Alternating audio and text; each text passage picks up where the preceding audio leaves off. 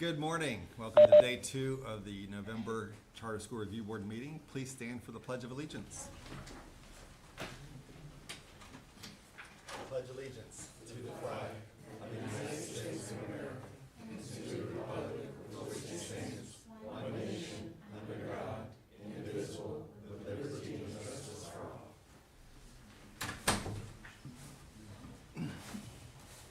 As we say the pledge this morning, I'm reminded that Friday is Veterans Day, so we want to give a big thank you to all of the veterans, some of you may be here today or listening, and for your contributions and commitment to our country. We are greatly appreciated for your service.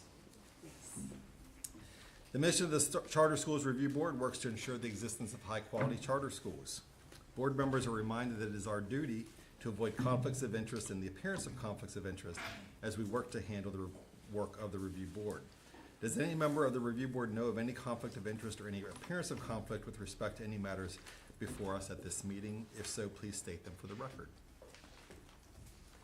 If during the course of the meeting you become aware of an actual or apparent conflict of interest, please bring the matter to the attention of the chair.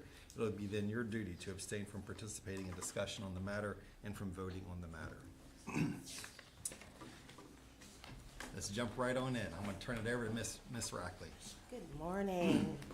So we have our final first round applicant today out of Hope County, where there are currently no charter schools.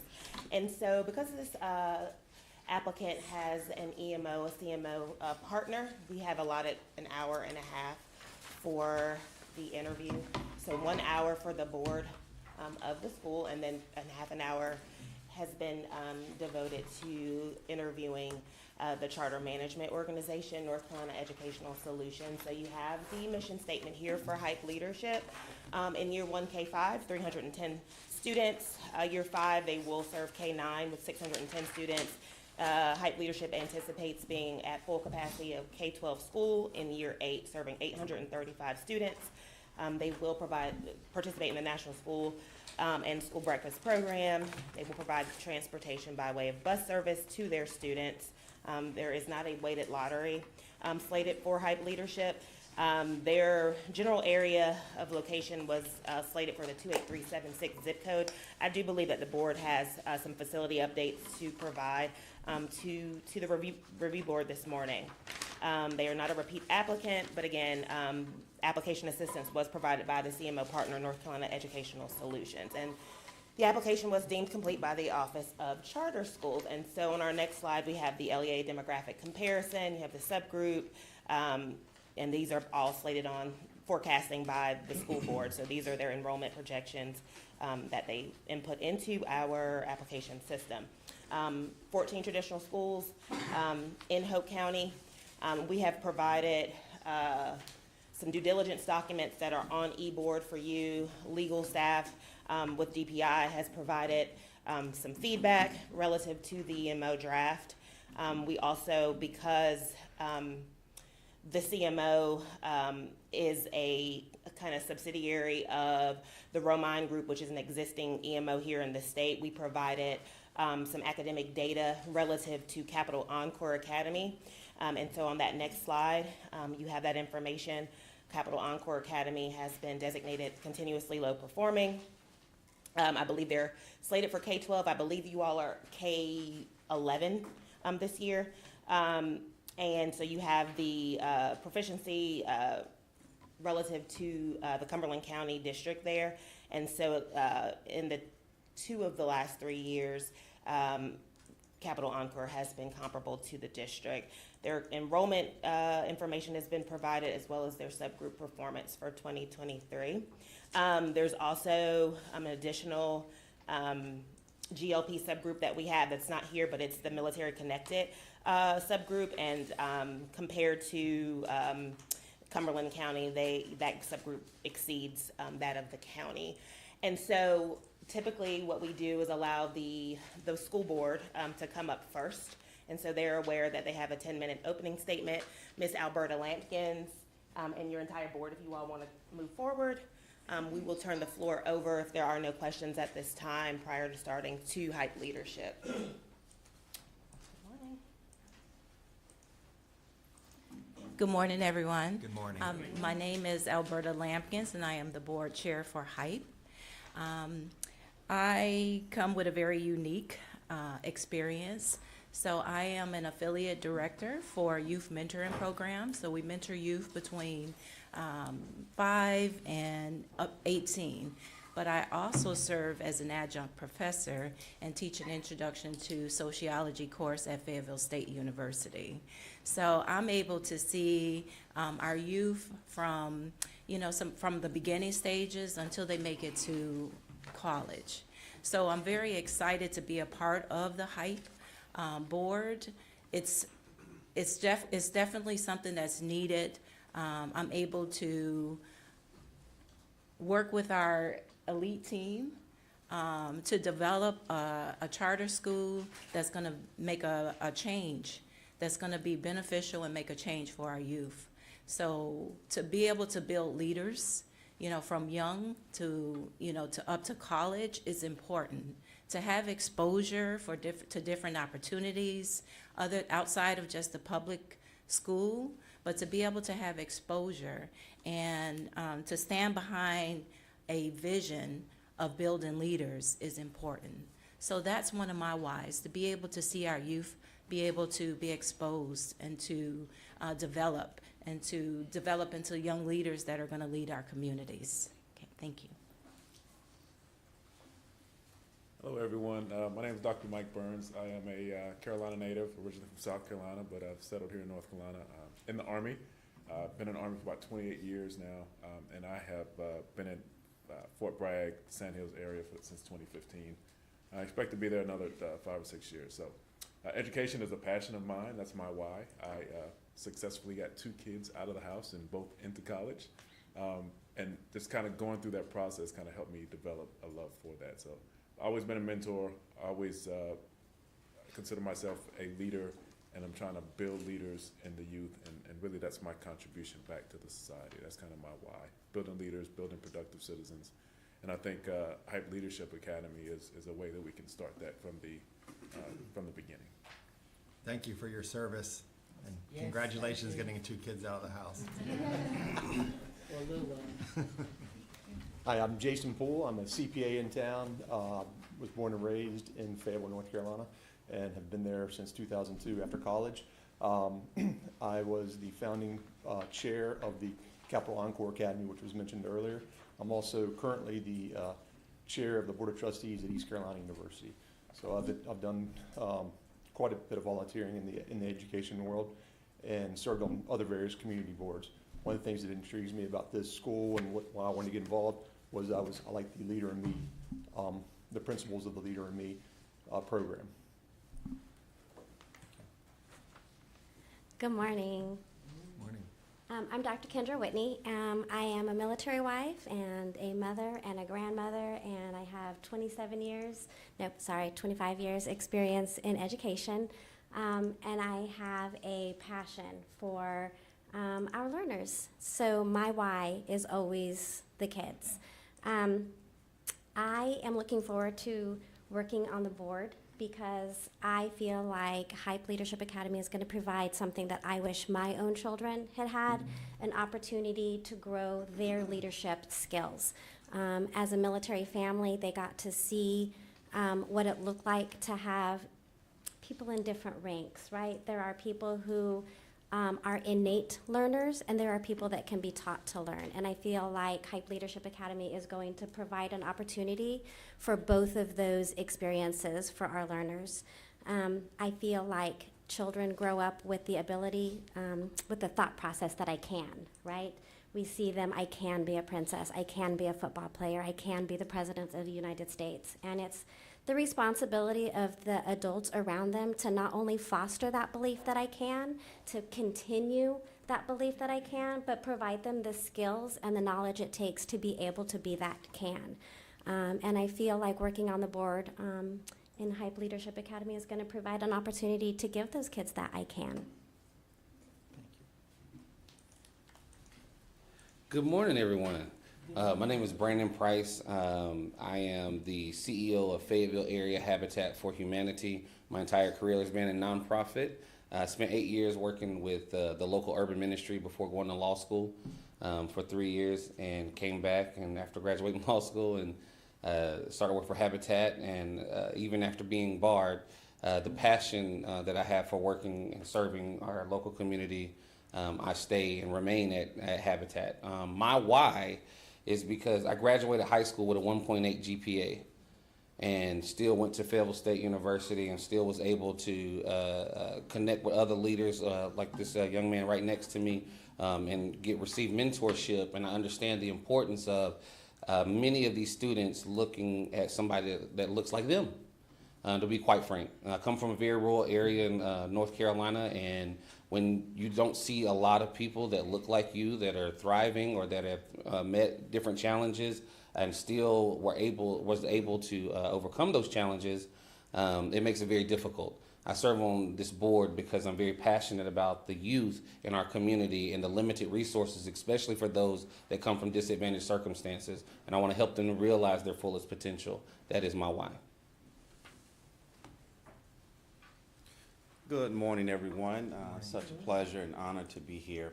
My name is Dr. Rodney O. McCrory. I am Assistant Professor of Management and Assistant Department Chair at the Fayetteville State University. I'm sure you've heard the pattern of working at that historical institution, but I'm very honored and proud and yet appreciative of the opportunity to serve on this inaugural board with my colleagues here.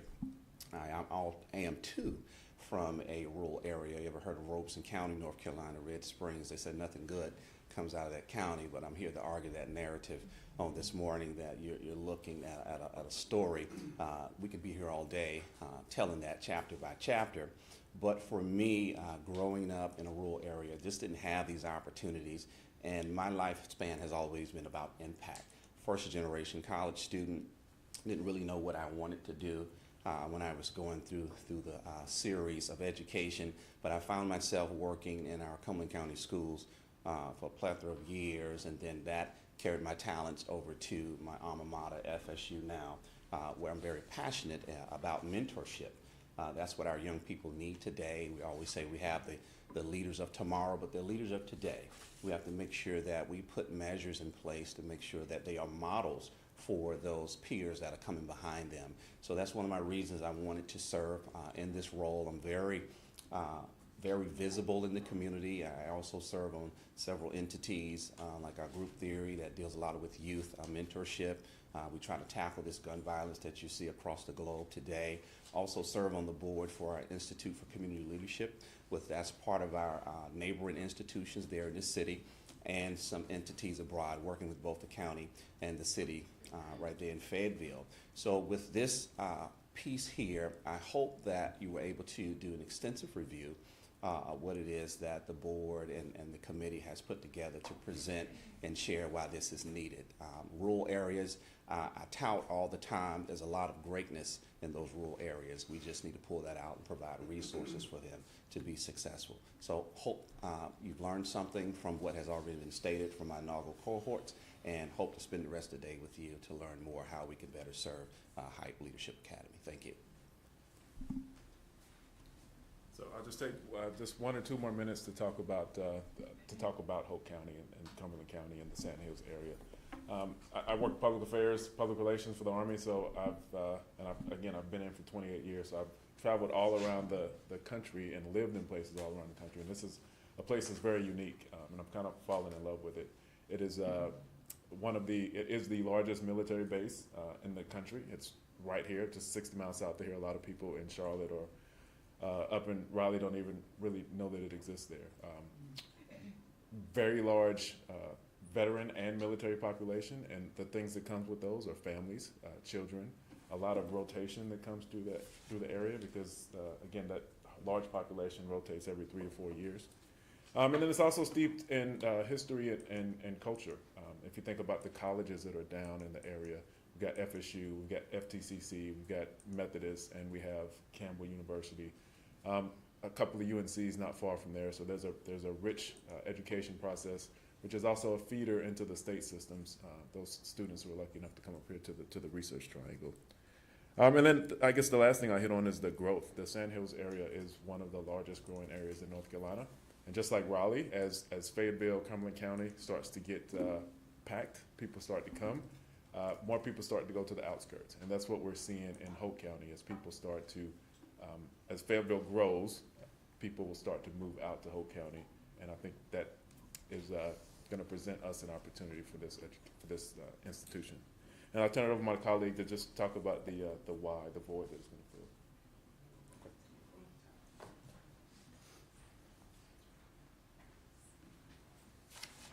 Yes, I believe we may be out of time. Oh, I'm sorry, yeah, we are out of time, but we'll have time for questions and answers this one. Okay. So I'm gonna take the lead this morning, if that's okay. Mr. Eldridge is under the weather today, so jumping in here. So the next phase, we're gonna have some questions for you regarding the application, regarding your plans. What we tend to like to do is just kind of share them amongst each other and get them out there. So you might want to take some notes, and then we'll have you come up and just give your responses to those questions, if that's okay. So, questions from CSRB members? Yes, sir. I was looking at the services agreement. Well, the contract. And on page 2, section C, under Article 2, it states that the status of the parties, that NCES is a for-profit corporation, and everywhere else it's indicated that they are a CMO.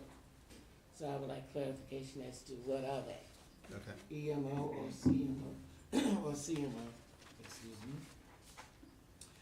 And if they're going to get an Articles of Incorporation for North Carolina, so one for Michigan.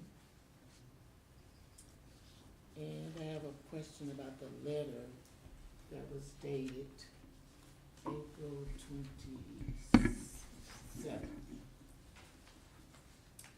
I know this was written before August of 2023, but it mentions that Hike is awarded a charter by the North Carolina Department of Public Instruction, which is incorrect.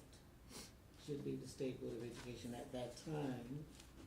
And in bullet 4, it says NCDPI is not a party to this note, and that would be also incorrect if they are referring to the indebtedness clause. So DPI has never been the authorizer for charter schools. And if others along the way, I give somebody else a chance. Okay. Other items we want to make sure the applicant addresses? Hilda covered a number of mine, and particularly the part of, I saw it in both cases, they're nonprofit, they're for-profit, and the various divisions of the group. Other items that she mentioned, and then, and also in the contract, the concept of if they are jointly hired or independently hired as far as teachers, as far as staff. There seemed to be different criteria depending on the position, but I could have misread it. So I think a good overview of that contract and the stipulations therein would probably be helpful to the board. Who the services, they list services provided by each one. I mean, they have it very distinctly separated, so if they would just kind of rehearse that for us, that would be good. Any other questions? One more thing, I think, I'm sorry, I'll finish up I know we are, maybe a year and a half out, and it's early, and I understand the area, and it's already been put forth, but as far as parent interest, there were like 70 emails listed, when we're going to build we'll need a lot more evidence of demand, need for the school. Yeah, that was going to be my question. One of my questions was just how have you gauged interest for your idea of this charter? There wasn't a lot of background as to what those emails represented in the documentation that was provided. I have questions around what experience this board may have in K-12 education. Sounds like you got a wealth of experience for sure, but specifically in K-12 education. Similarly, questions around if you could just describe the nonprofit board's relationship with, make sure I get it say it right, NC Educational Solutions versus the organization out of Michigan. And I have several budget questions too, but I'll hold off on those to the end maybe. Oh, and grade levels too. I see you're eventually planning to be K-12. And you get to K-9 in year 5. How do you get from 9 to 12? What's the plan for that?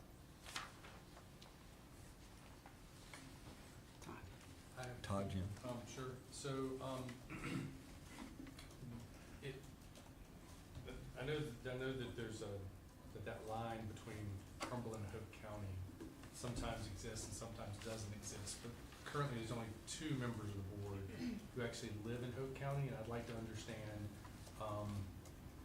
how that relates to the board's relationship with Hope County versus Cumberland County, because they say that the vast majority of their students are going to be coming from Hope and not very many from Cumberland.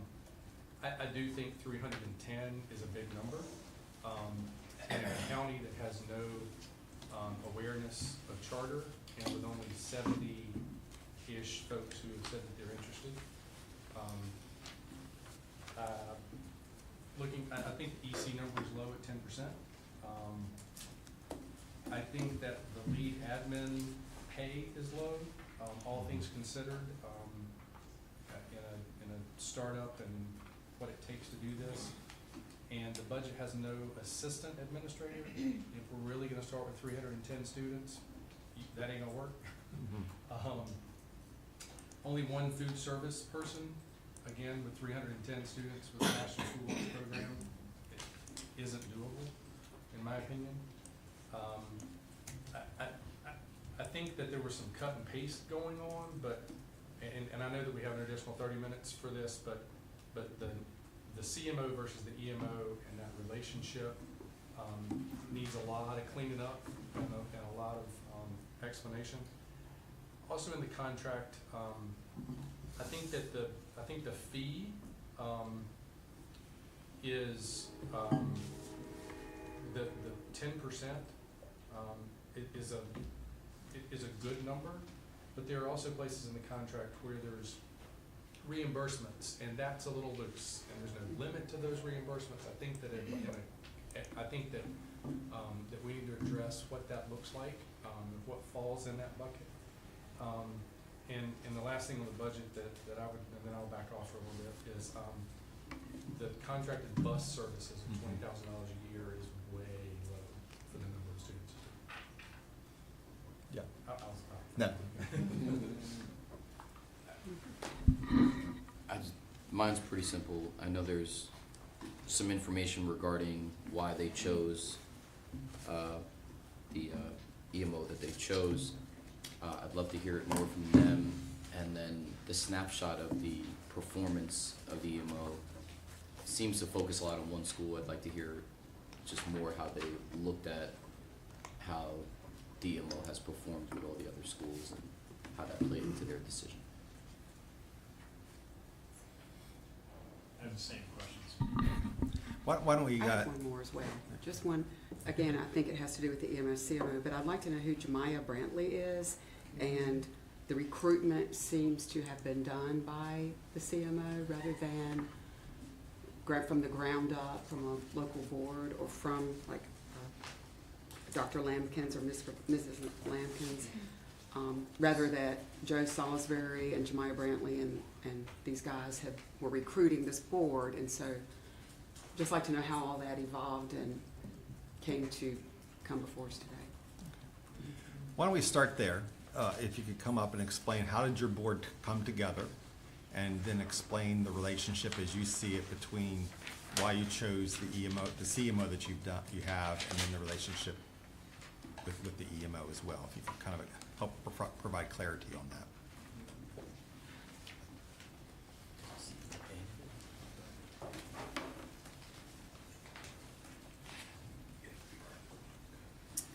Okay, one of the ways that our board came together is many of us are community leaders, and so we are very active in the community, We work with young people, we work with the youth. Many of us are connected to the military and the youth, children of veterans.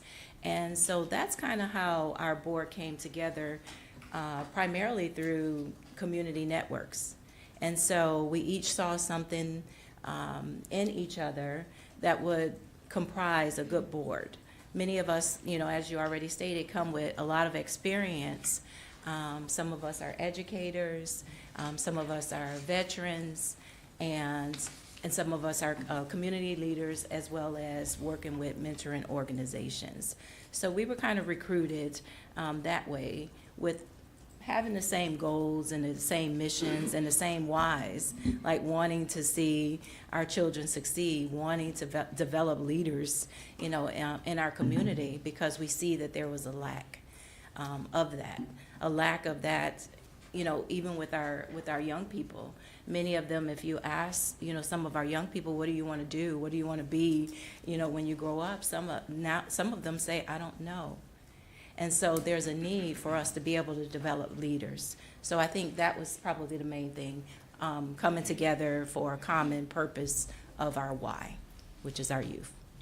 And I think it was a call to service, a call to action. I think once 2 or 3 of the core board members kind of got together, okay, well now we have this idea, we want to do this. We have to find people who share the same idea. So through my organization, I did get the, hey, if you're interested, this is something that you want to do, come to an interest meeting so we can tell you about it. And as we got people involved around that same why, that's how we came together. So did the EMO, did the EMO solicit you, or you solicit the EMO? So for me personally, it was another board member that solicited my participation in this board. I mean, as far as the EMO to serve or to operate? In the very beginning. I would have to defer to one of our. I think that question might go to Brandon Price and Dr. McCrory. Yeah. I know they were encouraged to consider this by Jemiah, I'm assuming with the EMO. Yeah. Yes, thank you for the question. So it was a solicitation to serve in the capacity to galvanize, in a sense, how do we target youth to be a part of something great in a more inclusive, more direct setting, such as Hype Leadership Academy. So who is Jemiah Brantley? Jemiah Brantley, he currently is, I think, an administrator with the Encore Academy. With Encore Academy, okay. So that wasn't clear and the name appears nowhere else. Okay. But I'm still not clear as to who solicited you. Did you solicit the EMO, or did the EMO solicit you? The latter, the EMO solicited me. Thank you. I was also solicited. I've known Mr. Brantley for about 2 decades. We started where I initially met him working through the local Boys and Girls Club when I was in college. And then after I graduated undergrad at Fayetteville State University, I started working for a youth program called the Find a Friend program, which is a program under the umbrella of Fayetteville Urban Ministry. So we, part of what we were doing is teaching character building and life skills using evidence-based curriculum to improve life skills and grades and behavior with students that were either at risk for being in the court system, were in the court system, or had parents that were already incarcerated. We work hand in hand with a direct relationship with Cumberland County school system, as they remained one of our primary referral source to our youth program. And also, of course, with the Cumberland County Juvenile Justice programs, they became, they were already our primary, the 2 primary referral sources for the youth that was in our program. And I recruited, trained, and screened mentors to work one-on-one with youth, and did after-school group workshops, which was more like group counseling, if you will. So we taught, but in a non-traditional setting, but through a partnership with Cumberland County Schools, and that was my initial interaction with Mr. Brantley. And after, of course, I've known him for years, working in the local community. And once the idea for this school became, started to surface, he asked me if I would, be would consider the board. And so he invited me to a meeting in which I listened to it because, you know, as you can imagine, everybody that's doing something in the community is really busy. And so to take something else, it was like, okay, you know, I wanted to come and listen and hear what the mission was and the direction. And I was excited. Just to be frank with you, I was excited about it, especially going into that rural community. In Fayetteville, we have, you know, several options, but out in the Hope County area, there are very limited options for those students.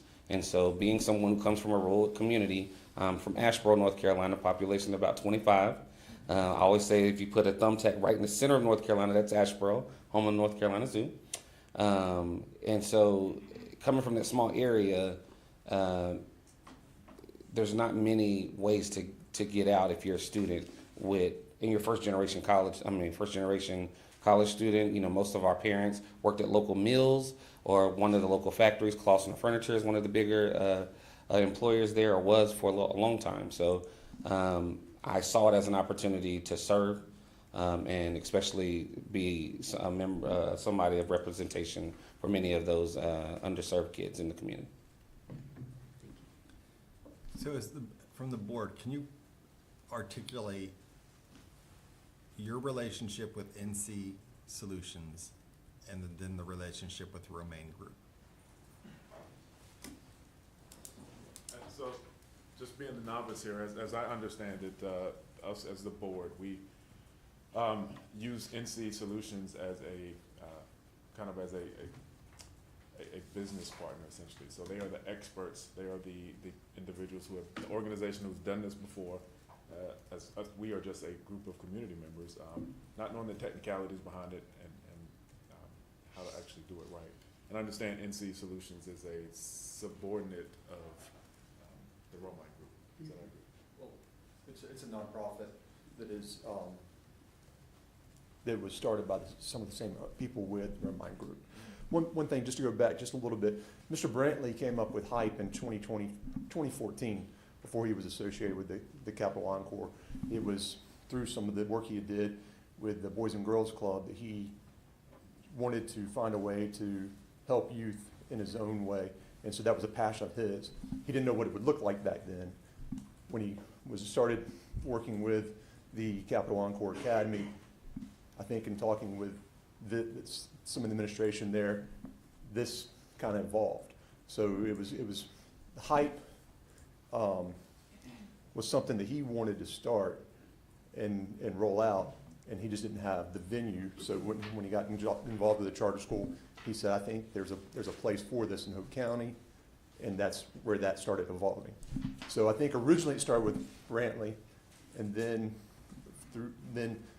he met somebody through his work, he got to deal with the Romine Group and see that they could help run a school, and so then that's how it sort of evolved. That helps, thank you. Yeah. So you as a board have decided to hire North Carolina Education Solutions as your CMO, who is a subsidiary of the Romine Group out of Michigan. It's not necessarily a subsidiary because it's a nonprofit, and so nonprofit is not necessarily a subsidiary but yes, closely related company. Yeah.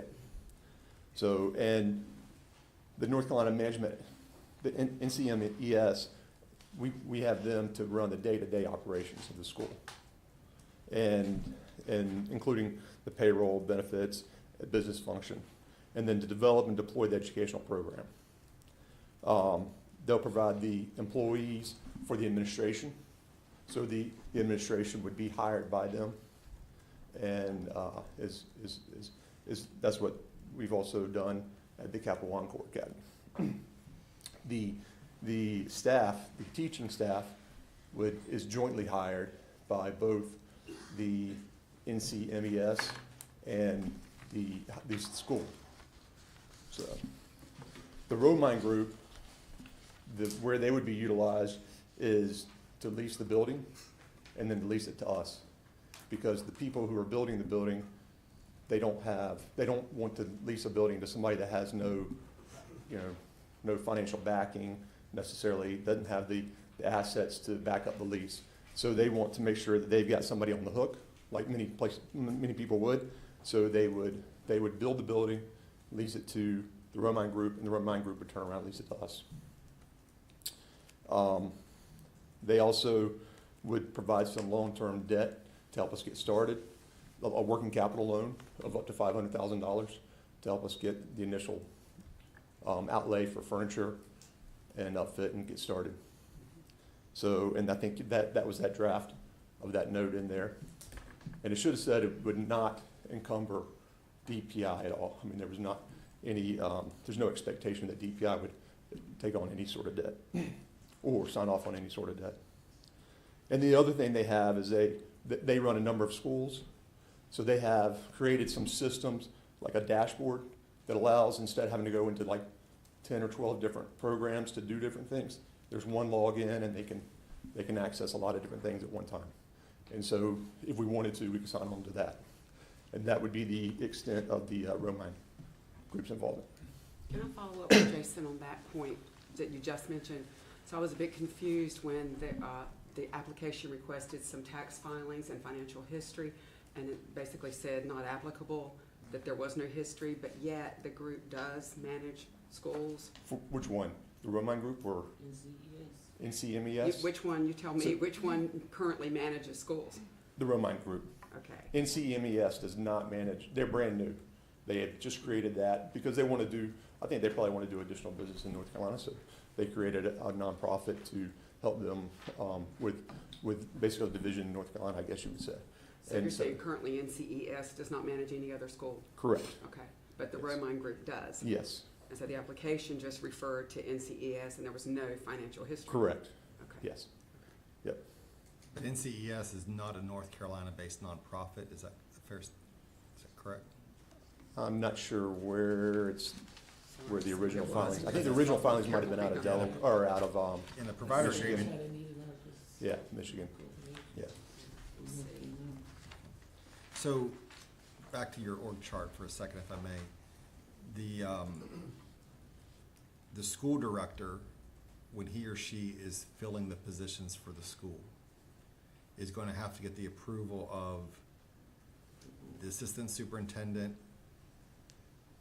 the CMO, and your board. Is that Correct, correct? that's right. The board signs off on every hire. But it's a joint decision It between is. you and the CMO. Yes, sir. Why are you not just dealing with Romine directly? Why the CMO and, what was the thought process behind that? I think when we talked to them, they were interested in setting up a separate entity for North Carolina, for basically their North Carolina division. Yeah. So, we could deal with the Romine Group. Yeah. And you've heard the Capital Academy mentioned a couple of times. That's, for me personally, that's one of the things that gives me kind of comfort. So Capital Academy is downtown on our Hay Street. It is a school that already exists, it's run by the Romine Group. And it's been successful. It has, the school has already been successful, so for me, as a community member looking at it, do I want to get involved in this? It's kind of already a roadmap there that kind of gives me a little bit of comfort as I'm putting my name on this thing and being involved in it. And I think the bottom line, we want to do it right. We want to make sure it's done correctly. So, and looking for your expertise to help us make sure that that's done. How do you, tell us a little bit about what work has been done already to gauge community interest? So there has been a lot of talk about what we are going to do. So just, I think not having an approved application, I think for us, it's more about developing that communication plan. So it's in every board meeting that we've had, we've just kind of talked about how we want to engage that interest. My kind of area of responsibility for that is to engage, not necessarily solicit, but to inform and educate the populations of Fort Bragg, all of our families, finding ways that we can get that information out to the community, to the Fort Bragg community. That's my particular kind of area of responsibility on the board team. Have you hosted parent information sessions? Have you done Facebook, social media advertisements? Have you I don't put think we've billboards done up around the community? Like what, other than talking about it, what have you done to actually know like, we held a parent information session and 50 parents showed up. I mean, has that type of work been done? No, it hasn't. I think there has been some survey. Survey information. So where did all those names and the emails come from? There was- That was interest, I think, from NCES reaching out and seeing if there was interest in the community. I think that was pre-board formulation stuff. I think that was the original. Hey, is there even a need? Do we need to bring a board together? Is there interest in it? But us as a board together, we haven't gotten that far yet. You need those community meetings. Yeah, so I am a Hope County resident, and so between my husband and I, we're very connected to the community. So we have reached out to and established some partnerships with one of the health providers there, one of the hospitals, to kind of work with them, and so we have worked on a partnership. We also are working on connecting to, they have a newly built aquatic center there in Hope County, which is huge. It's something that really no other community has right now. And so it's very influential in the community because it's bringing something new to Hope County that we did not have before. And so we are working on establishing a partnership with the connections there with the aquatic center. So we have done some groundwork, and we are working and have a plan to move forward on how to engage the community. Some of our plans are to be able to reach out to some of our community Facebook groups, which, you know, for the neighborhood that I live in, we have a Facebook, so a community there. We're also connected with the fire department, the voluntary fire department, who is very connected with the community. We also have connections with our religious, faith-based organizations. So we plan to reach out to our faith-based organizations, to our libraries. I do a lot at the library there to be able to reach families, in the community. A lot of people in the communities and families in the community use that library. So it's kind of a hub. So it's a good way for us to be able to reach out to the community. So we do have some plans in place, and we're working towards that. But we have made, some steps forward. You mentioned that the Capital Encore Academy is on Hay Street. What is the environment like around that school, citywide? Hay Street is our, almost like our Fayetteville Street, so it's where families go and walk. It's, and I'm not from Raleigh, so if that's a bad thing, that's not what I mean. But that is our community area. That's where we host the Dickens Christmas. That's where we host our festivals. There's a square, kind of a downtown square, so several restaurants. I think the school is packaged in between maybe a candle making place where people go on dates and do candle nights. They make their own candles, and a furniture store on the other side. But this is, if Fayetteville has a high-end part of the community, I think that's how I would refer to it as. Now, it wasn't always like that. I heard in the 80s it was a little bit different. I was born and That's why raised I in, asked. yeah, I was born and raised in Fayetteville. So if you haven't been there in a long time, my father opened a business on Person Street, which is just on the other side of the courthouse from Hay Street. You could go straight, you go right into Person Street. And, just even riding through there, you were solicited. And the military had a great time at night on Hay Street back in the day. So over the last few years, many years, they tore down much of that. They put the police station where the world famous Rick's Lounge was. If there was anybody that was ever in the military, they knew what that was. They put the city hall where like the Korean Lounge was. So they cleaned up a lot of that. Now we have a ballpark that's been there for about 4 years now. It's opened just before COVID. And one of the great things about that area for the school is there is the businesses that are around there. There's a museum, a children's museum. There's a library they walk to. Instead, they don't have a library at the Capital Encore. They walk to the public library because it's within a block and a half or so. Their recreation area is in a city park just across the street from the school.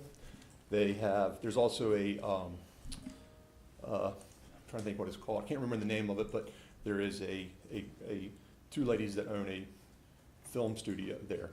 And so they continually do things with the school. So there's just a lot of opportunities. Where that location is, there's a lot of opportunities. And it's great for city staff who have children, because they can come see their children at lunch. So it's a great location. Now, it took some working with the local partners, because we also had a lot of traffic there in the morning and the afternoon. The morning wasn't bad, because most of the businesses had not opened yet. But in the afternoon, there's a lot of traffic picking up. But what they learned is our students their parents are parking and walking to the school to pick up their students, and then they're visiting some of these businesses. So there are ice cream shop and other businesses right around there that I think are benefiting from the school. Well, it's good to hear, thanks. Yeah.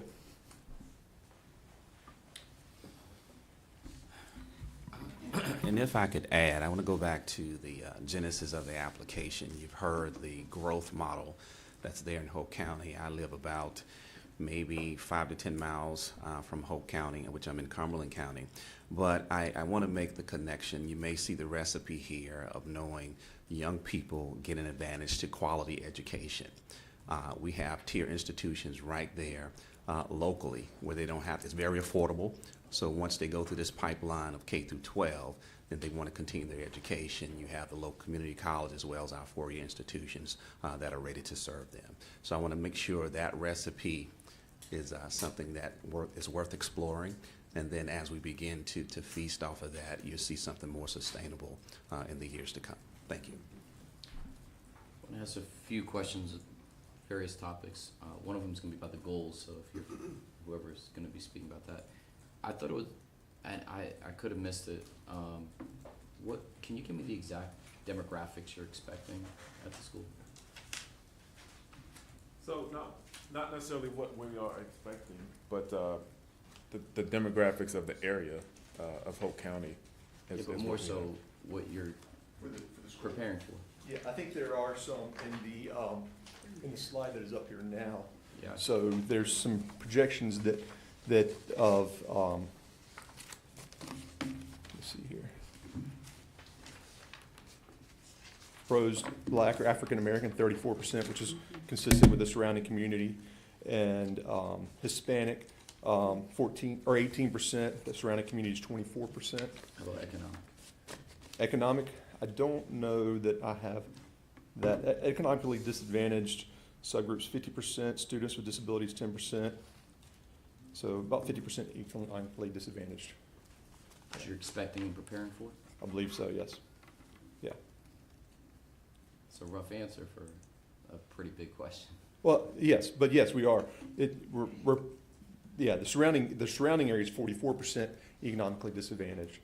And we're projecting we're going to have 50%, a little bit higher than that. Yeah. Because I would assume that the basis of services, staff, and otherwise would be based on this question, and it seems to be that you're not 100%. This is what you're Projected working 50%. towards. This is what you're. Yes. Okay. Yeah. Can you guys help me with the academic goals of the school? Absolutely. So we have a few goals. The first one, obviously, is that we need to comply with NCDPI. So we have to have at least our 22 graduate credits at the end of their senior year. We are going to go a little bit above that. We are requiring the 2 years. Once we hit that senior year, we are requiring 2 years of a foreign language, which is an option right now for NCDPI. We are also requiring more electives using their pathways. We're offering 3 Can I pathways. stop you 1 second? Sure. So you guys aren't going to have a high school for a We will not until year Long 8. time. Correct. Not So until let's- year 8. Yeah, let's talk more about Academic goals your now? EOGs and things. Perfect. So we are obviously going to comply with our accountability, the state's accountability. So we're going to be planning for our BOG3, our RTA for the fall and in the spring. We'll have a summer RTA. We'll have a reading camp for our students that need it. We will have grades. The first year we'll only have grades 3 through 5. that will be taking their EOGs. So we will have both math and reading EOGs in 3-4, math, reading, and science EOGs in grade 5. I'm familiar with testing, but Okay. like the goals. For our numbers, Yeah, what? yeah, yes, let me see if I have that part written down. It just seemed like when I was reading it that you were just like, all the kids are gonna pass. Oh, we have our But I could've percentages. read- I could've- don't. Again, I could have missed. I may have to look them up a little bit, but we do have a percentage, a growing percentage of where we would start, and then each year we have a higher percentage of students that we would expect to pass. Okay, maybe I missed it. I mean, If I don't have it printed out, I definitely have it in my application that I can pull up. all right. In the meantime, I do want to ask that one question I was mentioning before. The question I was asking about the organization you're partnering with, who has schools in Michigan. It seemed like a lot of the evidence and narrative was towards, I think, Merit, the school Merit, but there's a lot of other schools. So I guess I'm wondering what the conversation was like as you guys looked into the background, looked into the success and struggles of the schools in Michigan, and made the decision to partner with this group. And are you aware of all of the schools in Michigan? Did you guys vet every single one of them? Did you go to any of these schools? What did it look like, the vetting process? To my knowledge, the board has not physically visited any of the school. We are aware of the schools. We've been aware of the demographics of where the schools are. We've been given information about some of the successes and failures of the schools, but to like physically visit them, we have not. But go into that conversation of just vetting. I mean, you should know this 10 times better than me, right? I've been looking it up just today and yesterday. How those schools performed? What struck you as, hey, this is a home run for us? What were some conversations about, hey, this is a little concerning? What did it look like? I'll let the board talk a little bit as well. I can tell you the small piece for mine, some of the things that hit me were some of the rougher locations that the Romine group has chose to place their schools, and that they are not D schools. They are succeeding at like the C and B range when you're looking at the school report cards, which tells me that there is something that the Romine group is doing that is allowing some of those lower income students, which is what we're expecting to get at Hope, to be successful. They also have a high athletic focus, which again, if now I'm taking a student that is already lower income, already is struggling in some of these neighborhoods, and now I'm also providing them with academic success and the opportunity to play sports, again, that's another, the extra curriculum for me, because for our school, we're looking at the leadership stuff. So we're looking at putting them into leadership and volunteer opportunities. So it showed me that the Romine group has the background knowledge to help the board to get to where we need to be able to give both strong academic skills, which I think we can do easily, and to provide those lower income students the opportunity to do those extracurriculum activities.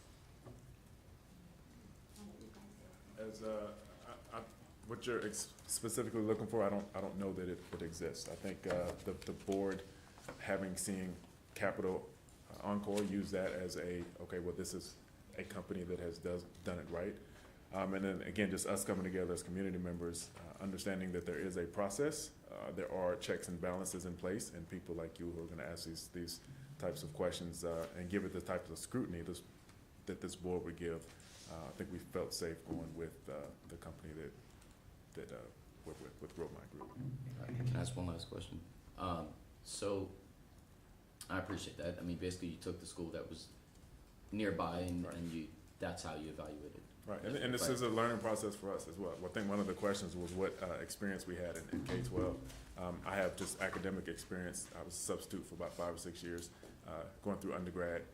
And then in my PhD program, I took a teaching track, but I haven't been in a school outside of that. So based on the other two speakers who noted that you're expecting over 50% low income, as well as referenced the fact that the partnering organization has had success in that area.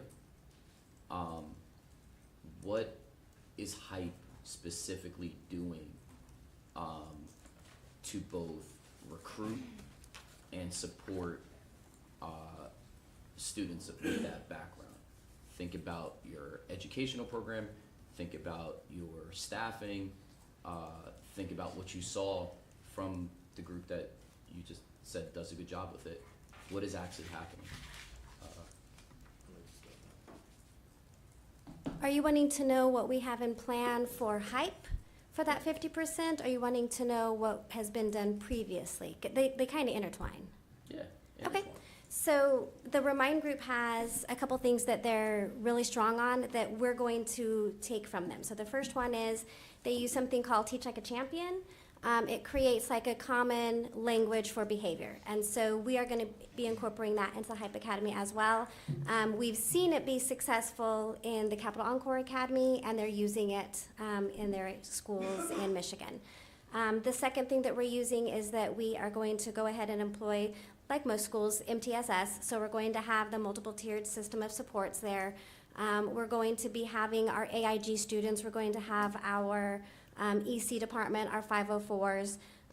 So as far as like having the support in place, that's already been established through our instructional program.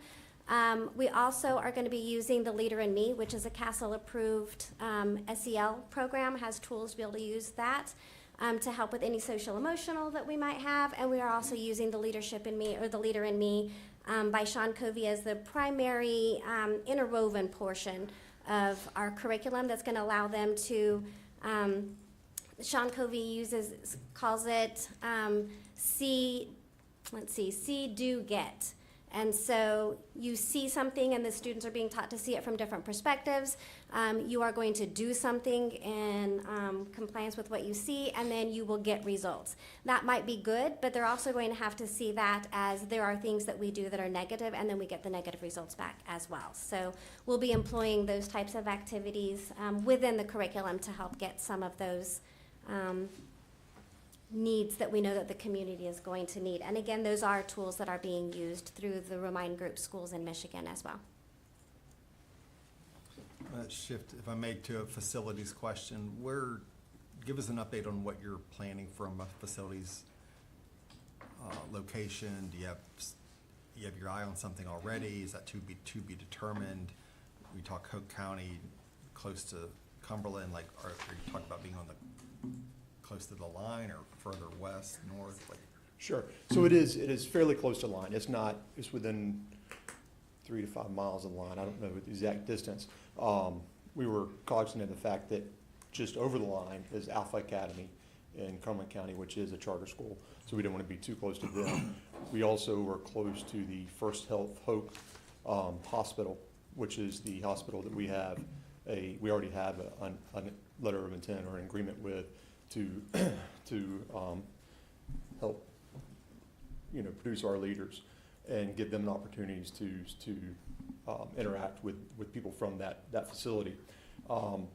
The land, we have land there's not a signed contract on, there's a letter of intent, or there's a letter of intent ready to be signed if we were to get approved. And then they would start construction, and we've got several months of 3 or 4 months, I think, of built-in lag time that we would have before we would open, so in case there's any contingencies. But based on doing business in Hope County is a little bit easier than doing business in Cumberland County or in Wake County as far as building. So there's not as much lead time on the approval and permitting process. But so we had the land identified, 6 acres. We have so it's ready to start drawing the plans, and we have a contingency with a facility. I can look that up real quick, but we have a contingency with a facility that is 17,000 square feet, I believe. If ours was not ready for some reason right away, that we could use their facility during the week. It's like a church that has a large community center attached to it that is not used during the week, so we could use that if we had to. But what about transportation? What's your plan for students? So transportation, we wouldn't let transportation be a barrier. We're not going to necessarily run bus routes. We would help any student that needs transportation fill that void. So it would be more of a one-off transportation system, which is what has been done at the Capital Encore Academy. There's been very little need for that there. And so What do you mean one-off? if there was somebody, we would contract with a service to bring children, if they had a barrier, they could not get to school, then and they wanted to enroll, we would let them enroll, and we would find a way to help them as far as contracting with a bus service at that point to get them transportation to the school. But I don't think we're planning on necessarily running bus routes like you would see at a traditional school. Maybe one bus. I'm drilling down a little bit on that. You're talking about providing transportations for students who you'd be obligated to provide transportation to. Right, if they Not request. simply because I, as a parent, want my child to go to school, and it's a hardship for me to get up that early in the morning, so you come get my student. We're not talking about that. No, I think we're talking about parents that can't provide it themselves economically, or I think what we've always said at the Capital Encore Academy was transportation should not be a barrier to their child enrolling there. And so if they do not have the ability to get their child there, then we will help them. So, but we're not gonna run 6 bus routes to the school. Yeah. So your contracted bus services, would vans be part of that? I would- Or buses? I would believe, it depends on the number of students, but I would believe it would be vans more likely, because I don't think there's gonna be that many. Can't have vans? Can't have vans, well, sorry. Why do you think there won't be many? Just from our experience in Cumberland County, there hasn't been any Any need? need. Yeah. What's the difference, you know, in being downtown on Hay Street versus in a more rural Hope County, as far as, how do you think those transportation needs might be different? Well, I would think that students are actually probably coming from further distances in Cumberland County, because there's a much higher density of people living within the area in Hope County compared to right in Cumberland County, at least where the students are coming from. I mean, the students right now are coming from Hope County, Cumberland County, I think Harnett County. When we first opened up, we had some coming from Raleigh because their parents worked downtown. So they came from a lot of different places. So people come into the downtown to work. There's not many students walking to school because there's very little living in there. And I think you see the growth because of the military and the amount of growth that is right there in that exact area. And there's no plans for a high school with the local LEA has no plans to build a high school there. So they're busing all those students pretty much halfway across the county to attend high school. So now that could change in the number of years, but and there's not, and the schools I think are already overcrowded. I mean, I think there's a need for as many houses that they're building there, and these are young families that we feel like the density right there is going to fulfill the capacity. Did I hear you correctly earlier say you anticipate about 50% of your population to be EC? Not EC, but disadvantaged. Disadvantaged, I think 10% EC. 10% EC, got it. Economically disadvantaged. Anybody? I think I would just say that again, nobody's walking to school downtown. One thing I would ask you to press the group on when you talk to Roman is I think there's a large housing development that's being built on the same site. So we're not just plopping a school in a plot of land where nothing is there. Rayford Road is right there. I think it's a major highway, and where we're putting the school is a development, a plot of land that's being developed, and that includes a housing area. So, Michael, to follow up on that, what schools do you anticipate your population would be pulling from? I would have to defer to someone local. I don't know. Okay. Anybody? That's a great question, but I think it's a myriad of spaces students will commute from. We have, as you heard already, parents are traveling out of town to work. So it would be the same model there in Hope County. And I think the end goal for HYPE is not only to start a charter school, but to ensure the economic impact is there as well. The more you educate students and the earlier you educate students, it's likely they will stay there and begin to develop jobs and things of that nature. So I think that's the end goal, and that's the visual that I see, and that's why I want to be a part of this movement. In our budget, it was the application, we're projecting about 2/3 to come from Hope County and 1/3 to come from Cumberland County. And there may be some various other counties, because we're not gonna be too far from, that you could potentially have, especially they work on base. There's a lot of contractors that work on base, so you could have students from Robinson County or,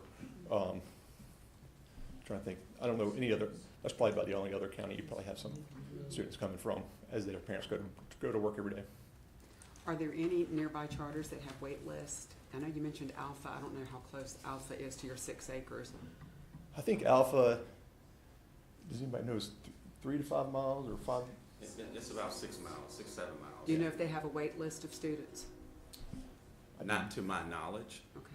Not to my knowledge. How is, They do have a wait list. So Alpha does have a wait list. So I know some parents who are on a wait list to be able to attend Alpha. Do you know how many they have?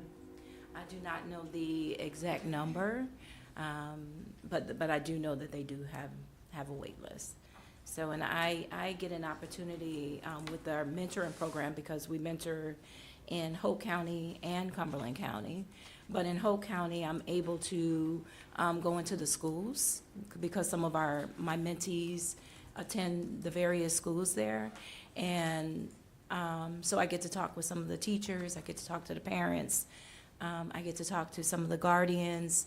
And what I can say about one of my experiences in working with and seeing what the Romine Group has done is they're, even with Capital Encore, they're offering something different that the Hope County schools are not offering.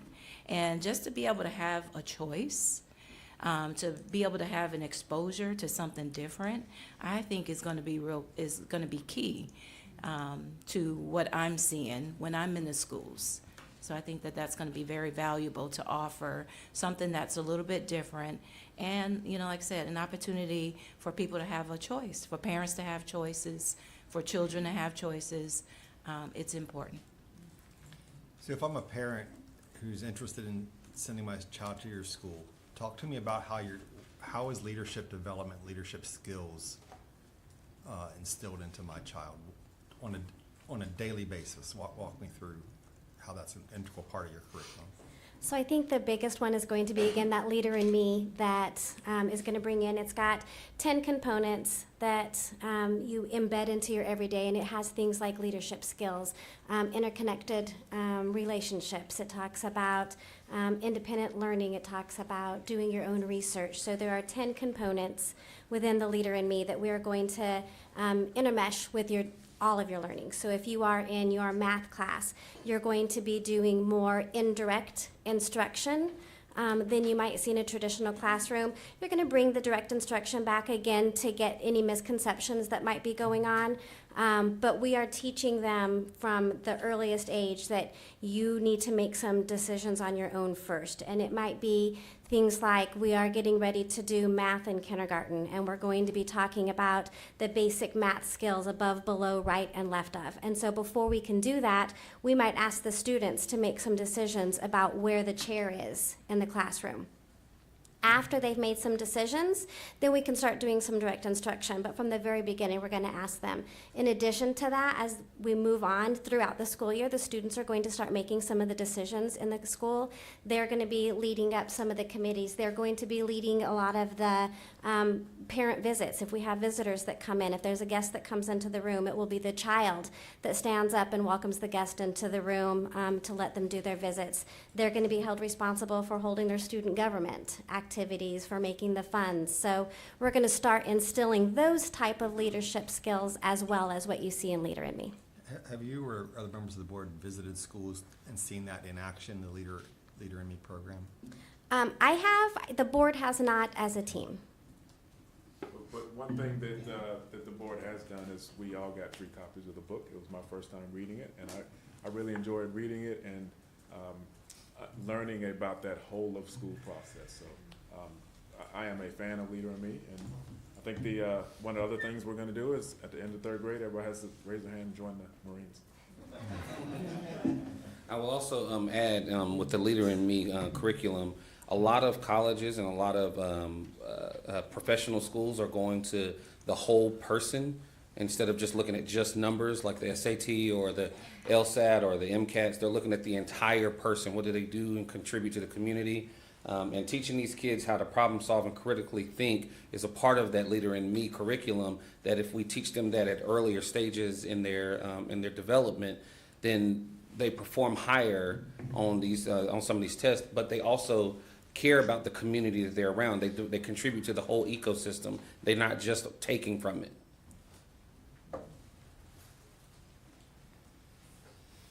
We have about 2 minutes left. Any other questions we have for the board? Just a quick one. What are the demographics of the sister school capital? I don't know the capital Encore. I don't know that I have the economic, I have the race demographics of male, female is 50-50. We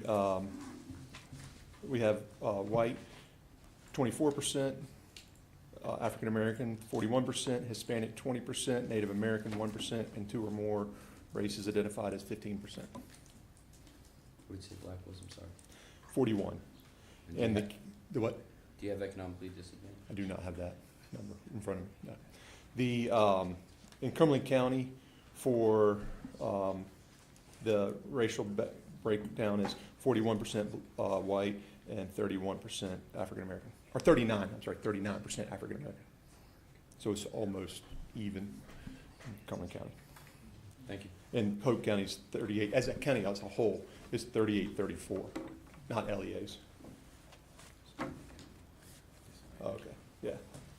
So I guess Cumberland County disadvantage is 54%, Capital Encore is 61% disadvantaged, and Alpha, which is close to the county line, is in Cumberland County is 63%. Appreciate it. Thank you. Yeah. Thank you. Last question. Is there anyone on the board with K-12 experience as a teacher, leader? Just a board member at the charter school. I've been a K-12 instructor for 25 years. Are you going to be working at the schools? I am not. I'm at the Capital Encore Academy, so Oh, they're, yep, that's why I'm a non-voting member. Okay, thank you so much. I think now we're going to transition to, we have time for the, do we want them to do the closing statement now or wait till after we do the? It's totally up to you. However you guys want to do it. I want you to do your closing statement as the board, and then we'll have the EMO speak. So you have 10 minutes for closing statement. So I'll just start with the personal vignette on why the Leader in Me speaks to me as an individual, and I think it transcends to the board. So I told you guys I had 2 kids. One of my daughters, she's an NC State good night scholar, no problem. Like many of the dads, I'm sure your daughter's perfect, right? But the boy was a challenge. My boy was not a A student; he was a B student. But he was. We preached that whole of person. So he had leadership experience, JRTC for a little bit. He did football for a little bit. He was a kind person. He did FFA, Future Farmers of America. Just a holistic person. And with that kind of approach to him, just knowing him, understanding him, we were able to get him into a high-performing school. So my kid goes to West Point, so he will continue that leadership thing, and he will join the Army. We'll do a handoff in about 2 or 3 years. So that's why once I got the book, The Leader in Me, I really wanted to be part of something like this. But for the most part, this academy is going to fill a void that doesn't exist. It's going to fill a void for something that doesn't exist in the area right now. And, you know, just when you think of a name, I think there's power in words and what you name, something that you attend. So HYPE, which stands for Helping Young People Elevate. How empowering is that? You know, so for our young people to be associated with a educational organization or school that they could be proud of, that they know that here they're going to become leaders. We're going to encourage them to give back to their communities. Because when you think of Hope County, there is definitely a need. I think about even just the mentoring program that I run there, and the few others that are there. They don't have enough.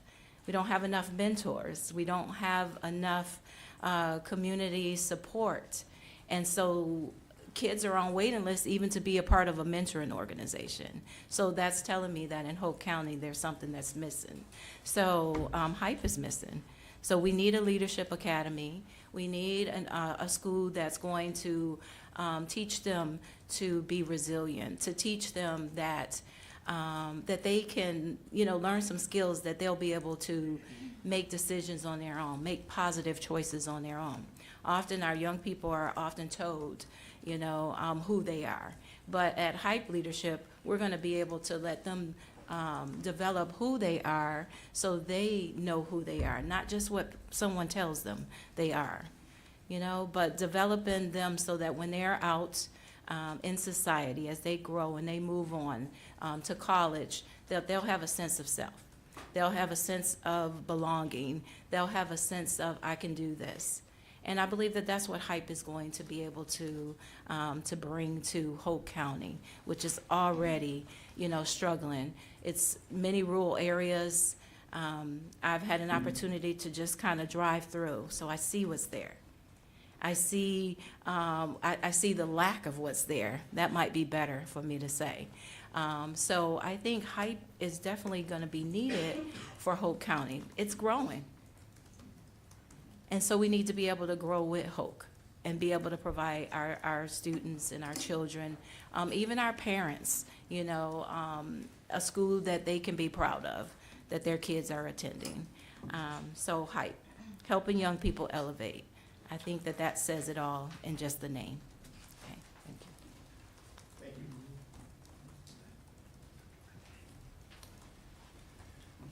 you. Okay, thank you very much. We have an opportunity for anyone from Romine who wants to come forward.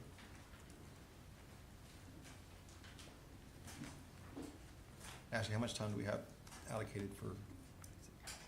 Well, 30 minutes. I put some of that extra time in the other one, so it depends on how long you'd like to go with them. Okay. But we're running ahead of schedule, so you can do 30 if you want. Good morning. If you may Good morning, introduce how are you? yourself. Yeah. My name's Will Kinnear. I'm the vice president of the Romine Group, reside in Michigan, and I'm down here about a week out of every month.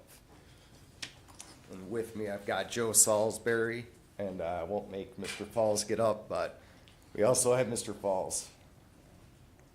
What questions can I answer regarding EMO, CMO?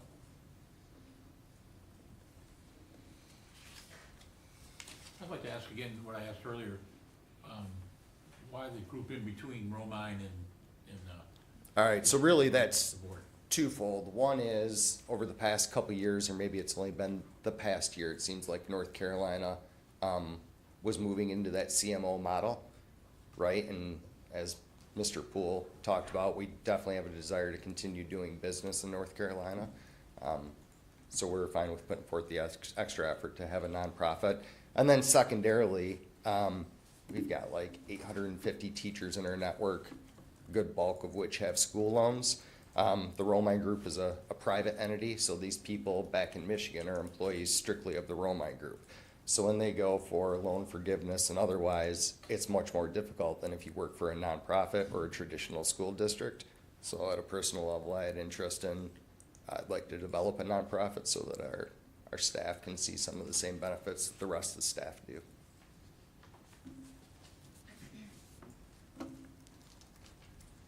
How many schools do you operate in Michigan? 12 in Michigan. And what's been the success rate of those schools? So we've never had a board that has broken contract with us, and the Romine Group's been around 23 years. Prior to the Romine Group, it was JCR, they were around 18 years. So in that duration, we've never had a board that decided they wanted to go somewhere else. We've never had an authorizer close a school. We've never had a bond deal that went sideways. We have this metric in Michigan called your composite peer, right? So with our composite peer, we'll take, you brought up Merit Academy.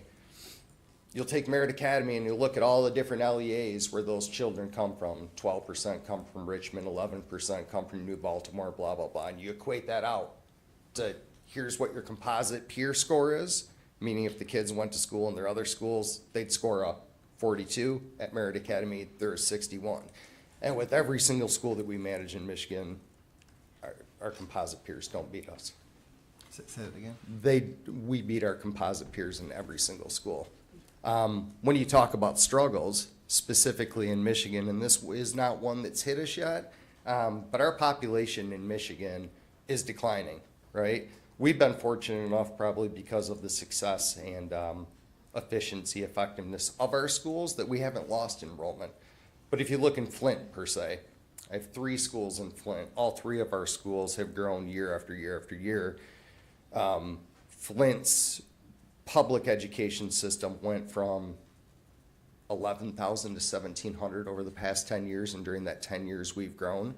So when you talk about struggles or opportunities, population definitely is one. It has not hit us yet as far as enrollment goes, but I would definitely anticipate that it would.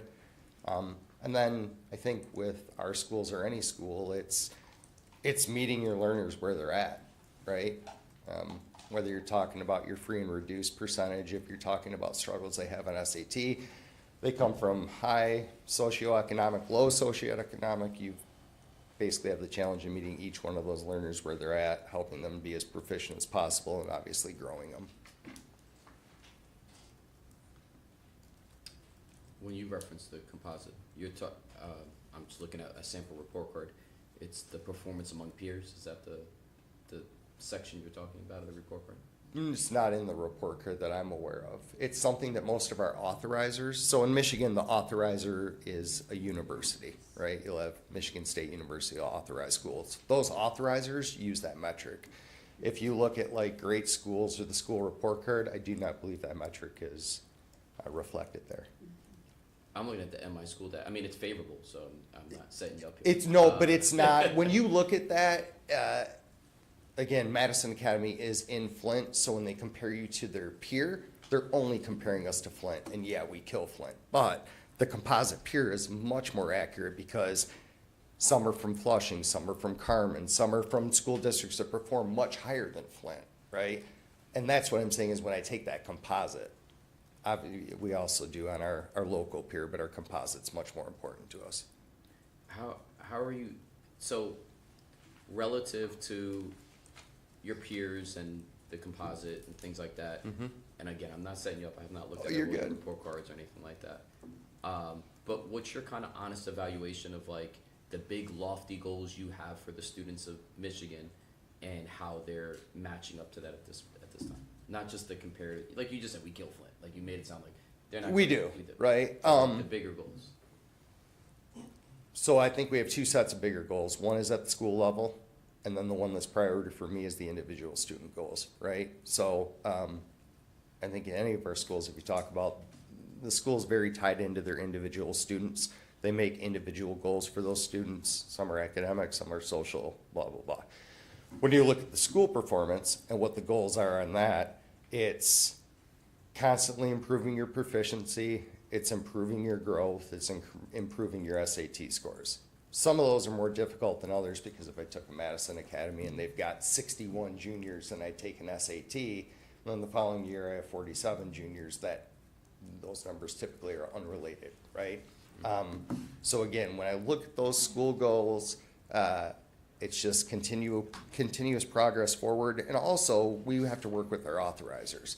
So we go through this reauthorization process, very similar to what we do here, where people come in, do a deep dive, say, here's your strengths, here's your weaknesses, here's an area that we'd like to see improved in 2 years when you come before the board to be reauthorized. And then we make progress updates on what those goals are that have been identified and so on.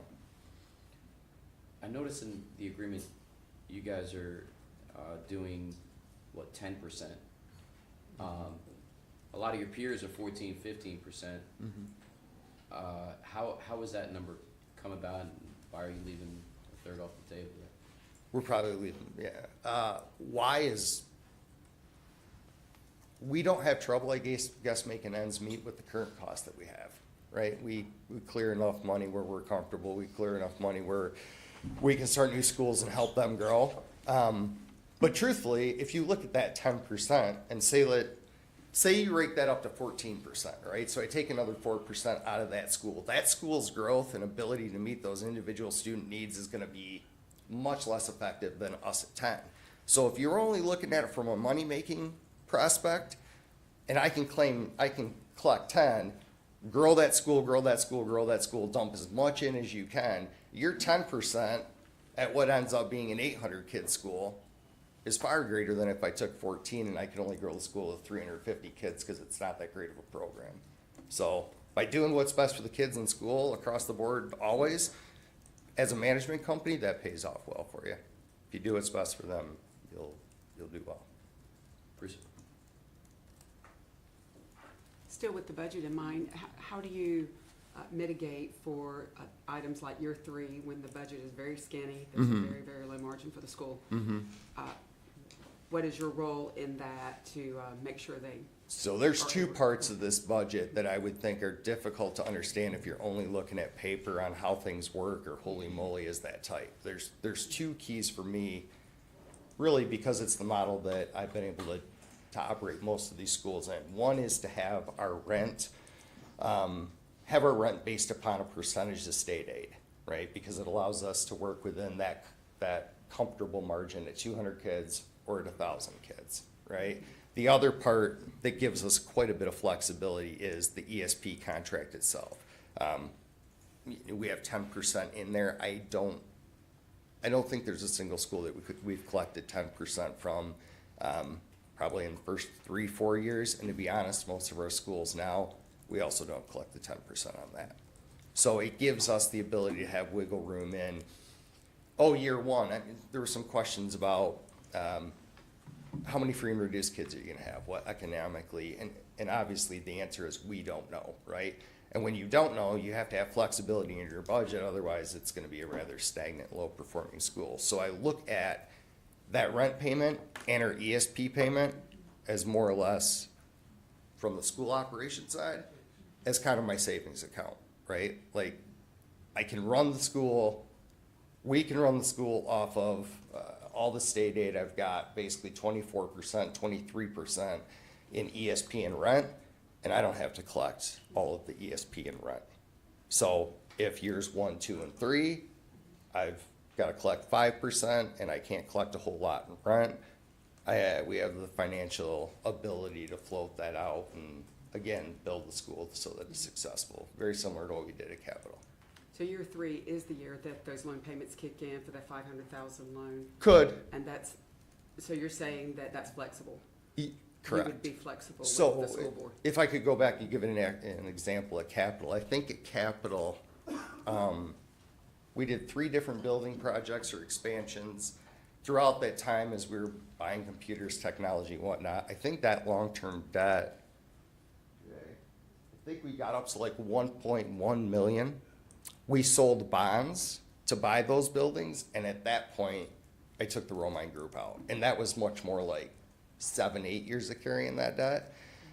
So I know we show in year 3 that repayment, maybe, or maybe I'm gonna push it out, depending on, again, what the school needs are, what the student needs are, how fast we're growing, things like that.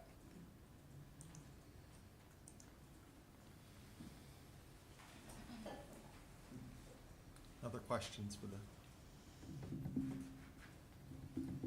So you run Encore here in North Carolina, which I think is being recommended for a 3-year renewal that we'll hear later this morning. What's been the difference between running a school here in North Carolina versus Michigan in your experience? And, One thing is your pupil accounting, which I appreciate, right? Because we have our projected ADMs, so it's easier for us to go ahead and start the school year on what we expected, change it as times go across. Michigan, that's much different.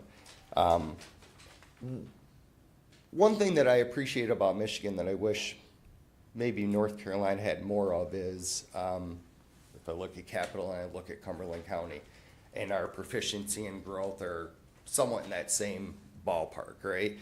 In Michigan, they have programs for what's your free and reduced count, right? What's your Title I percentage? And so, again, go back to Flint, I look at a Madison Academy who's at like 97%. And I look at what our growth is, there we have MSTEP instead of EOG, we have SAT. And when you see those scores, it's, nobody in here is gonna be like, wow, they're killing it. But we get awards from the state every year and are on the reward school program and all those things because of, we take these economically disadvantaged children and get them to perform at a higher level. Here in North Carolina, like again, if you compare Capital Encore to Cumberland County, you know, you get an attaboy of, wow, you guys are pretty close to being the same, but you're gonna be a D school still. Whereas I feel like other places I do business, if we could just wave that flag and go, hey, I've got 9% more economically disadvantaged than this group that we're performing on par with, I wish that that was given more emphasis and credit. We've actually talked about that, haven't we? But otherwise, a lot of it's the same. Some of our retirement is different in Michigan. One thing I like about North Carolina is, like at Capital, we match the state pay system. It's very easy to be competitive with other school districts and getting teachers and administrators. Am I allowed to talk about any questions that you guys had earlier that maybe weren't answered? Sure. There were a couple things that were brought up about the budget looking a little wonky. I don't have specifics on what was said. When you look at the budget that's in front of you and where those numbers came from, like there's a lack of federal funds reflected there, right? But there are costs that would be associated typically with those federal funds. If you look at MTSS, a lot of schools might use Title I, Title IV, things like that. I'm drawing a blank on the part I really want to point out. I apologize. But that was one thing I thought of when it said that the budget indeed looked questionable in certain areas. I wanted to point out that we didn't have our full federal funding in there. And another point that I can't recall right now. I think one thing was the administrator pay and the fact there was no assistant. Thank you. That's what I wanted to bring up. 100% right. When you look at the number of kids and you ask a question about how many are going to be free and reduced or EC, and then you look at the administrative staff and go, oh, you're going to do that with one person, right? No, part of your cost on NC Educational Solutions, like Mr. Falls is the superintendent at Capital Encore. Capital Encore doesn't pay him, the Romine Group does. Mr. Salisbury handles all the business functions, all the lunch functions, a ton of our compliance. Capital Encore doesn't pay him, the Romine Group does. So in that 10% fee that NC Education Solutions is charging, there are quite a few people that come along with that fee, us three being three of which, right? So some of those needs that you recognize on, holy cow, how are they gonna do that with 1.5 administrators? There's really like 5 or 6 of us. So can you expand on that? Because I think my question related to something you said earlier, but ties back into that is, how many employees will there be of the CMO? Of the CMO, not counting the school staff? Correct, that will work for the CMO, and how many of those will be in market? What do you mean in market, here? Yes, and help paint that picture if you're saying that offsets a Yeah. lot of your. So I would say there would be 8 to 9 people, and I'm not gonna say they're full FTEs, right? Because I'd be a good example. A portion of me would be included in NCES. There'd be 8. So you work then for the EMO and the CMO? I believe I will, yeah. Okay. So 8 or 9 people across the board, that would be, I'll call them administrators of NC Educational Solutions. And then people that would be in network or would be on site. Again, I'm a week out of the month. These two would be kind of split between the two schools. We have an EC director that we're probably going to engage to help oversee the EC process, especially at the beginning when, you know, maybe we start out with 17 EC kids and we're trying to figure out how to fund that whole thing. Also, I think we're probably going to take one of our instructional coaches and bring them onto corporate and have them kind of split between the two schools. You talk about whether it's Stephen Covey's Leader and Me or Teach Like a Champion or any of those other PDs that kind of need not just a PD, but then follow-up support. A lot of that PD support and train the trainer will be done through NC Education Solutions.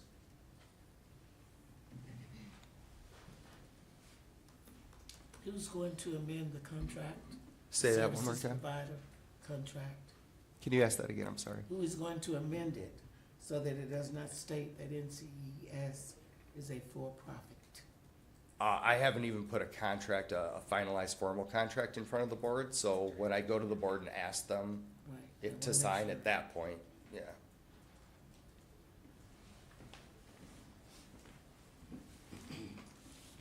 Other questions? Did you want to ask about the reimbursable cost component? So reimbursables, at least what came to mind to me on what that would be reflective of. Payroll, right? We do payroll twice a month. 15th and 30th for the 15th payroll. I'll go ahead and bill the school on, say, the 8th, and I'll do a prepaid payroll. If I think our payroll is gonna be 400 grand, I'll ask for, call it 250. Then we'll run payroll on the 15th. And on the 15th, I'll actualize it and say, oh, it wasn't 400, it was 398. Here's the difference, right? So that school is paying us, we're reimbursing us payroll. They'll prepay, then they make it actual. Other reimbursements would be, we prepay health, we prepay long-term, short-term, life insurance, all those things. Then we take those actual numbers, provide them back over to the school, and then they reimburse. Do you charge them back in an accrued way, the benefits monthly, or do you do it in one lump sum? Typically it's monthly, but then at the end of the year, usually when it gets ready to preparing for audits, we're like, okay, finalize everything and make it. Okay. And those are pass-through costs too, just so you know, it's not like a short-term disability is $5,000 and we mark it up to $7,000, which is pass-throughs.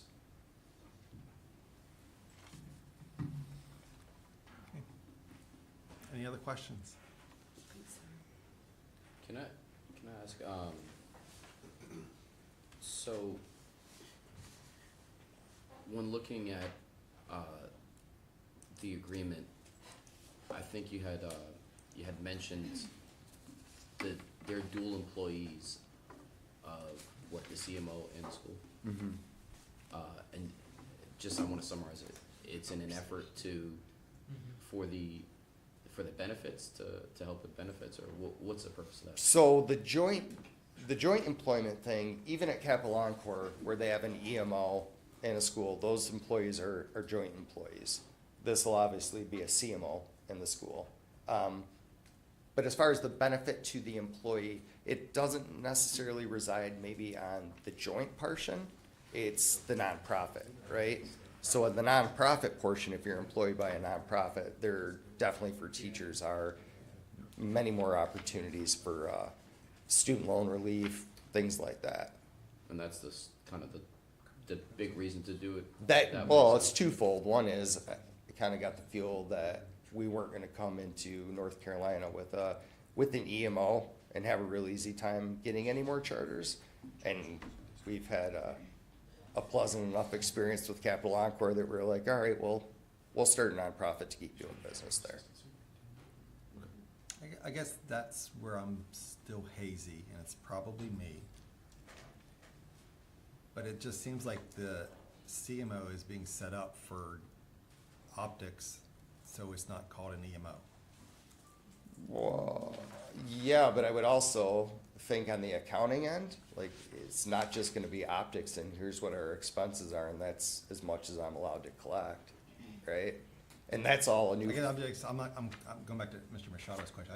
I'm not clear on why there needs to be, why is there an education, North Carolina Education Solutions?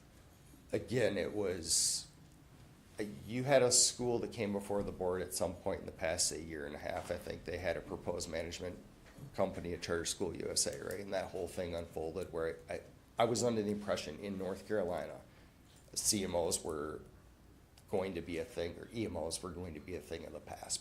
Or it was going to be particularly difficult to be issued a new charter where they were going to be managed by an EMO. Maybe that was misinterpretation on our part, for sure. And if you were saying you can do it underneath an EMO, we'd be on board with keeping it as the Romine Group, but definitely are willing to start a nonprofit and have taken the steps to do that to continue business here.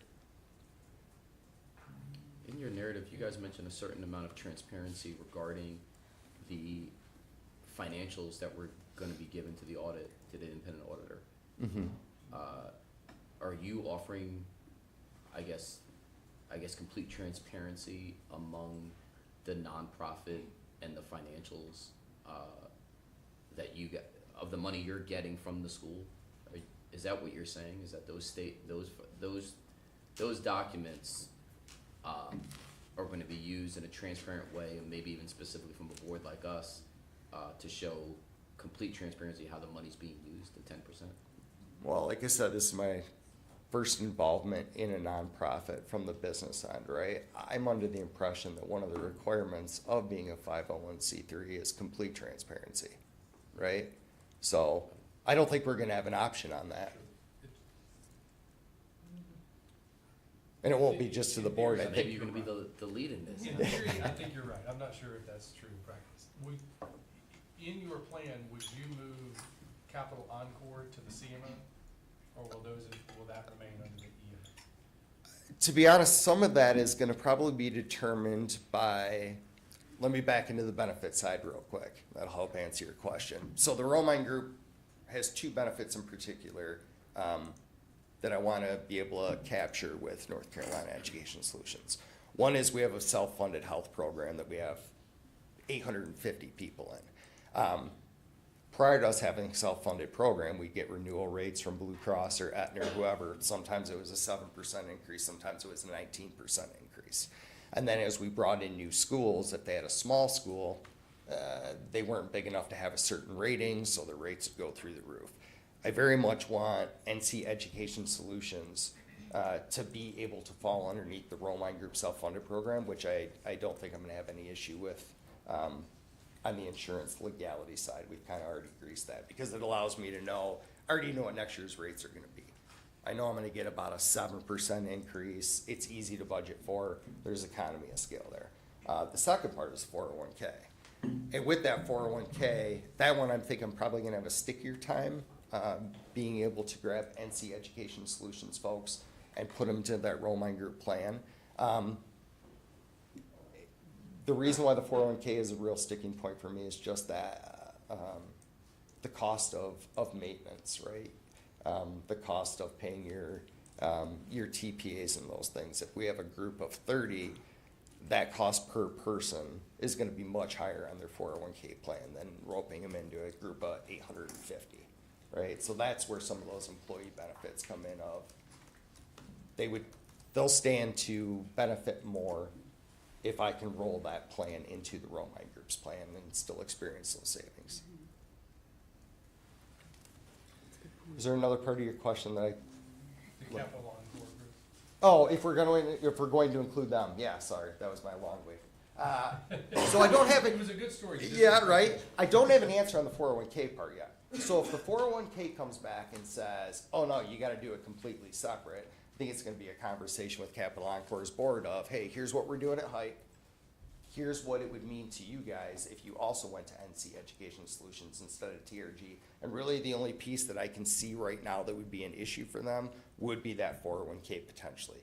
But again, I don't have a real good grasp on what that means. So for Capital Encore, I don't know if that means, hey, your TPA fees are gonna go up by $5,000 across 70 people, right? Probably not the end of the world. But it's some of those unknowns that'll drive if we go ahead and bring them into NC Education Solutions as well. Or if DPI makes any sort of formal or informal statement of, this is the direction that we want to go, right? All management companies are going to be a CMO, then, yeah, we're do what we got to do to keep doing business. So you mentioned earlier, that, I think what you were talking about was loan forgiveness. Yeah. Talk to me about that. All right, so my wife teaches for us at Merit Academy, right? She's got, I don't know, $70,000 worth of student loans. Because she's an employee of the Romine Group, a private entity, there's very little loan forgiveness. If you're in some of those areas of science, math, things like that, it's a little bit higher, right? Versus if my wife taught at Romeo Public Schools, which is a nonprofit public school, no, it'd be 100% forgiven. So I have quite a few employees back home that have this large debt who are remaining with us and being, great loyal employees and part of their school and all that. And they have been for 10, 15 years, continuing to make their payments. And if any point I can get them all into a nonprofit and get them off of the hook for as much as possible, yeah. I think that was my point about capital encore. Yeah. I think that's gotta be in your equation too. Capital encore is Yeah, sorry. So there, I avoid it with capital because we're duly employed between the board and the Romine Group. Got it. So they qualify. Do you have time for me to speak to one more thing? We'll do one more question, then we'll do our deliberation. Okay, I'd like to hear you address the transportation issue of how does the Romine Group perceive starting schools without providing a transportation system, but doing what he called the one-off plan? Just speak to that, please. All right, so every school definitely has a different need, right? And a lot of it is either driven by parent finances or it's driven by logistically where the students are located. Our plan, at least to the best of my knowledge, is we're not going to offer school-wide transportation and make that a public thing of, hey, write down your addresses, here's your bus routes, all those. But very similar to Capital Encore, where we didn't advertise transportation, we've had individual students who either, as Mr. Friend said, qualify, right, through like McKinney-Vento, you have to offer, or you'll have a parent situation where you got two military spouses and there was an accident, one of the spouses is no longer there, and right, we've got these situations that arise that then that family has a direct need. We kind of deliberate on how we can meet that need and then finance what we have to get the kid to school. I believe that's kind of the general feel of what we're gonna do here at Hype. Not publicly make it available, but whether it's mandated or you have special circumstances where families need help, that's what we're prepared to do. Do you manage schools that do provide transportation in Oh, a yeah. broader way? Yeah, Yes, okay. yeah. Okay, thank you very much. Thank you, guys. Appreciate it. All right, this is our time to deliberate on the applicant.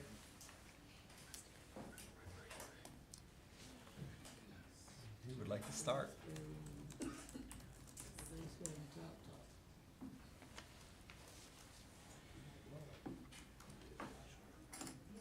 I think, I really like the board and the passion that this board has. I think they still have a little work to do, but I really appreciate their honesty and transparency. I have a real problem with their transportation plan because if you're not offering transportation, then you've automatically eliminated folks that count on transportation. And to say, well, we'll figure a way how to do it. A lot of the families that need the transportation come to your school, they're gonna say, I can't go to that school before they even talk to you or even fill out an application. So I wish you'd come in with, we're gonna commit to cluster shops and we're gonna go in the areas that where the population is that we're trying to serve. That's what we're gonna do. Other than that, I think you guys are on the right track to run a great school. I'll share, I was, first of all, I want to thank the board for being here.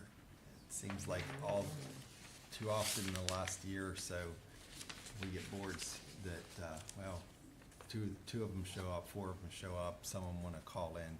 So I appreciate you taking the time to actually be here in person with us.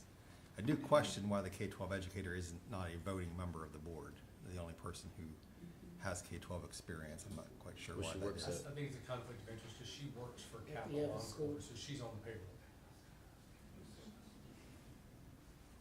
Yes, but she doesn't work for this school, which is not Capital Encore. But she's currently a half employee of the EMO. Yeah, but she would, again, these employers are employees of the CMO. Anyways, it's not a big deal. Have to say. I think it's a good idea for not voting. I guess that, I can promise you it will not be the board against Dr. Whitney. I would have Just liked to influence. seen more evidence of actual interest. I think there's a need in Hope County for this.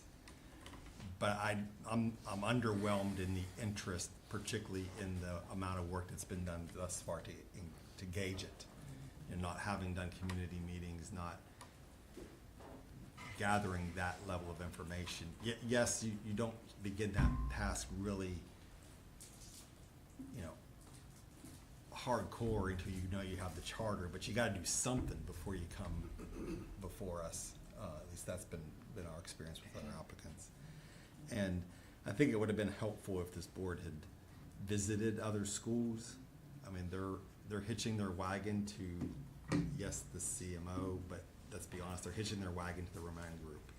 And to not have visited any of those schools, I would have liked to seen that happen. But I do think there's a need in this area. I just wasn't convinced about the interest levels specifically based on lack of data. I did like what I heard about the Leader in Me program. Look more into that myself. I can give you a copy. Well, I will commend the board. They stood the entire time. I really appreciated that. And the knowledge that Dr. Whitney brings, whew, yeah, we wish she could be a voting board member. And I do too agree that more should have been. I do as well, and I know that this board probably cumulatively has decades of working with young people. There's no doubt that it's your heart, you're really invested in the improvement of their lives, and that's very admirable and will pay off rewards. I think typically we're accustomed to a board coming in and having a little more data, having done some investigative work and some research, and you know more about the schools around you and their enrollments and their wait list and their performances, and you can come with some numbers that show us, that demonstrate the need and that demonstrate your goals. Even the goals that Eric was inquiring about earlier, I found the attachment at Q94, by the way. But it's still not, it's very broad, it's not specific, it's kind of like all students will be 3 or greater. Those kinds of things that just indicate there's more work to be done. It's not where I would like to see it, I would like to see this happen, but I do think that you'd be benefited by a delay so that you can do more prep and research and be best prepared for a successful start. I saw some of those issues that Rita just said regarding some depth of answers, goal-wise or otherwise, or things that should be at the tip of your tongue that weren't there. I saw a lot of energy and passion. I saw a lot of diversity in thought as well as career, I guess, or experience among the board. I thought the conversation regarding the CMO relationship, I guess for lack of better words, was reassuring. I thought the way that they're thinking about schools, the money that they're taking from schools, or I guess utilizing from schools, the areas in which they're investing in, the growth plan. It doesn't scream to me, I'm dying to make money. It seems to me I want to make schools that serve kids. Again, I don't have all the information. I am not a lawyer to read these agreements and understand them well, but from what I've seen, it gave me that impression. And I gotta say, I'm not always getting that impression. I think I like that he got the understanding that he should create a CMO. I'm hoping that happens more, because I love if the transparency of the financial documents come with that. That's awesome, because Alex said yesterday he's been asking for some of these things and gets none of them. So, you know, I'm a little bit torn to the points that were made by my colleague in terms of some of the depth missing, but some of the impressions I got of the board as well as the agreement, I do think the transportation plan is sorely lacking, and you cannot say we'll build it afterwards. You have to be upfront, otherwise you're going to lose these people in the application process. But I'm a little bit torn, I guess, where I am in terms of a vote. I want to join what's been said here in terms of the strength of the board. I'm impressed by it. I also want to say thank you for the tutorial on the relative benefits of operating a school with a not-for-profit, the CMO, versus an EMO, and the emphasis on the flexibility that the business has to choose which it prefers. And I'd say there definitely has been a preference expressed on this board for operations or for management by not-for-profits. But I think that tutorial also drives home the point that a lot of the difference is simply a matter of a legal choice of entity and not a reflective of what the actual goals of the organization are. That there are for-profit business, not-for-profit status doesn't necessarily make one more noble, nor less interested in money. The PGA is a not-for-profit organization, and multiple members of it will make over $100 million this year in that not-for-profit. And which doesn't make it less noble, but it could operate as a for-profit. The NFL was a nonprofit for many years, and one day they woke up and said, you know, we should just operate as a for-profit instead, and nobody noticed any real difference in the organization. I'm a business professor, so this kind of is, you know, one of my bugaboos, a concern that people in the education world see for-profit is somehow reducing the level of engagement or care that those in the organization have. And there are obviously reasons beyond tax status to be not-for-profit, which we heard today. One of them is your teachers may see some real benefits from other financial inducements for being a not-for-profit, which I think is great. That should enter into the calculus. But the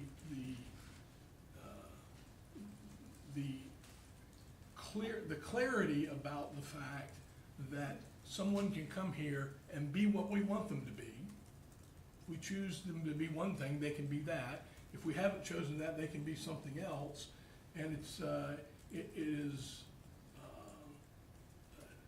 doesn't necessarily change very much what the real organization is. It just changes the legal papers surrounding it. I think that was instructive, and I actually just want to say I learned quite a bit about the rest of those niceties as well that I was unaware of, and so I appreciate that tutorial as well.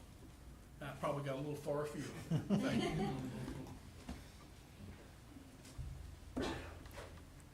I'm still working on my PGA Tour card, by the way. thoughts or questions? I'd like to Comments? hear board members speak to a different outcome than what I've suggested. If you feel strongly that they're prepared, I'd like to hear that. Such as what Eric said, maybe I could be moved because of the strength of your position. I think this, I personally support moving this. I'd like maybe come back for second interviews, clear up a few things, but I think the fact that the board is as talented as it is, and you made a comment earlier about they've been involved in youth for a long time. We've seen boards come before us that maybe as strong, maybe not as strong, but not as transparent as this board. And I think they're not, they didn't get a bunch of educators to come in and just try to snow us. They're very passionate, they're very organic, and I think they're very local, even though only 2 of them live in Polk County. But I think that I'd like to see them come back for a second interview, and I think they're an RTO. They work on that transportation plan, they commit to transportation. I would certainly support that. Thank you. I concur with Dave. Or Mr. Machado. Kai? So,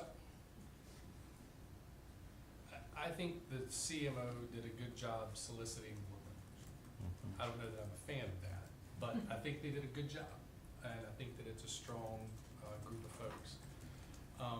I also know that we award charters to boards, and I think that the group, this board, has what it takes. I think they need to do some more work. I think that they need to know the application better. I think that they need to understand what their job is, and that the CMO works for them, but that it's their school. I think probably they learned some of that today, but I'm with Dave. I think I would like to give them some feedback and maybe hear from them again. What, if I mean to put you on the spot, and maybe, you may need to get your thoughts crystallized on this, but I guess, Yeah. what do you want to hear in a second interview that we didn't hear today? Because again, we don't really allow, we try not to let the application really be dramatically changed at all. Right. So what will happen between now and when they're back before us in December, January, that would say, oh, now you got my vote?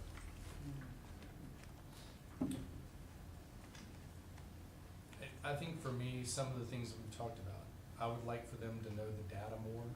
I'd like for them to know the surrounding area more, to think through this transportation plan and see what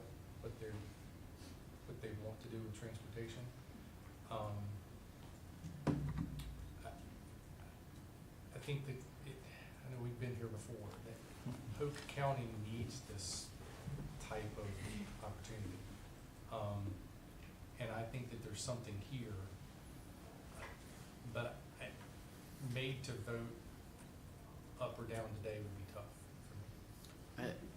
Can I help with that Yeah. question? I think I'd like to give the board more opportunity to not provide new information, but to go into, to provide more depth towards the educational plan, towards the goals, towards the vetting of the CMO, which I thought the answer didn't have depth to it, in a way that shows that they truly are the managing board and that they've owned the information in the application, they understand it, they understand the implications of it, and they're ready to execute. Because today, some of that was lacking, but some of it wasn't given to them in the opportunity. We spent a lot of time on the agreement and CMO and EMO and this and that, and we didn't get deep into educational plans and things like that. And I didn't even come back to the goal question because we got so far removed from some of the other things. Why I would support having them come back in 30 to 60 days so they can display what is the demand in Polk County.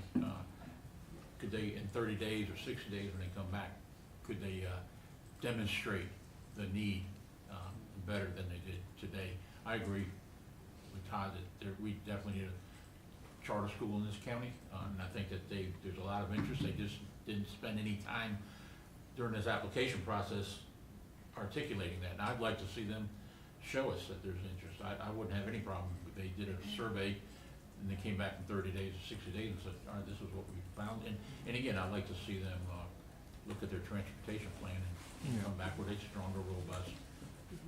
And I don't think that's changing their charter by improving their, or their application, excuse me, by improving their transportation plan. That's the two things that I would ask for. I agree with those comments. I would add a caveat, though, with regard to the transportation plan, which is, I think they should think through the transportation plan, but I don't think they necessarily should commit to a transportation plan. It's one thing to get started, and if you need a transportation plan, you create that plan. I would hate to see them feel like they need to have one to get the charter and find themselves spending money on something that is not the core of what they want to do. And I think it's important that they think through it to know whether or not they need it or not. But I wouldn't want them to feel like not having one is a strike against you if they in fact don't need one. Well, I understand what you're saying. I guess to me Good, because I don't think I said it No, well, no, so. but I don't think the transportation plan that's in this application, anyone, including the board, knows if it's adequate because they haven't been doing the amount of research into the community they want to serve to even, have they even asked these prospective parents, is transportation a barrier for you? Right, I think that's well stated. And I think, I understand, I don't disagree with Mr. Machado either. I think though that, I'd want to see more than a survey. Because I can get a survey out and ask the questions a certain way to get the results I'm looking for. I agree. I'd want to see more feet on the ground work that's been done. Interest meetings, participating in community event. Say that again. Interest meetings, participating in a community event, you know, like some flyers, you know, some. Well, the odd part about some of the answers about the demographics was that those are identity creating things. And when you ask a question about what, you know, how many low income students and things like that, and it's not tip of the tongue, it means you're not planning accordingly. And then you suddenly turn around, and it's like half our kids. It's like, Well, it's but it more was like a build it and they will come mindset rather than, you know, making a plan This of is working. the need. Make sure they come. Right. you know, if you're building a school, right, and I'm building a plan, and we know that half the kids are going to be English as a second language, and it's not at the tip of my tongue, then the rest of I'm going to lose some credibility in that, because a lot of my plan needs to be in that, like who I'm hiring, what type of program, how, like all of those things. And I think when you ask that question and it wasn't tip of the tongue, and then it didn't give me the warm and fuzzies that you knew what's coming in your school and how to plan accordingly for it, how to budget, how to do that. And to your point, I don't think they need to 100% throw a transportation plan in. But to your point, which I thought was really well said, is, but you got to know whether you need it or not. and they didn't give us that confidence in that. So yeah, I'll make a motion if we're ready to do that. Yeah, We invite Hype back for a second interview. I'll second the motion. So we have a motion to bring Height back for a second interview. We have a second. Any discussion? We know that we'll need to submit the things that we want to see, if it's evidence or Yeah, so if this, responses. for the board, if this motion passes, you'll be given a date and time in the future from Office of Charter Schools to come back. If this motion passes, what will happen is we will take a couple of weeks to develop additional questions that we would want you to focus on when you come back. So you would have those questions from us in advance. Any discussion? A motion, Ashley, and a second, Ashley, with a roll call vote. Sure. Eric Sanchez, Aye. Bruce Friend, Aye. Rita Hare, Aye. Stephen Gay, Aye. Philip Marley, Approves. Alex Quigley, Aye. Todd Godby, Aye. Dave Machado, Aye. Shelley Shope, Aye. Bart Danielson. Aye. All right, passes unanimously. Our office will be in touch with the board to give you instructions on the second interview. So please don't send anything until we've touched base with you so that we have it streamlined. And most likely, we will be looking at our December meeting, which I believe is 11th and 12th, I believe, but we'll be in touch with you guys, okay? Congratulations. All right, do you we're guys gonna- wanna take a break before we head into charter renewals? Yeah, let's break for, till 11:30. Okay, we will reconvene at 11:30. Unless you got something. Oh, yeah.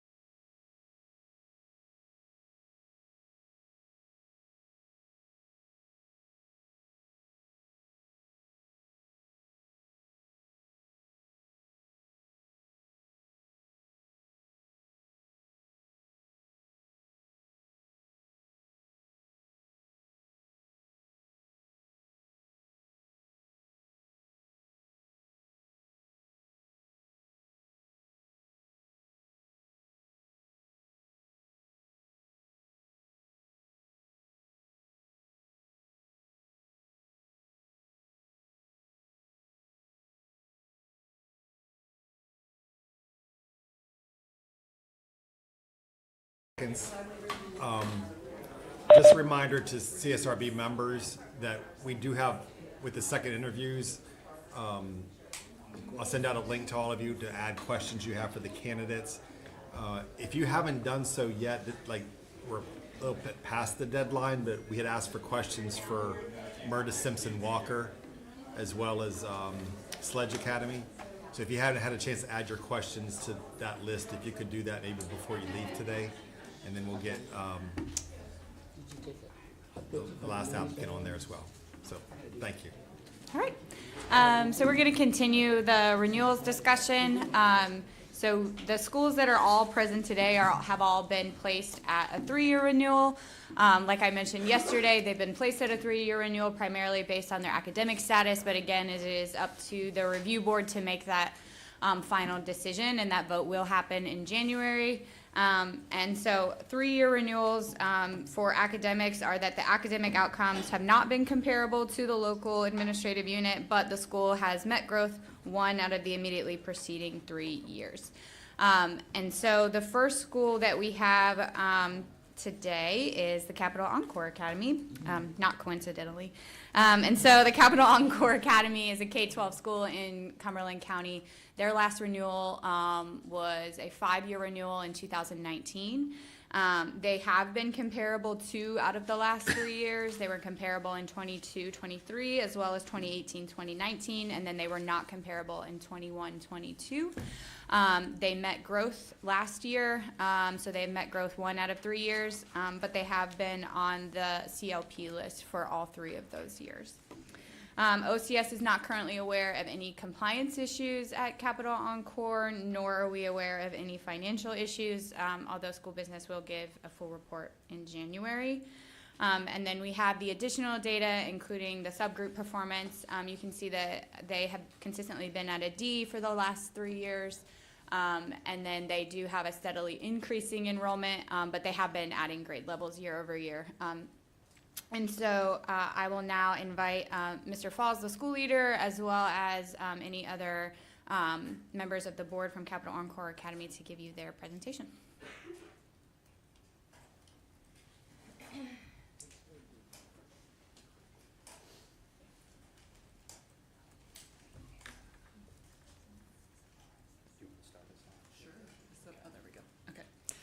Good morning, everybody. My name is Wendy Hustwit. I'm the board president for Capital Encore Academy, and I have been a parent at the school since it opened in 2014. Thank you for letting us give this presentation. Just want to explain briefly about me. We've also got Rocio Cerna, a fellow board member. Jason Poole is here, and Mr. Falls, our superintendent. So we enrolled our daughter in 2014 at the school and have kept her. She was in 1st grade back then. Now she's in 10th grade, and our son is also there as a 7th grader. And I'm a proud mother of dragons, Capital Encore Dragons. So I'm happy to be here.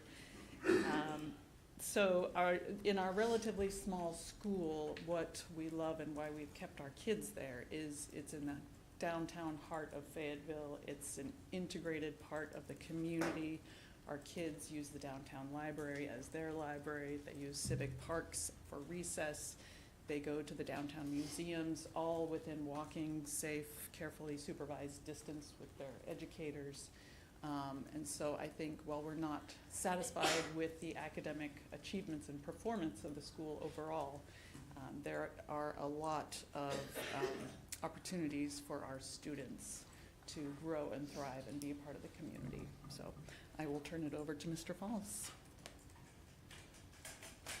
And I apologize, I was running down the stairs to get my toddler on Sunday morning and missed a step. So, but it's all good, all the x-rays clear. Hi, I'm Gerard Falls, I'm the superintendent at Capital Encore Academy. I started out there when I finished with Teach for America in 2015 as their first middle school teacher in 6th grade, and life progressed from there. I then went into interventions with MTSS for a couple of years, and then moved into administration in the fall of 2019. Couple of things or a few things we're going to go over in this report here is just the challenges and successes that we've had and that we've seen. our academic growth, or a picture of our academic growth, and talk a little bit about that, excuse me, and fiscal responsibility and compliance, and then looking ahead, a lot of which goes back to our challenges and what we're doing to address those moving forward. So on the challenges side, we have some work to do with enrollment. Obviously, we are growing year to year. I think we're at 831 this year, but there's some problems with our processes that could definitely be improved, which I think would improve our enrollment as well and improve movement on our wait list.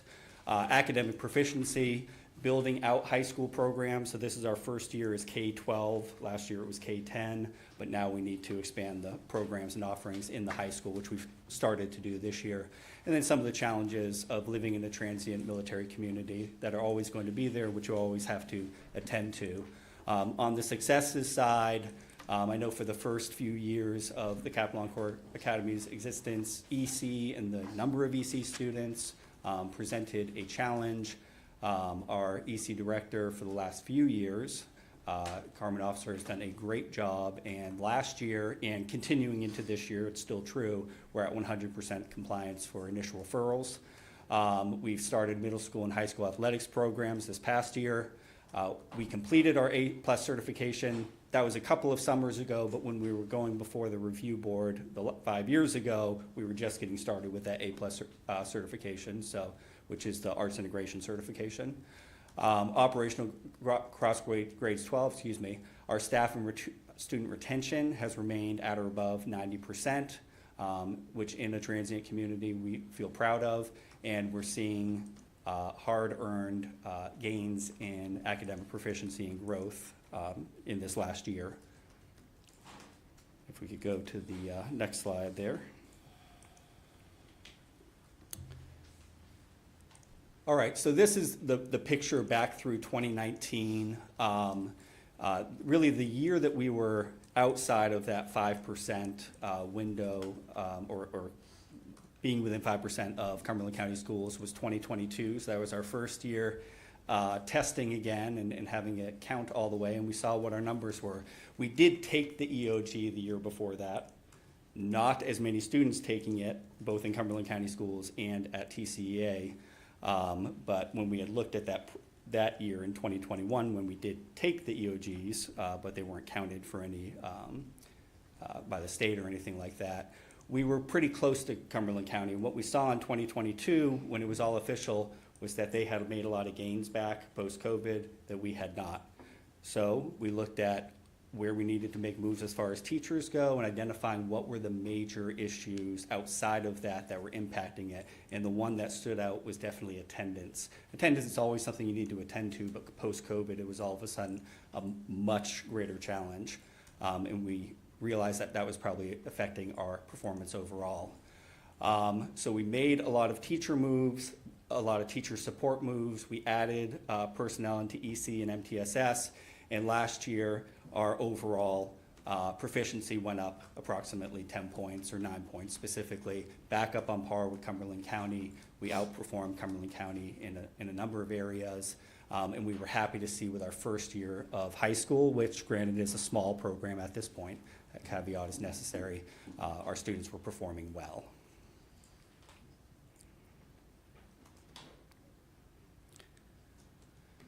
All right, on the fiscal responsibility side and compliance, there's been no findings in 9 years of audits. We have 100% compliance on Epicenter, and we've maintained a healthy fund balance throughout the years and currently have 165 days of cash on hand.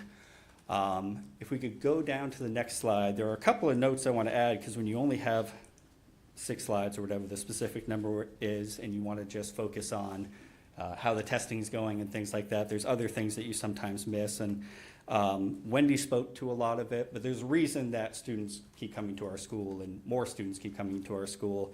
And it's about the environment that we've created and the partnerships that we formed. So we have formal partnerships with Methodist University, with Fayetteville State University, with the Arts Council of Fayetteville and Cumberland County, with the Cumberland County Public Library. The kids don't just walk to the school and go check out a book. When they're enrolled in our school, they are unless they opt out, a Cumberland County Library card is generated for them. and they have access to all the resources of Cumberland County Library. So it's not just the school that's, the library that's a block away, or some informal agreement where we go there, which is what it was for the first couple of years. We go there and they check out a book if their parent has gotten them a library card. It's something that we've developed into a real ongoing relationship with our downtown district and with our local theaters. So there is a lot of enriching, and anyone who visits our school can tell you this, programs around the arts happening at our school and the environment that that creates, and it's created something that parents want their children, and students want to be a part of. We've also, with that, expanded it to the point where we have an upper school and a lower school. And we are now operating 2 theater programs, 2 music programs, 2 dance programs, visual arts, and drumline programs, as well as building some programs into the 5th and 6th, which is the oldest students in the younger school, that will help prepare them more for high school and some of their biomedical sciences courses and stuff like that they're going to take there. All right, and if we could go, okay, there we go. So, looking at the challenges that I had mentioned earlier, one of them was about enrollment waitlist processing. So in the summertime in Fayetteville, people move because the military has a lot of people move during summer. It's just the way that cycle works. So we always expect that around sometime in July or August, our waitlist starts moving as well.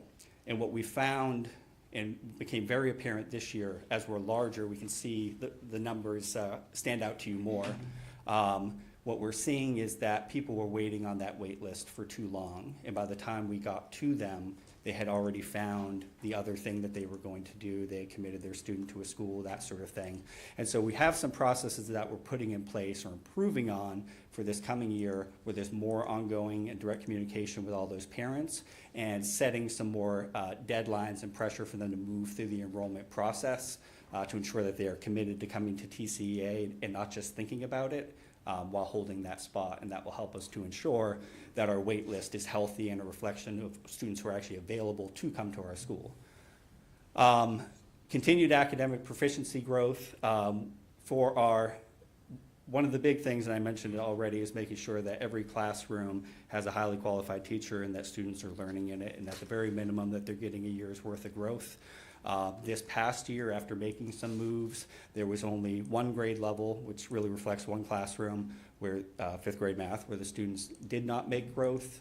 We have a new person in that position, so we're hoping that across every tested subject and every tested classroom, ideally, this coming school year, we're going to be seeing meeting or exceeding growth. But we've already seen that pay off year to year. And then also, we previously had used iReady. COVID gave us the opportunity to start looking at, with all the students having laptops, what are some digital programs that we use. So we did HMH's HMH Everywhere, or HMH Anywhere, which is that all our math, science, social studies, and ELA is through that program and all the resources it provides. So it's a textbook, but so much more because of the digital components. With that, we switched over to MAP, NWEA's MAP testing. So this is our first year using it, but we're hopeful that we can already see that there's a lot more to it than what was available for us with iReady, and a lot more connected to what we can expect at the end of the year data-wise. So as we go through that process this year, we hope that it's going to be, showing us, and we evaluate it, we hope that it will be showing us that we have a good predictability of what student growth and proficiency at the end of the school year is going to be. Building out our high school program, so the high school is still fairly small. This year we finished, so we added 11th and 12th grades, but those are small grade levels. We need to get to full capacity and a full capacity of programs. We added this year, along with 11th and 12th, a music program to the high school specifically. It's kind of like a School of Rock kind of program, and then we also have the drumline there. And then continuing to expand our arts and athletics offerings as well. So last year was our first year with athletics. It was successful, not because we won a lot of games, we did not, but because we were able to offer athletics to our students. They were able to participate, they were able to play other schools, they had uniforms, we were able to piece it all together and make it happen on a shoestring budget would be an understatement. So we're proud of that, but know that we have to continue to improve upon that. And then we are already working with, have been since last year, with Fayetteville Technical Community College, and hopefully some others, to have a dual enrollment program for our high school students who come up with us from 9th grade through 12th grade and are ready to start taking those college classes. So that is not finalized, but it's pretty close to it at this point. And then the thing we always have to deal with is that we are in a transient community. The military gives us wonderful students and wonderful teachers who we never would have seen or met otherwise, but it also takes them away. And so we need to make sure that we're continuing to do outreach with Fort Liberty, which is what Fort Bragg is called now. It causes confusion. You'll hear us, because of habit, interchangeably use those, but so that when parents move here with their students, because the military sends them here, that they are aware of the Captain Encore Academy and what we offer, and are able to get connected with us. And the website redesign is that with the high school now, we realized our website, it just looks very outdated. It looks like a K-5 website, and it doesn't highlight the high school quite as well. So we currently have the whole website being rebuilt so that it better reflects the full scale and scope of the school. All right, thank you. Thank you. Right on time, appreciate that. It's a military. I was gonna say, I have something to do. Are there any questions for them? I have a question. Okay. I see that you got the ERC credit. Do you know what that amount was? It was approximately $1 million. It was maybe right below that. Sorry. Yeah, and we noted that on there because I saw you may that. wonder why the fund balance all of a sudden radically Right. grew. That Did you was- have a specific allocation? Because I know those were somewhat unexpected funds to receive that. I mean, Well, How did we, you allocate that? so we know that we're in lean times with growing the high school. And we also knew that we had some, for example, some capital projects that needed to be dealt with, like a new roof and some ACs and stuff like that. So we are not aggressively spending it because there's just projects that need to be dealt with. And we know we're in pretty lean budget times as we grow the high school out.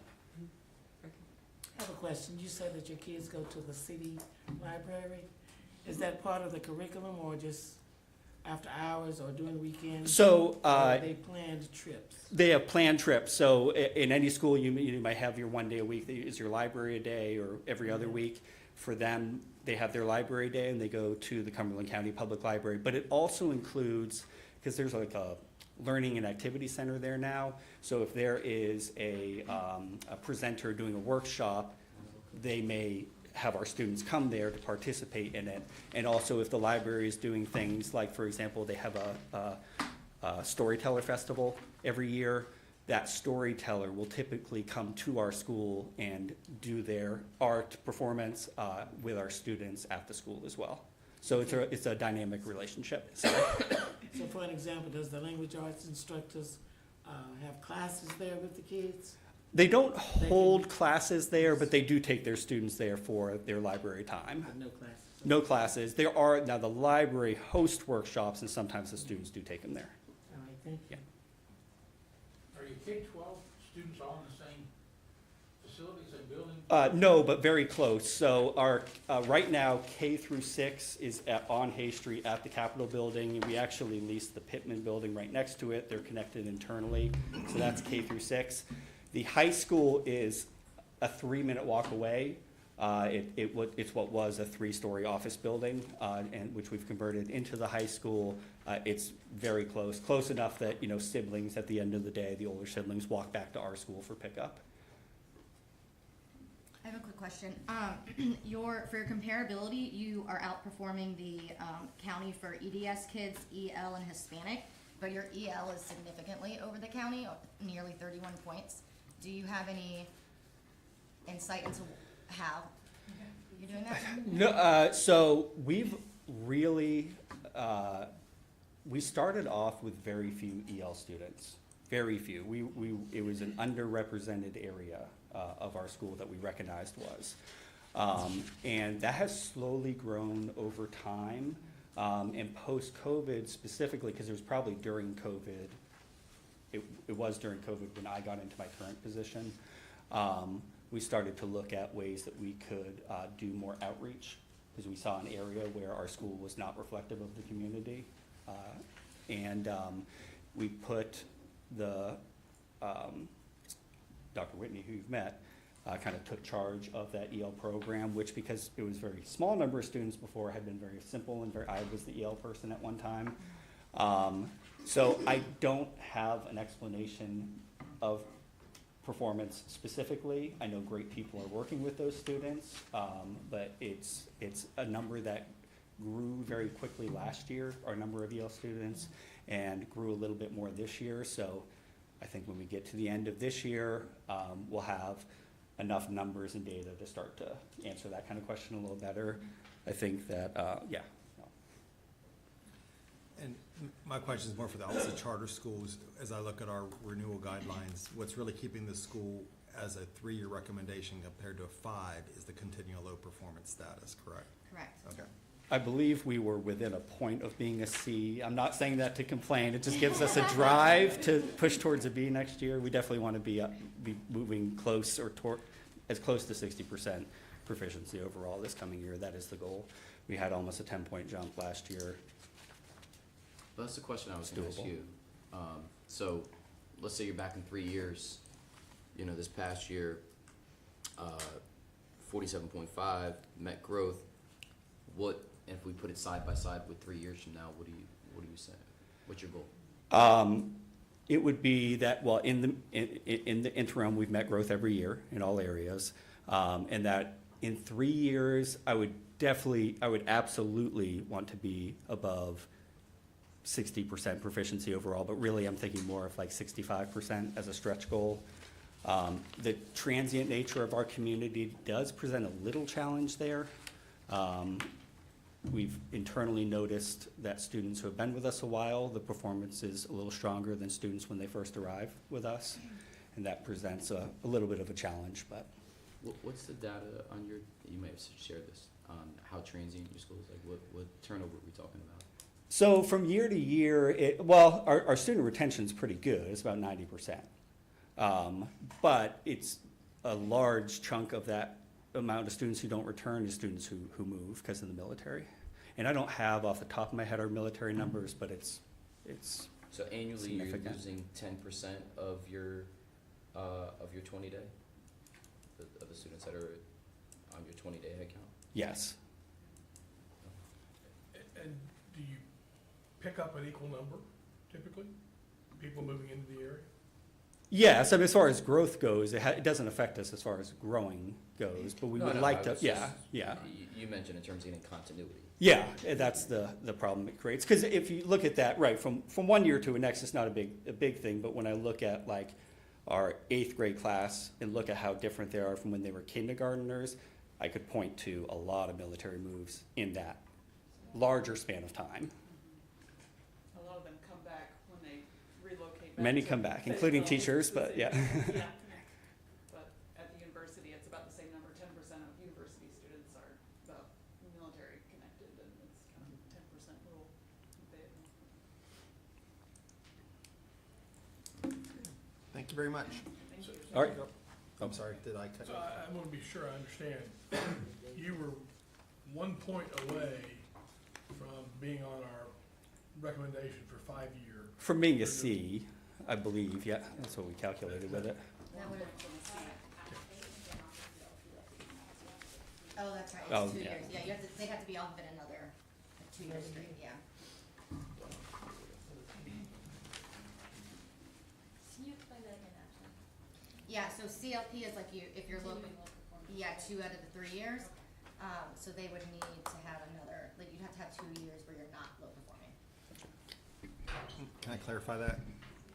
Or ask a clarifying question? The guidelines, it simply says you're not currently designated as low performing for 5 years. But they are currently designated low performing. I understand that, Oh. but I'm saying if, What about the there's above nothing, in the guideline that says you have to be 2 out of the last 3 years not listed as CLP. But that's how you come out of CLP, I think. Yeah, Yeah. But it does say you have Yeah. comparable scores. I got you. I This think I 1 year out understand. of the season. Yeah, it's the last bullet on the 5-year renewal is what's getting them the 3-year recommendation. Because Correct. that's it, Yes. yeah. Yeah, that's the one, yep. So you can be, I just want to you can be continually low performing while not being low performing. Without Exactly, being currently level. yeah. Yeah, that's the state statute.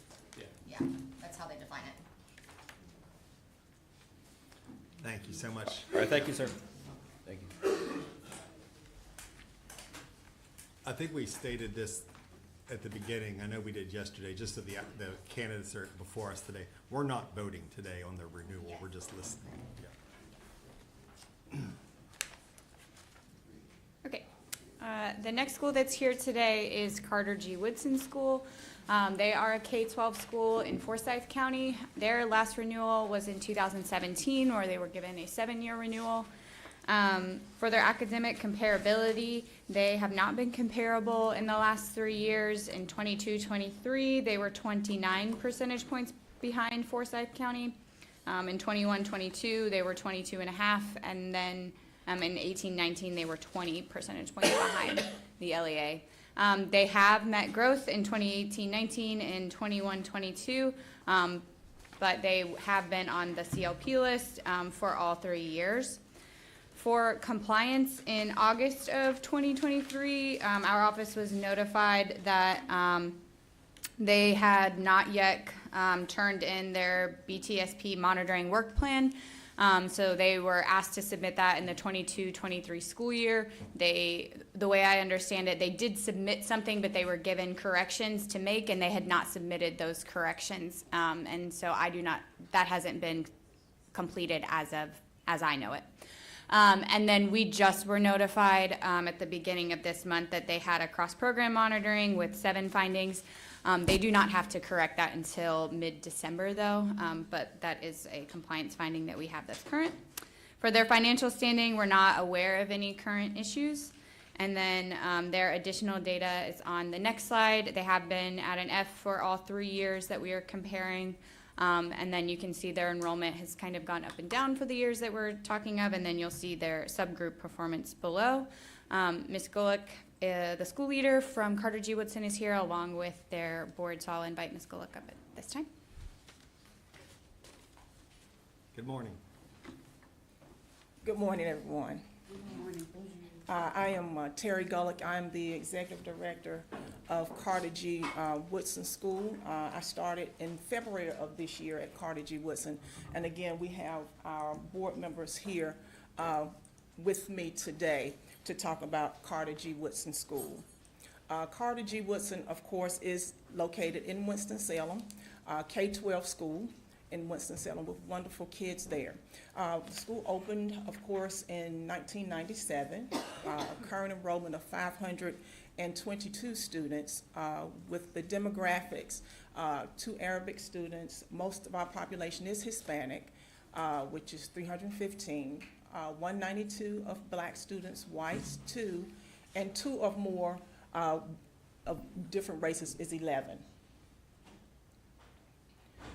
When we go to look the next slide at our school data, there isn't a K-12 school that we are comparable to, but we are close and very compatible to some of the schools coming in to our school, the students from Winston-Salem Forsyth County schools.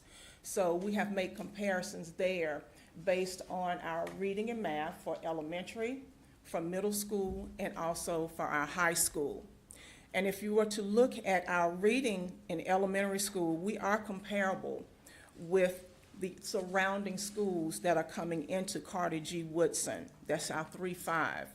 For math will be the same. We are comparable with students coming from the local district. Science, 3-5, again, we are comparable with the local school district, with schools that are comparable. When we look at our middle school is also comparable with the schools coming in to Carter G. Woodson School from Winston-Salem Forsyth County. Also, our math is also comparable as well. Science is the same. In some instances, we were higher. Biology high school was still comparable with Winston-Salem Forsyth County schools. And in our English 2, comparable. High school math 1 and math 3 comparable as well. To say that these scores are great, no, they're not. Do we have challenges? Yes, we do. Can the students perform much better? Yes, they can.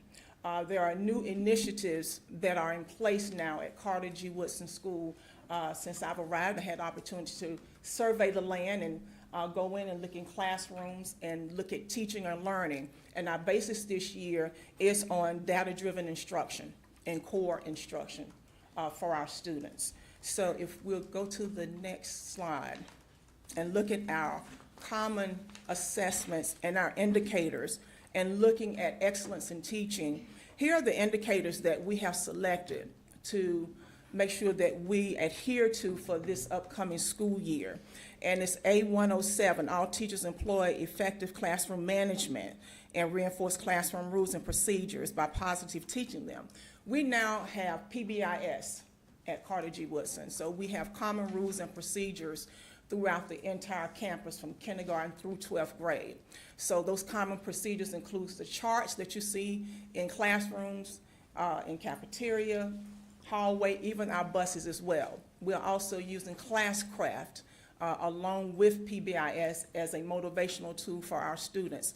Parents are aware of PBIS and Classcraft, so that also helps with the behavior of our students. We have wonderful students, and a part of that is building these positive relationships.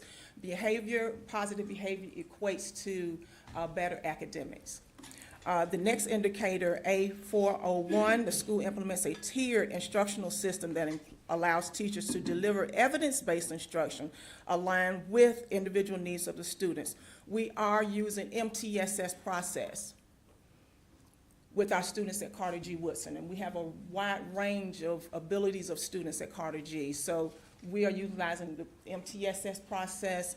Our teachers are utilizing lesson plans. Those lesson plans are being reviewed weekly with our instructional coaches to review those plans, making sure that they are aligned to our state standards that we have. We have a culture of high expectations for our students, and so the tiers will help our teachers be able to meet with parents and talk about students who are low performing.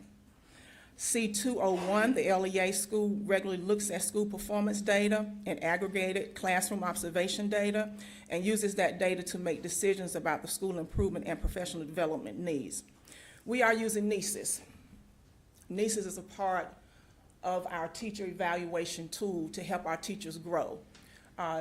All teachers are also required to be fully certified.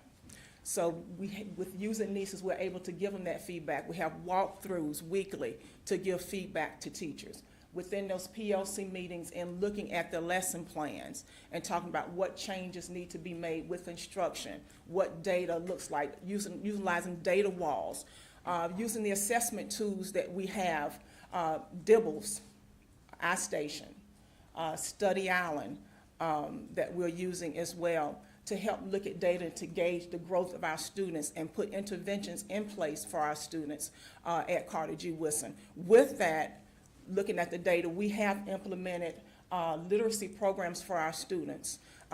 Those literacy programs started first off with a big kickoff for reading. Every kid in the school got a book. With that book, they have to do a writing piece about the book that they read, the author, even with the kindergartners, writing about the piece and also giving a rating of the book. We have interventions that started Monday, before school tutoring, which starts at 7 o'clock in the morning and goes to 7:30.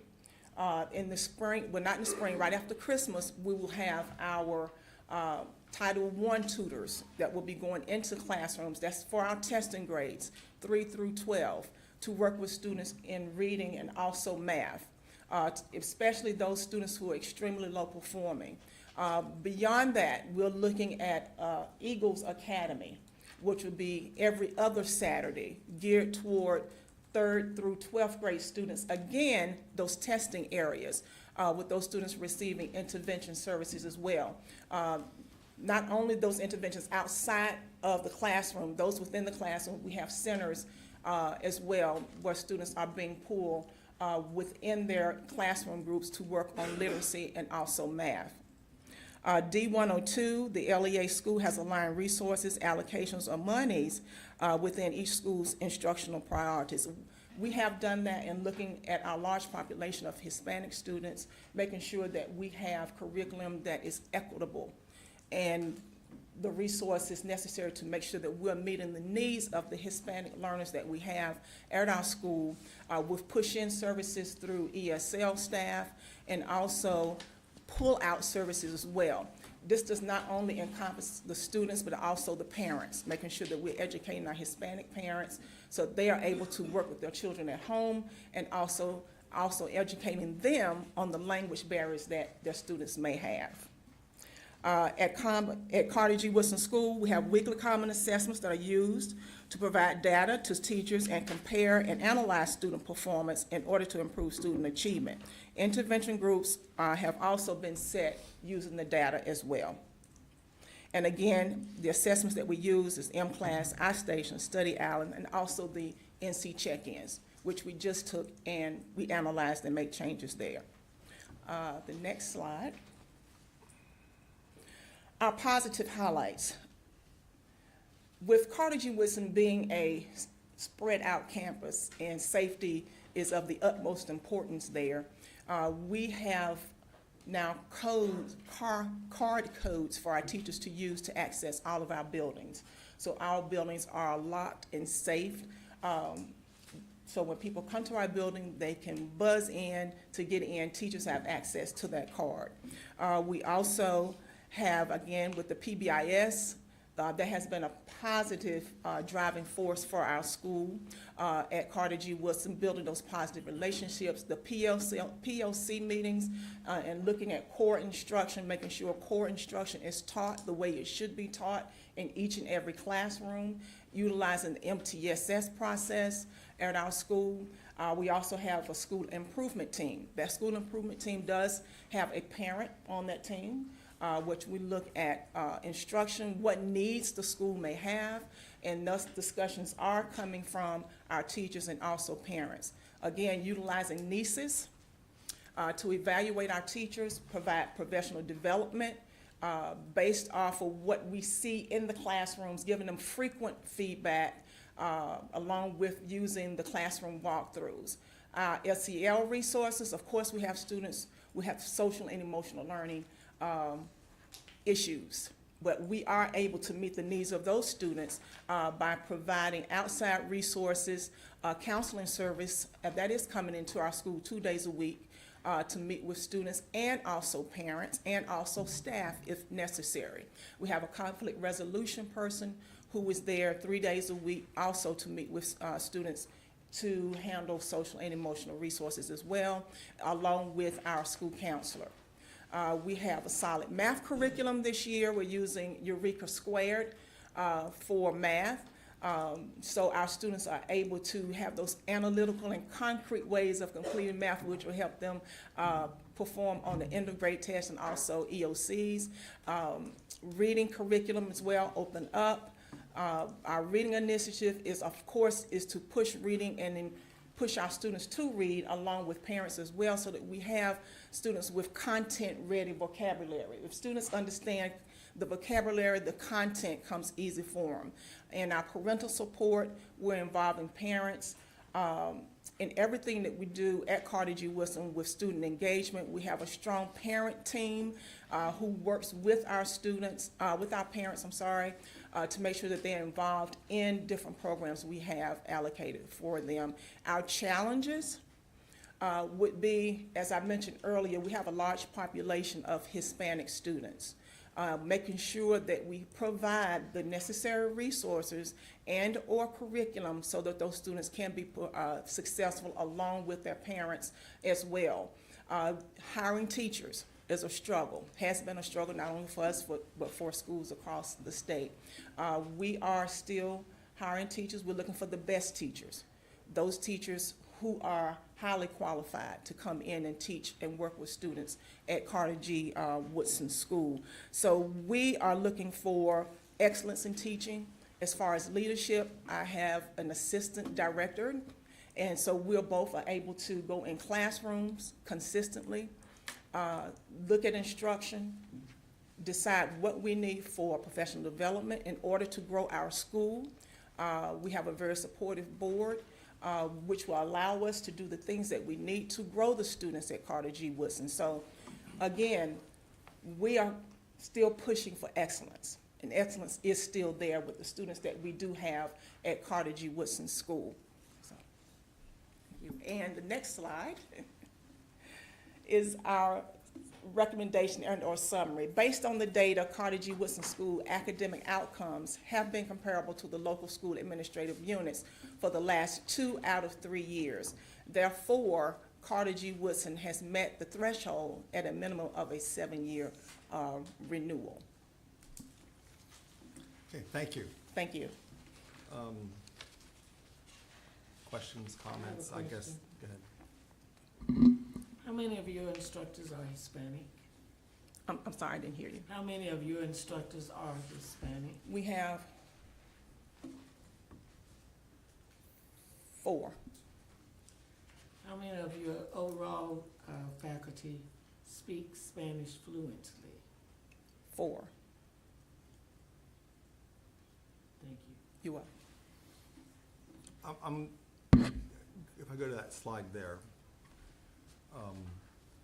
because the data that we have from DPI, last year compared to the academic GLP comparability to the LEA, it was a negative 20% last year, a negative 22.5 the year before, a negative 29% before that. So how, I'm not understanding the statement that you've been comparable to the LEA when the data shows that you haven't been. I can say, moving forward, in looking at hiring teachers that are qualified in the classroom to make sure that they are understanding content, they've been trained to understand and assess students, is what I am doing moving forward. For what happened prior to me getting there with test scores might be probable for one of the.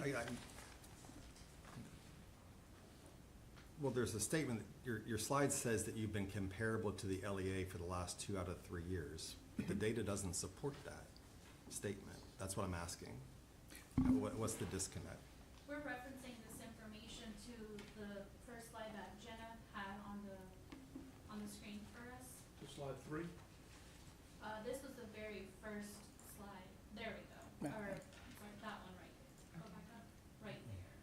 Well, yeah, that's the data I just read. You're minus 20, minus 22.5, minus 29 compared to the LEA. So it's not, it's less than that. So it's, you've not. Right. Yeah, Jenna, do you want to speak to the data? Oh, I'm sorry.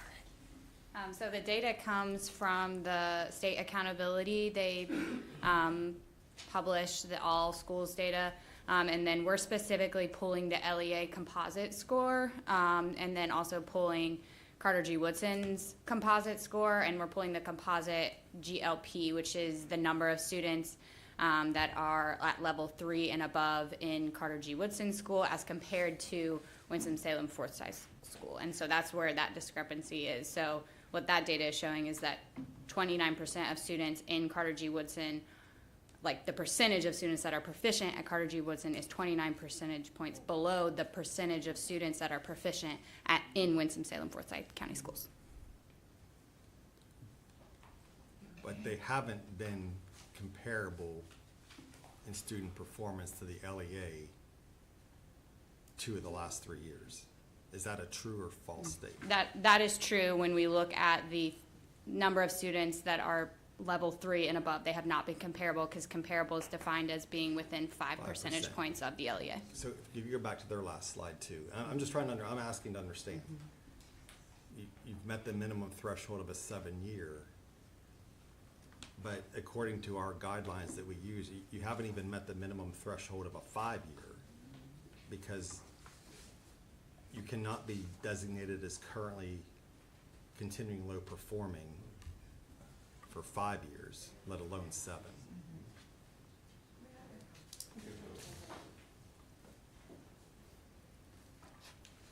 Hello, board.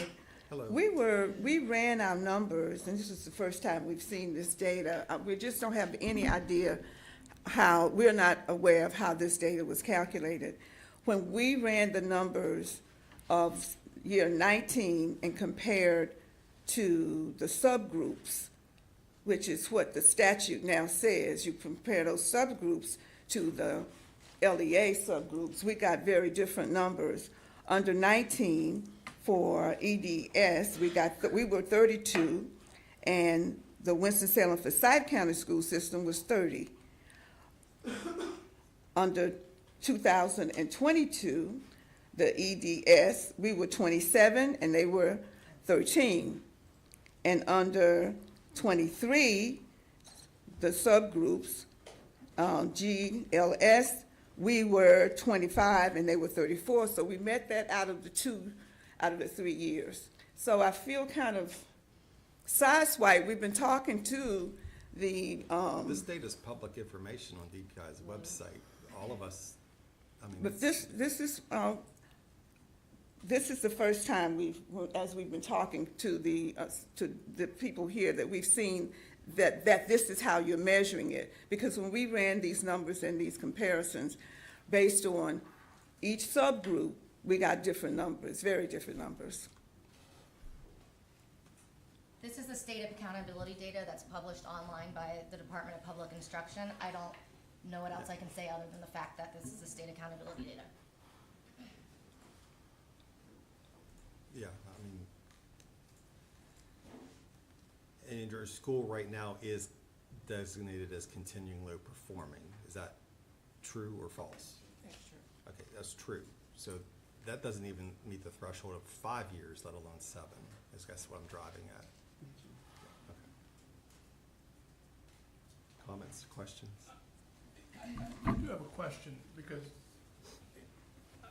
I've kind of been struck by the fact that we have, I don't think this is the only school that has come in and they're not very clear on what the criteria are that they're being evaluated on in the renewal process. Bart, I'm gonna. And to that, I'm not, disagree. This is published, this is voted on I by don't doubt that CSRB. I'm not saying that the information isn't there. I'm saying that it seems to me we've had people come in where they're not clear. I'm not suggesting who should make it clear. Could we ask the Office of Charter School to clarify that? Sure. What kind of communication they have had with them? Right, that's Well, may I just say one other thing, and I'm gonna sit down. When we got into this process, we were given a clear chart that said this matrix, and this is what this matrix said. 7 years, this is why we came to you with 7 years.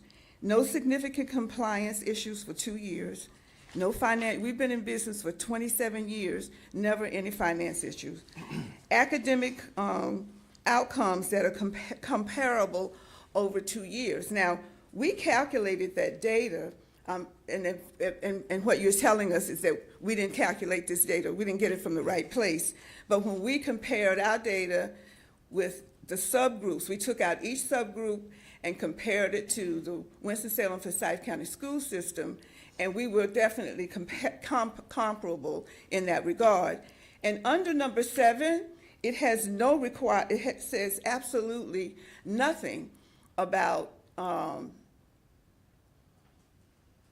the issue of continuing low performance. That's the chart that we were given. This is what we've been going by since we started this process. And so, yes, this is unclear, and it's unclear to me because we've been very much involved in this process, all of us, the whole board. And this is the first time that we are hearing that low performing is a part of number 7. It's not on this. This is what we were given. Would you look at your 7-year renewal list and the 5th bullet? What does the 5th bullet say? On my 7-year, what they gave us is, there is no 5th bulletin. It's 1, 2, 3. Okay. Now, we would not come in here. Those are not the updated guidelines. They're just Well, this is what we were sent, and this is what we've been going by since we've been in the process. This is our whole board. When were you provided that? Beg your pardon? When were you provided that? I can look in my email and see when we got it, but it was in the process early on, around May or so, we got this chart from your people. And part of that may be because this board, if you recall, this board approved revised guidelines in September. So part of it has been the revision process. So it changed. But I will also say that the data for each school is reviewed with the school during the site visit, as some of you who have gone through site visits know. You know, I don't know how the school Yeah, I mean, calculated their data. the data I just piece is know- aside, you don't get to Yeah. create your own data. Like, the data is public, it's. Well, I would just say that we were not aware of that was the data, and we've been going through this with the people from, But when did we review this with us, Gina? We didn't have that. Yeah, during their site visit, I have like my site visit information that I gave them. I did tell them that they were 29 percentage points below in 2018, 2019, 21, 22, they were 22 percentage points below. So they did have those two dates. We didn't have 22, 23 at the time.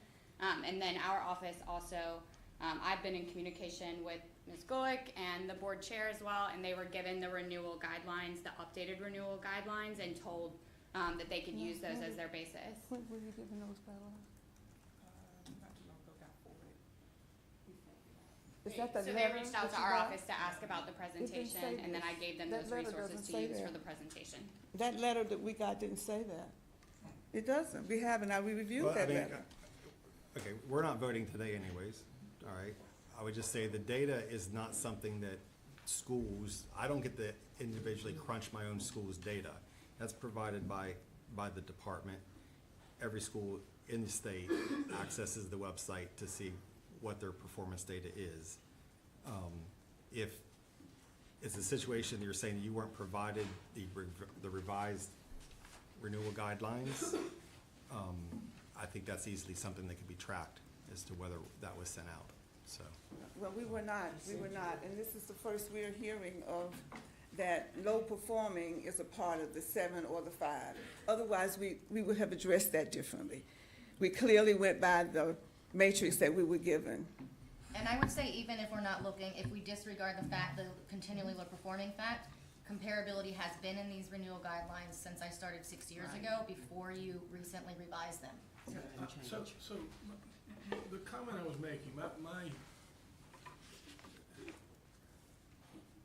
when somebody comes in here and they haven't done this for 7 years, in 7 years since they've gone through this process, there's gonna be a lot of institutional memory that's probably lost along the way.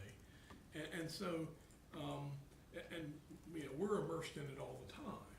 And so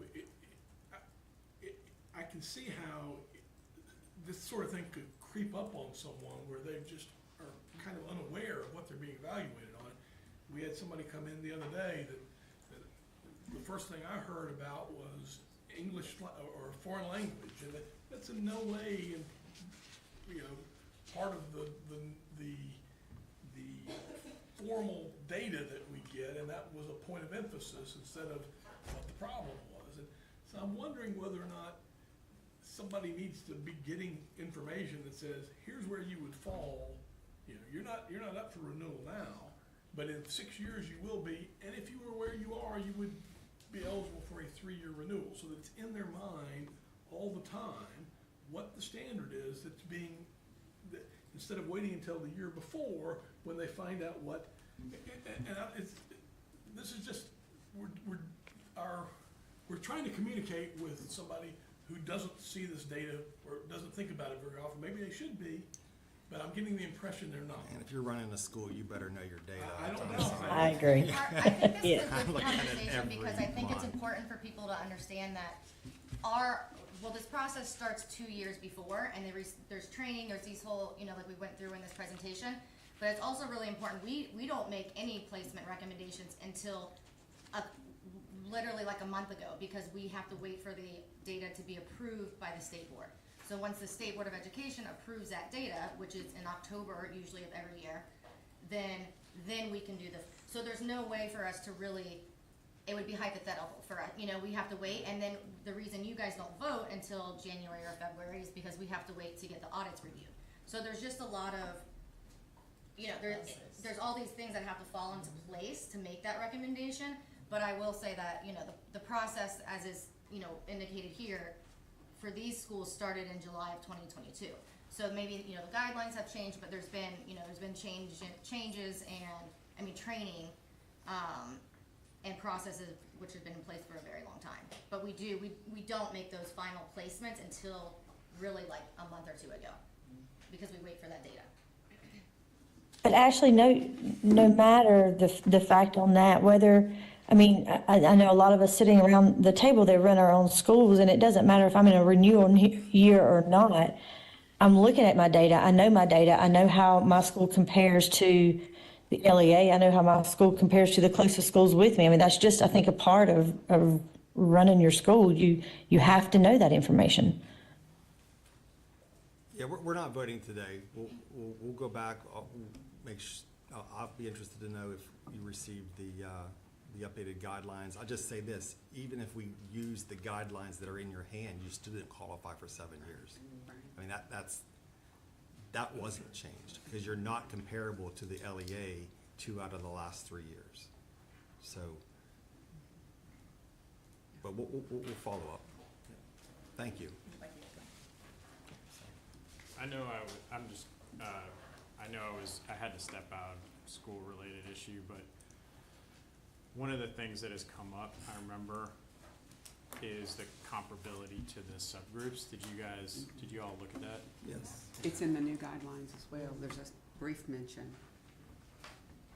Yeah, I have We that. consider that. So, This is Guilford County, right? No. Forsyth. Forsyth. What's it say? It's in your data packet. They are comparable. Oh, it's with right some here. subgroups. Not all subgroups. Not all, but some, yes. They're not comparable to the There it Hispanic. is. Sorry, I was looking. Hispanic subgroup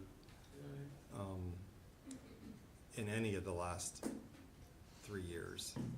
They're comparable to the black subgroup in one of the last 3 years.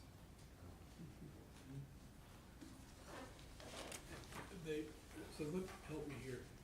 They've met growth, though, the last 2 years, is that correct? Yes. They've met growth, but they are falling afoul of the continuously low performing standard. Okay. Do we want to break for lunch now, or do we want to try to roll one more? Is Tillery here? What's that? Is Tillery Charter waiting? They are here, yes. Let's do it. They've been here since Capital Encore's presentation. Okay, so Tillery Charter Academy is a K-5 school in Montgomery County. This is their first renewal. They opened in 2019, so therefore we only have 2 years of data for them, but they were comparable last year, and they met growth in 21-22. They were not comparable to Montgomery County, but they did meet growth that year, and they are on the CLP list this year. OCS is not aware of any current compliance or financial issues for Tillery. And then you can see their academic performance on the next slide. Last year they were at a D. The year before they were at an F. And then you can see their enrollment has grown over the last few years, but they have been adding grade levels as they just opened in 2019. I know Teresa Barber and her team are here, so I'll invite them up now. Thank you, Jenna. Good morning. I'm Teresa Barber from Tillery Charter Academy. Thank you for having us, and our board is here. We opened in 2019. I was the founding principal of the school, and I just want to make everyone aware that since the beginning, our mission has been at our forefront of all that we're doing, which is to provide a rigorous classical education with high academic and personal expectations that inspire students to be productive and thoughtful citizens in their communities and beyond. So we hone in on that every day with our students, along with our core values of courage, respect, and spirit of adventure. So we're currently a K-6 school this year. Like I said, we're in year 5. We're remote, rural. We're located in Bisco, and we are serving the grades kindergarten through 6th. We have grown 288% since our first year in operation, when we had 66 students, kindergarten through 2nd grade. We're currently at an enrollment of 225. Kindergarten through 6th, like I said, a wait list. In 3rd grade, 4th grade had a wait list over the summer, and we were able to open up a second classroom to accommodate those students. Adding a bus route also helped with, I think, our wait list and our enrollment. We were able to add a third bus route last year, and that helped with our population increase and our enrollment. Our initial staff in year 2019, we had 9. We're currently at 26. We are fully staffed. All of our teachers in the classroom are certified. All of our bus routes have drivers, and all of my AMP teachers are employed, currently art, music, and PE, and a guidance counselor. And we are serving students from 6 LEAs, so our buses are driving 30 minutes out from various counties to pick up the students and bring them in. And we've got probably about 100 students that ride the bus each day to and from school. In 2020, you can see our staff retention rate, so 78%, moved up to 85% in 2022, 2023 at 95%, and currently moving into 2024 was also at 95%. So we're doing a great job at retaining our teachers. If you can look at our student demographics, 76% white and Caucasian, 6.9 Black, African American, 7.8 Hispanic and Latino, and 7.8 mixed race. And you can see the demographic changes this year, how far they've jumped and what we've added to the school population. That's the increase for 2022 and 2023. A big part of what we've been doing, working with our consultants and the board, is increasing student access. So we do run our own free and reduced lunch program. We're not part of the National School Lunch Program. We're currently at 49.3% of our students who are receiving that, up from 44% last year. Our families have the option to fill out the free and reduced lunch form. Not all of them do it, so that number may look a little different if they've all decided to, but it's optional, it's not mandatory, and some of them decline to do that. So in that case, they'll just send their students to school with their lunch if they need to. Like I said, we increased the access to the families from 4 to 6 LEAs, serving with our third bus route. So we have our community stops. We have over 10 of them. We're not going door to door because of the bus routes, but having 10 of them has helped and been hugely beneficial for our families. We also have to offer an after-school program for students whose families work if they're not bus riders, and a lot of families use that as well.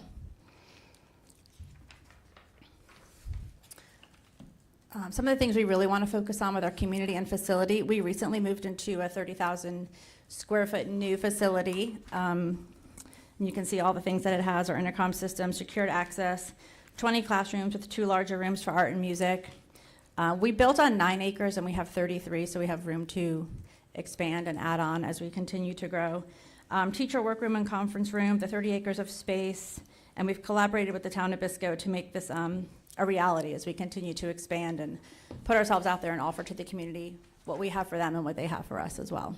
A lot of the partnerships we've got are the police department, the town of Biscoe, the fire department, the bank, the Partnership for Children and Families, the Esther House, the food and diaper pantry of Montgomery County, the library. We didn't list that up there. We are partners with the Biscoe Library. Last year that was on our campus, so the students were able to get library cards and visit. This year we have our own library at the school, so we're hoping to use the Biscoe Library as a point if we need it to get over there, but also to have a librarian who volunteers to be on site with our school so our students can still use those resources that we have at the school for them. The Esther House helps with us and some families that are in need. The Esther House and the food pantry, they'll provide food for our families that need it. We can send boxes of food home with them, and if there's a need, they just let us know, and we're very happy to help with that. The next slide, this is where we're, I think, seeing a lot of our growth and what we're comparing it to. So in 2021 and 22, we met our growth at 71.6%. That was 3rd and 4th grade. And then last year, we continued to meet it at 83.5%. And you can see the numbers from our testing last year. 3rd grade reading, 57% proficient. We met math, 81% proficient. We met and exceeded. 4th grade was up 12.9 points from the previous year, and we met growth. 4th grade math was up 9 points from the previous year, and we met growth. And then 5th grade was up 23.8 points from the previous year, and we met growth. I think it's important to note the 3rd grade numbers. Last year, those were the students that had been with us since kindergarten. The majority of them who had had the curriculum from day one. We use core knowledge, the CKLA approach, and I think that really speaks for itself and just the students that have stayed with us and the curriculum that they received. So I think that's why they have a little bit of a higher percentage than the students who are transient coming in from you know, as a second grader or a third grader, and then picking up the curriculum from that point, because they hadn't had that curriculum in the past. We were also really intentional with our growth by introducing students to a lot more, you know, things that they weren't really used to, field trips, bringing community-based projects on campus. So the zoo, the fire department, the Uwharrie Forest doing fire protection. A lot of field trips our kids went to. We took them to the battleship. They went to the ACC tournament. They just visited a lot of places that I think was enriching for them to see what's out there and what we have to offer and that we can bring to them. A lot of our growth is also attributed to our low performing money that we received, PRC 105. We were able to bring tutors on campus for the students, not just for the ones that needed help, but for the ones who needed some enrichment. Also, all kids were able to benefit from that as we used some of that money. And then we had after-school tutoring last year for math with our PRC 189 money, which was really helpful. The parents were able to stay. And then we provided our reading camps in the summer and provided transportation for that. So I think that's where we see a lot of that benefit from that growth comparison. Internally at the school, we continue with obviously our EOGs and BOGs. We're also using NWEA MAP as a testing resource and our check-ins to kind of just track that growth throughout the year to see where their students are at and what their needs are. And just some things that we're doing inside the building, you know, having the kids participate in a book blast off, reading all the books, kind of like the counties do, but we have our own. We have an interventionist that we were able to hire this year who can meet the needs of students who aren't necessarily EC or have a 504, but just need a little bit of reading recovery, and she's using the Orton Gillingham approach for that, so that's been helpful also. And those are the things that I think are huge for our growth comparison. And just, we have a lot of family involvement this year. Our PTO is up and running, our advisory committee for parents, our board is helpful, just more people getting involved and seeing what we're doing in our facility and what we're able to offer the community and what they can offer us. Thank you so much. Questions for Tillery?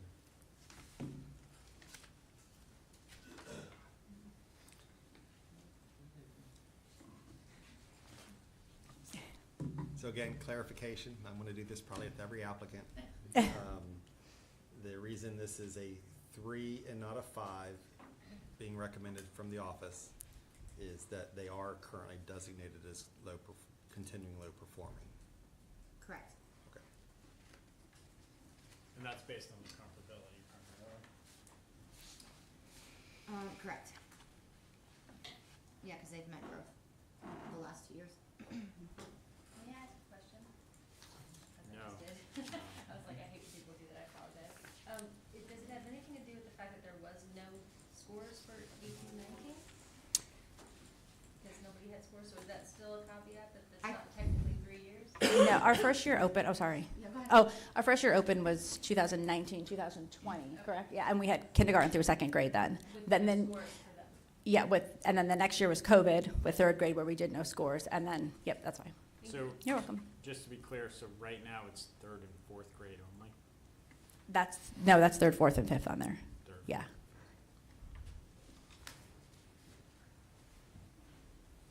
Any other questions or comments? Would be, I know it's district performance, but, or is this based on the 3rd, 4th, and 5th scores? That's based on the district K-12 performance. Yeah, I do think in that, like, I know we don't look, that to me is not a subgroup. It's like 3rd, 4th, and 5th data I mean, it depends. Sometimes it can be lower than the district overall. Sometimes it can be higher. I mean, it just depends.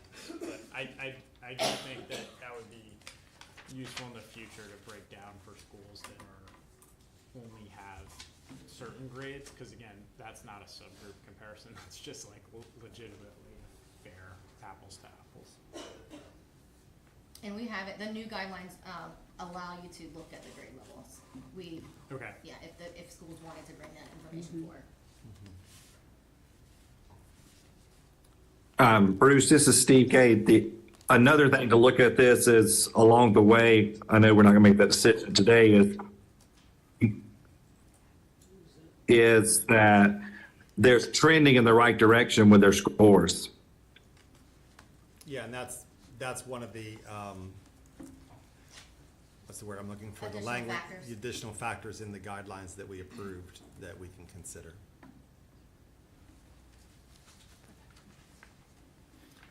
You've come a long way since your very first year. Congratulations. We have, thank you. And I do want to mention that the third graders, they were the highest in reading and math in the county. So it was, yeah, huge for us. So Thank you so much. thank you. Before we break to lunch, I do want to provide some clarity and just some background on these renewal guidelines. When we were at the state board last week, we were actually asked by a state board member, do schools get to pick which category they fall in? And the answer to that obviously is no, they don't get to pick. They certainly will probably have their opinion. But we apply the rubric based upon the guidelines that we've received. We do have some latitude for some considerations, such as the one that Mr. Gay just pointed out. And obviously, we receive the data from the department, just as every school, public, traditional public or public charter receives. The Office of School Charter Schools do provide these guidelines out to the cohort applicants. Contrary to what we heard earlier, these renewal guidelines, the updated renewal guidelines were provided to the board chair and to the school leader of every one of the charter applicants, renewal applicants. And that was provided to them on October 18th. We obviously cannot, answer why they feel they didn't have them provided to them. So let's break for lunch.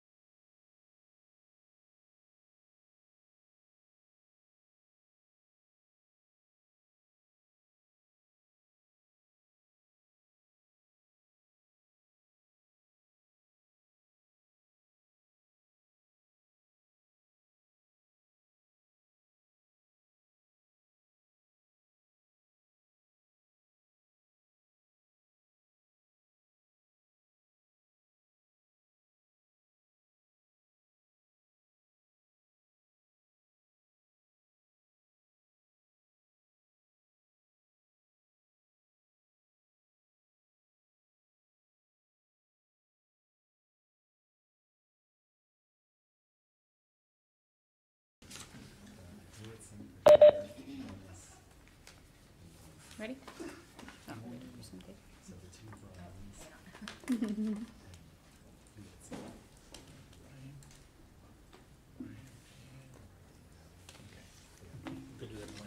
Don't keep me all day. Sorry. All right. The next school is Southwest Charlotte STEM Academy. They are a K-8 school in Mecklenburg County. They first opened in 2019, so this is their first renewal. For their academic comparability, they have been comparable to CMS the last 2 years. They did not meet growth this past year, but met it in 21-22. And then to answer Bruce's question, they are on the 3-year list because they are currently on the CLP list. That's why they're in that category. And then we are not currently aware of any compliance issues or any financial issues. For their academic performance, they have performed at a D the last 2 years, and then had a slight increase in grade level proficiency, and then you see an increase in enrollment over the last 3 years. And at this time, I will invite Ms. Barnes and her team up to talk with you about Southwest Charlotte STEM.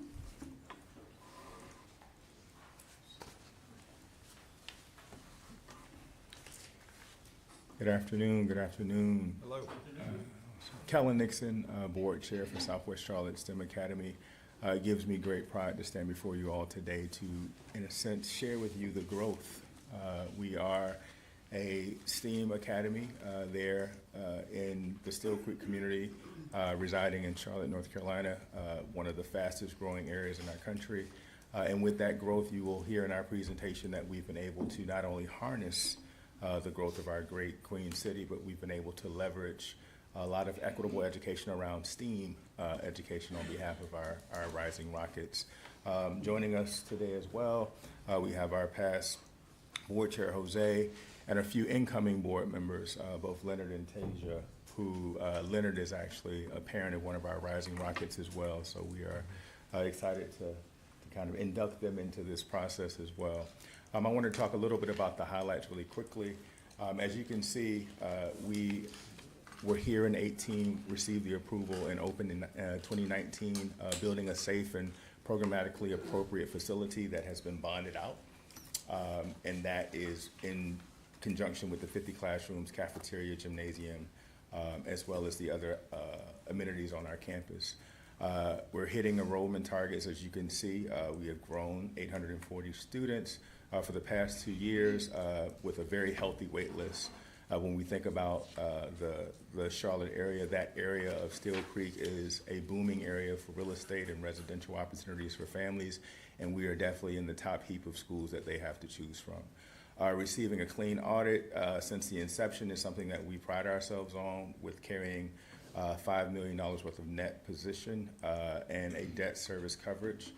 So when you look at those components, that comes a lot with the financial stewardship of our board, as well as our fabulous team members here alongside us today. Becoming approved as a community education partner and providing breakfast, lunch, and snacks for all of our students was something that we felt was really foundational to ensuring that all of our Rising Rockets get a healthy start to their day, and that they're giving nutrition throughout their school experience and throughout the school day. The bus transportation was a huge component for us. As I've mentioned, Still Creek is a growing community, so the routes are also growing. So having the bus transportation affords a different level of mobility for parents who sometimes may feel that they're a little far-reaching. So that's been quite successful. And then if you look at the way in which we're matching ourselves to the other schools around, we're outperforming the ELA's academic proficiency of Black, Hispanic, ELL, EDS students for the past 2 years, and also outperforming 7 of the 9 local schools that we would then also compare and draw students from for our particular school. When you think about that in comparison, we're definitely looking at really, really strong academic outcomes with the ELA for the past 2 years, and we're undergoing accreditation in STEM certification through Cognia this year. So as you can see, there has been a ton of growth. And one of the things that I just want to make sure we punctuate is that in the midst of all of the change, what we've really focused on is the foundational components of our school, making sure that there's social and emotional health education, not only for our students, but for our educators, and really beginning to build a culture that is not only equitable, but inclusive to the kinds of learners that we seek to serve, meaning that we are intentional about going after students who require a more equitable education throughout our Charlotte-Mecklenburg community. At this time, I'd like to invite Principal Barnes up to continue the presentation. And thank you, Mr. Nixon. Thank you to our board. If I could just highlight from the second slide a few of our major accomplishments as a school, because we try to cultivate the whole child. We've been able to accrue a number of clubs and organizations, and I think they are important to highlight as well, because that speaks to the value and the commitment we have to our student success. We've also created a Rocket Parent Staff Association, which is our version of the PTO.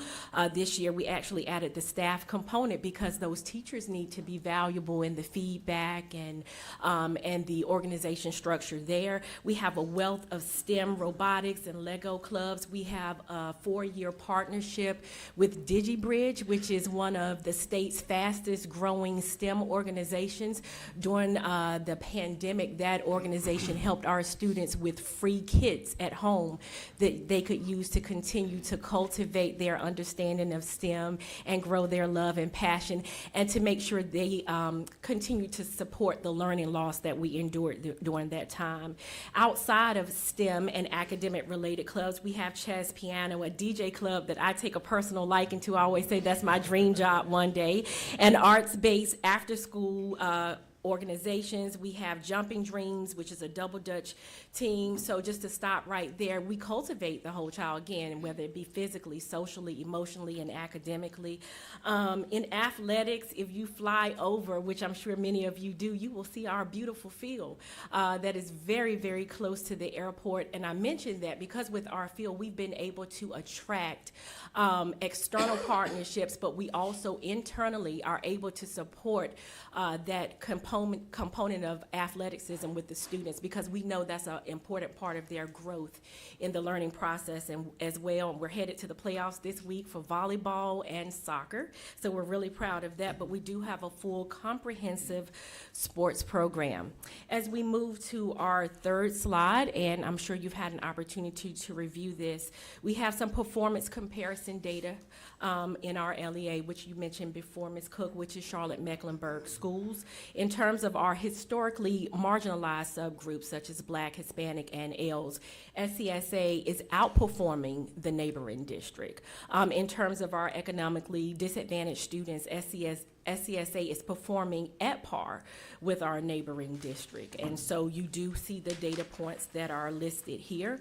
And as we continue to talk a little bit more about the data, Mr. Darrell Williams, Assistant Principal, will segue and come in, and then I will come back. Thank you, Mr. Williams.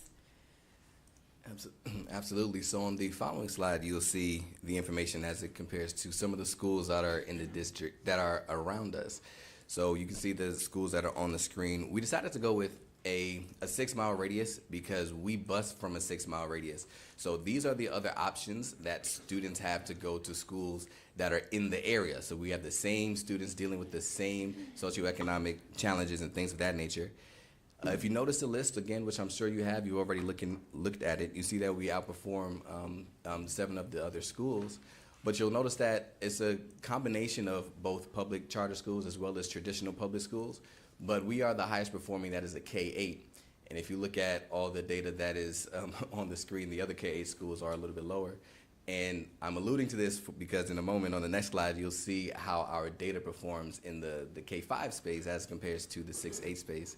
So you can go to the next slide, and you'll notice that our year-over-year growth or dips are shown here on the screen.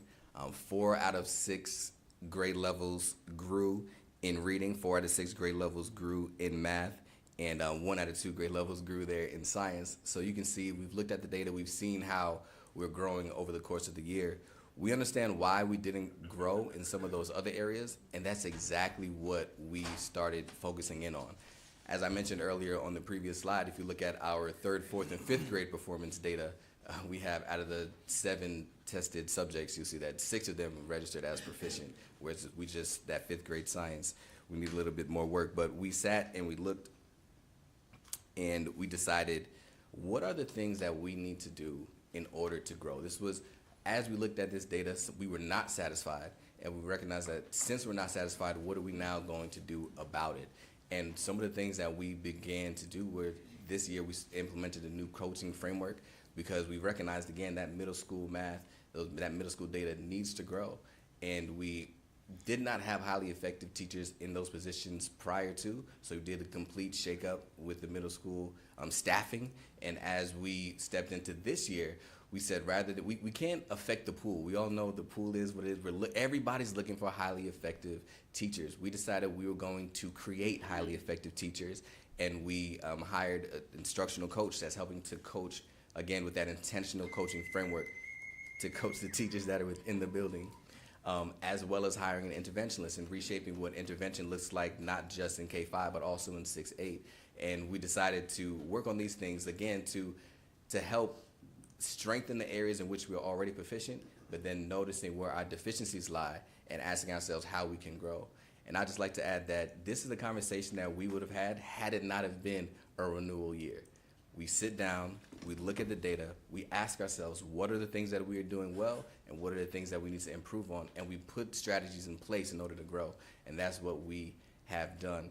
And so far, the early returns on investment is proving to be very strong. We just finished our benchmark for the very first quarter, or the fall benchmark, and every single grade level has outperformed their previous, where we were last year, based with the same exact grade level on the same exact benchmark number 1.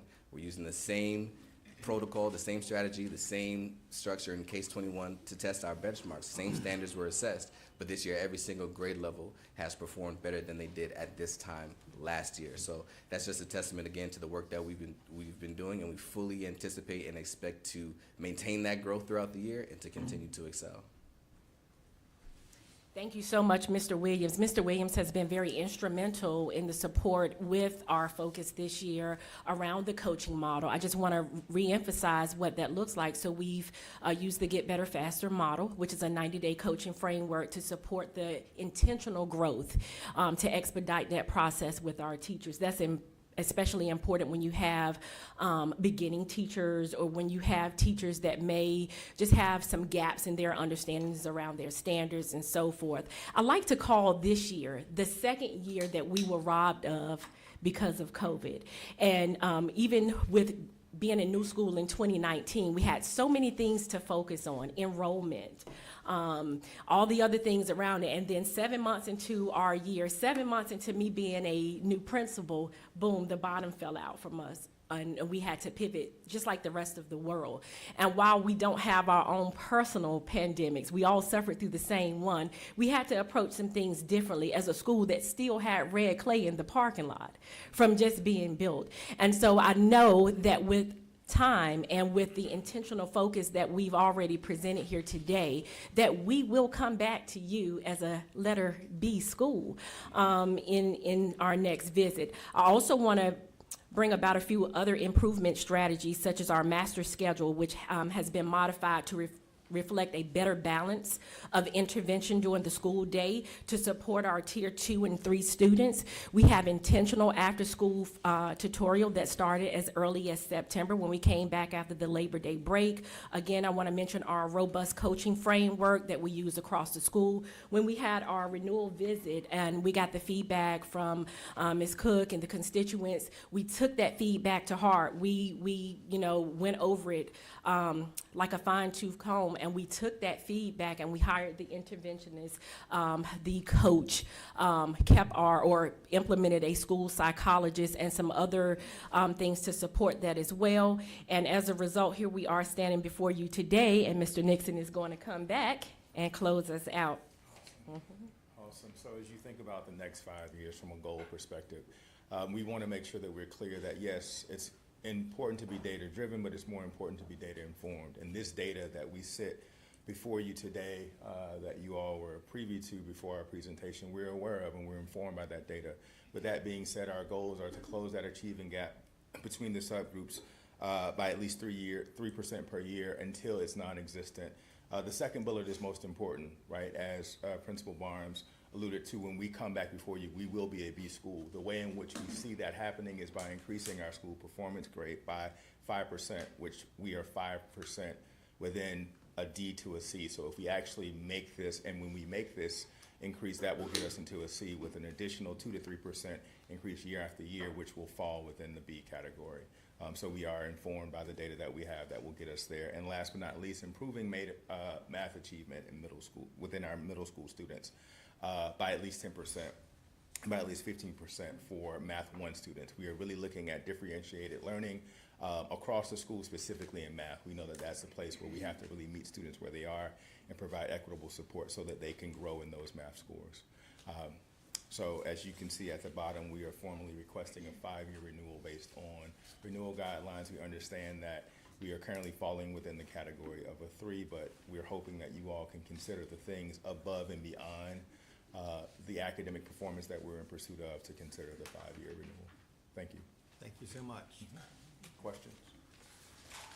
Comments or questions from CSRB members? I've got a data question. Shoot.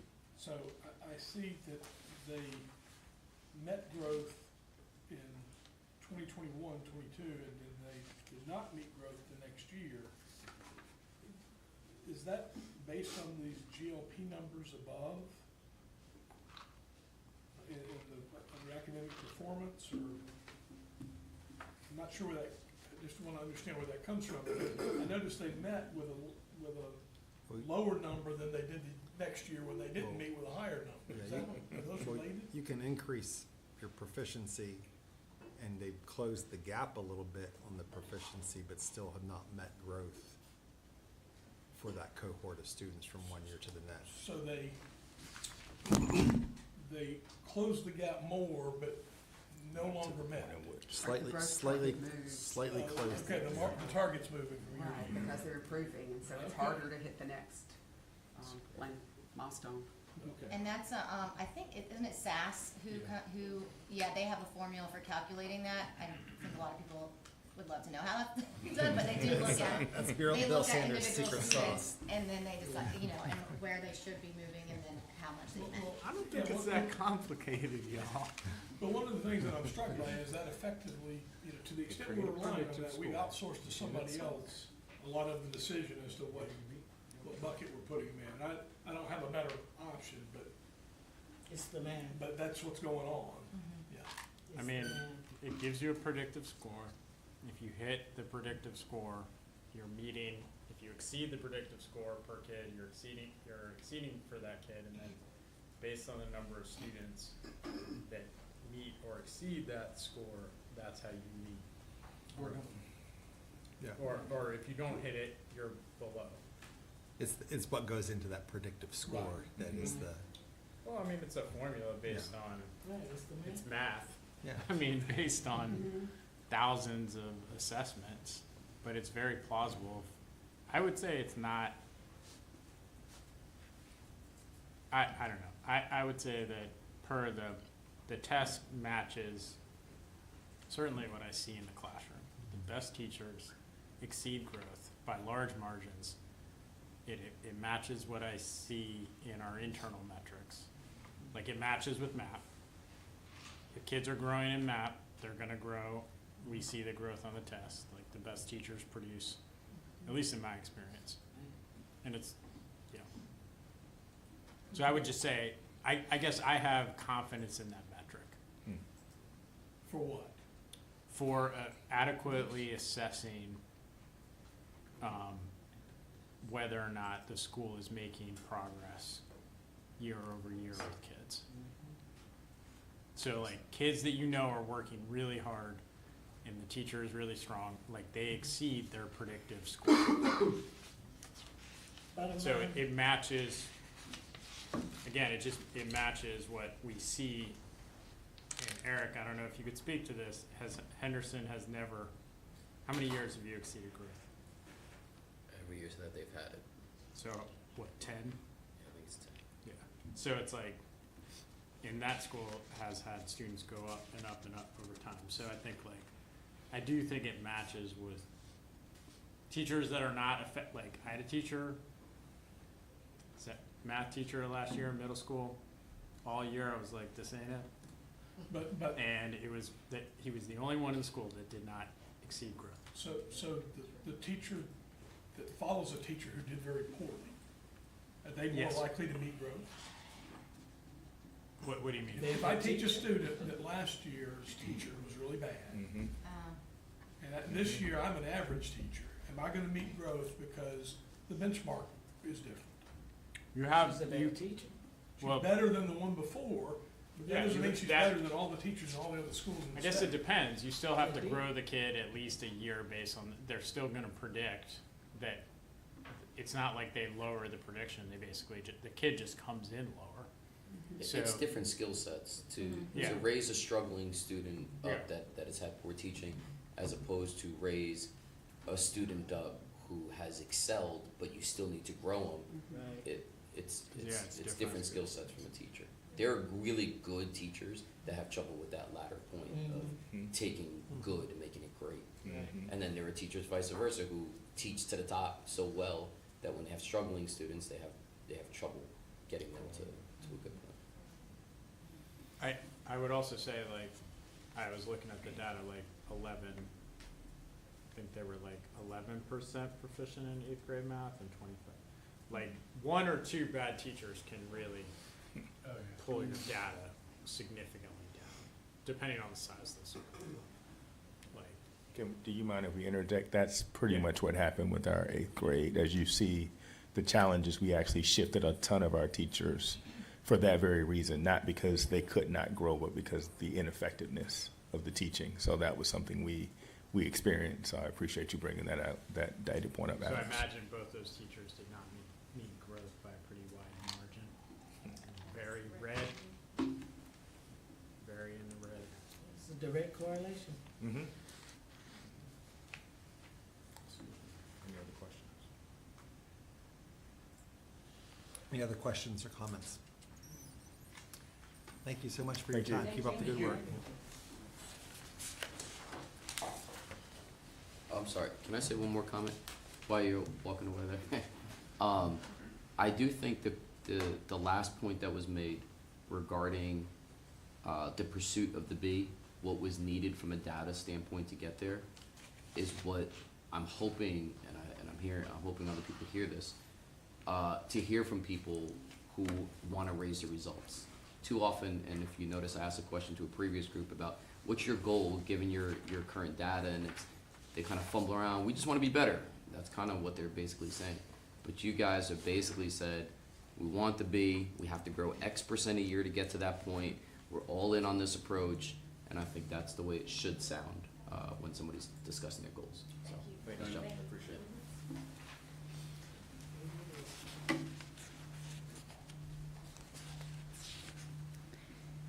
Okay. The next school is Poquoson Innovative Charter. They're a K-8 school in Washington County. Similarly, they opened in 2019, so this is their very first renewal.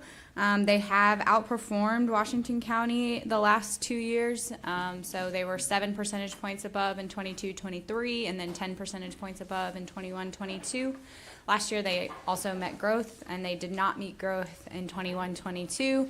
But also similar to many of the other schools in this 3-year category, they are on the continuously low performing list, so that is why they have been placed at a 3-year. Compliance and financial wise, OCS is not aware of any current issues. And then their performance in 23 and in 2022, they were at a D. You see an increase in their grade level proficiency over the last 2 years, and then you also see an increase in their enrollment over the last 3 years.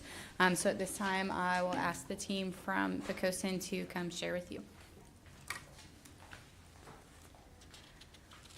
Good afternoon.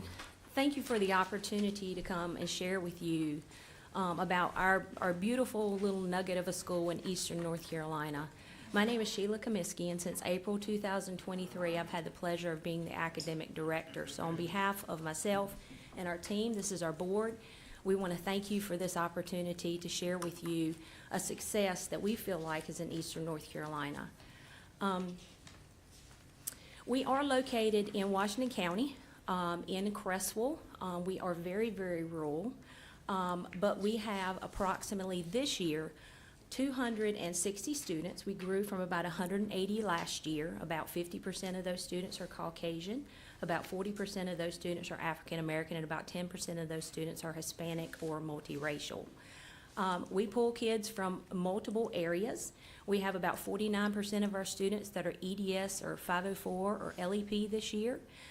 We have about 62% of our students this year that are free and reduced lunch.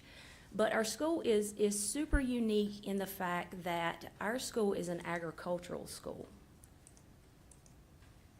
Thank you. Every day, our students have an opportunity to fully live and experience life that is very predominant in Eastern North Carolina, which is agriculture. And students actually get this agricultural instruction through the regular curriculum as well as classes that are very, very unique to Poquoson. We actually have K-5 agriculture classes and we have 6-8 agriculture classes, which of course both those grade levels, we have an internal FFA, and then of course our middle school has an FFA. But our school is special in so many ways. This year, our school has grown tremendously, not only in students, but in size. We've added approximately 70 additional students. We've added an additional first grade. We've added an additional fourth grade and additional fifth grade. And we are so proud that all of our teachers, our 25 teachers, except for one that's a student teacher, is fully certified. We also have added athletics this year. We have also added a number of clubs for our students, junior beta. We've added SCA for our students. We've added some high school classes for our students. And we've developed an ag committee where we are more engrossed in our community. As you know, in our region, we have a lot of agriculture that stems with or is connected to North Carolina State University. So we work with our local farmers. We work with the Roper Agriculture Center, the Senator Helms Center, NC State. We work with them as well.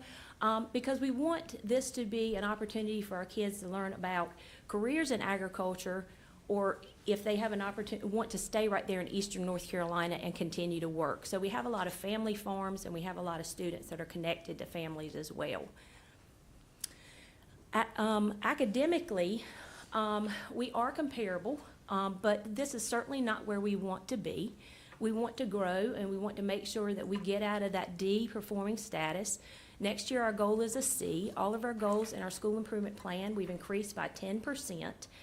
But when I came in April, there's a couple of other things that we did immediately that we knew from an academic standpoint we needed to do.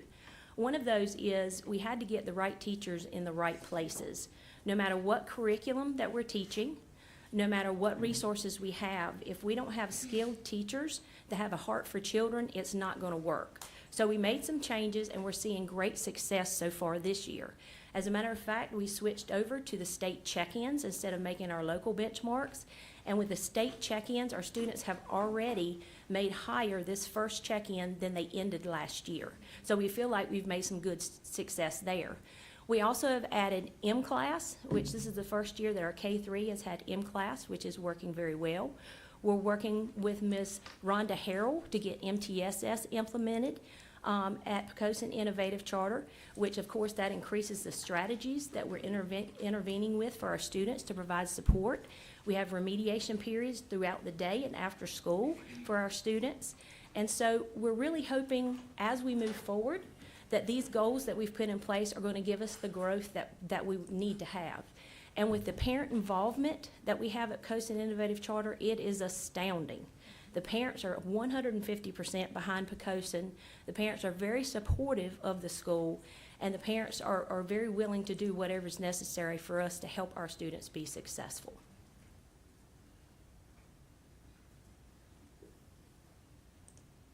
Questions?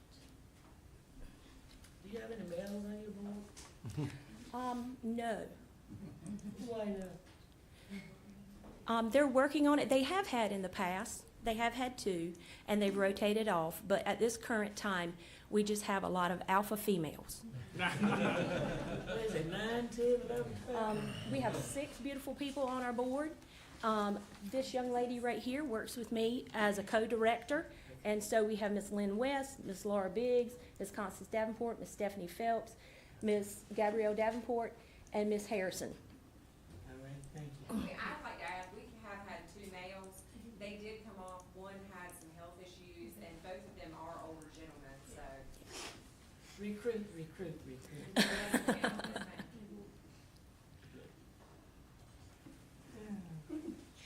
Other comments or questions for Pecosin? How many are on the founding board? I recognize you guys. We recognize you, but this isn't as nerve-wracking Yeah. as last time we. It's probably not. I know that was very quick and succinct, but this is such a beautiful place. We have students that love to come to school. You walk the hallways and you hear singing, whether it's supposed to happen at that time or it's not. We have families that are so very responsive. If something needs to be done, everybody chips in to do it, and they never hold their hand out, ask for anything in return. It truly is a place that, for me personally, who has joined the staff not very long ago, is a place where the school climate is one of joy, and it's one where students are front and center. It's great to get up and go to work every day. Did you comment on do you have a wait list? I know there's not a huge population out there. We do. It's probably nothing compared to some of the other people you've spoken to, but that wait list is, we try very hard to get as many in as we can. We went to the charter cap this year, and then, of course, for a number of different reasons, we didn't have all those students to join us. But they're already starting now. At any point in time, we'll have 15, 20, 25. I think at one point in time, we had 40 students waiting on the wait list. And then we have people call throughout the year, are you taking anybody for this grade? Are you guys in that building that you had planned to be in? How is that? Isn't it an old school building? Very old. It has its charm. It has its, the concerns of an old building at times, but it's irrelevant to who we have in there. We were actually able to purchase the building. Oh, you were? Yeah, we initially were renting, but we purchased it and the property. What's the square footage? Facility.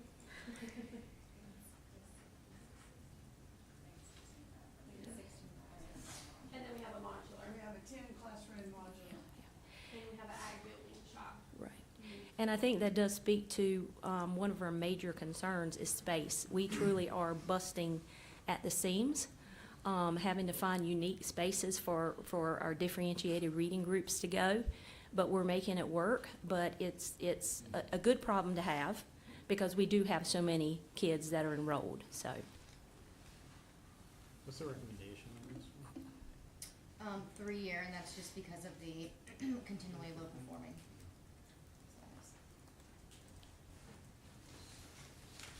Dave, you were the head when this application came through. Sure was. Yeah, I remember this, and we were tough on them because they were accelerated. It's not nearly as intimidating because Mr. Quigley's not sitting right Yeah. there. You guys did a great job. I know you Yeah. had some struggles to start and had some leadership change, but really proud to see where you're going. Thank you. It's really been life-changing for the community. We knew that a school can make a difference, and it really has. Creswell's very small, but it has brought more business. People are moving there. The market is, every house I think that goes up for sale is bought. People hear about the school, they want to send their kids there. I think all the things we dreamed that it would become for our community is happening. And then with Miss Snitsky and Miss Etheridge, I mean, it's only gonna go up from here. It's really amazing. So we appreciate you believing in us that we can get this school going. And I just want to add, you did mention the changes in part of our school leadership, but I do think that speaks volumes to our founding board because our mission to our charter and our application has been forefront for all of that, and that does contribute to some of those changes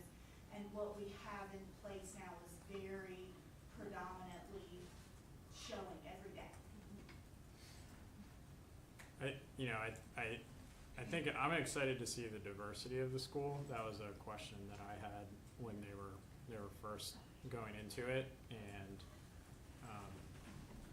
would like to see a little more diversity on the board, but that's, you know, not really. I'll reserve that.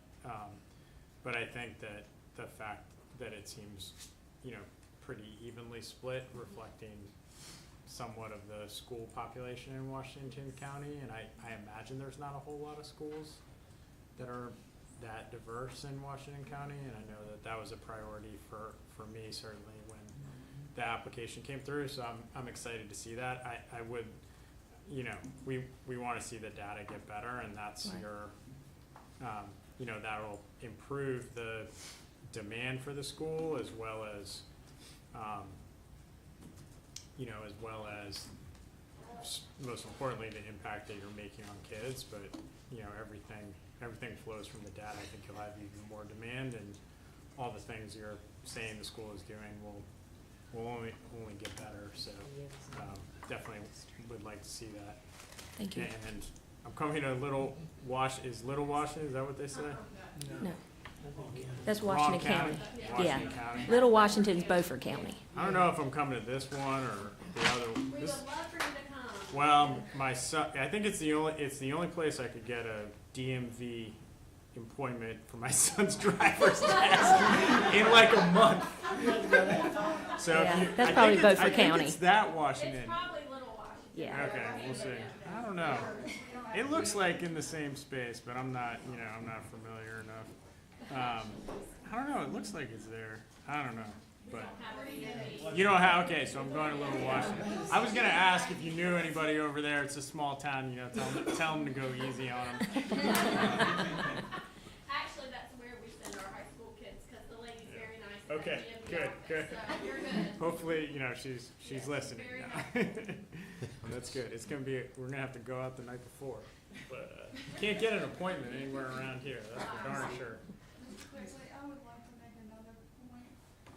We are K-8, and at the end of the 8th grade, our kids need to go further their education. And we have a working relationship with the Northeast Regional School of Biotechnology and Agri-Science. They're a 9-12 school. Oh, that's great. And so our kids, if it's their choice, can funnel right Oh, on that's great. to NERSPA. Yeah. How far are you from their school? For about 45 minutes. Is that a district school? That's a great school. The regional. Oh, It's that's The regional. regional. It's original. Oh, that's great. And we have buses back home, which is right from Russell and Tateman to and from. Oh, that's great. Keep up good work. Yeah, it's exciting. Thank you, sir. Yeah. All right, next up, our last one of the day.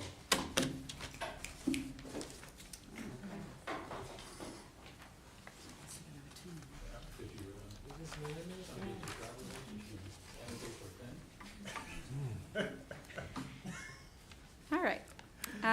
City, apparently. So the last school that we have today for renewal is Children's Village Academy. They are a K-8 school in, I'm sorry, the slides are wrong. It says Washington County. That's incorrect. They're in Lenoir County. I shouldn't have copied and pasted my slides from the previous. This is their first renewal. They opened in 2000. No, all of that is wrong.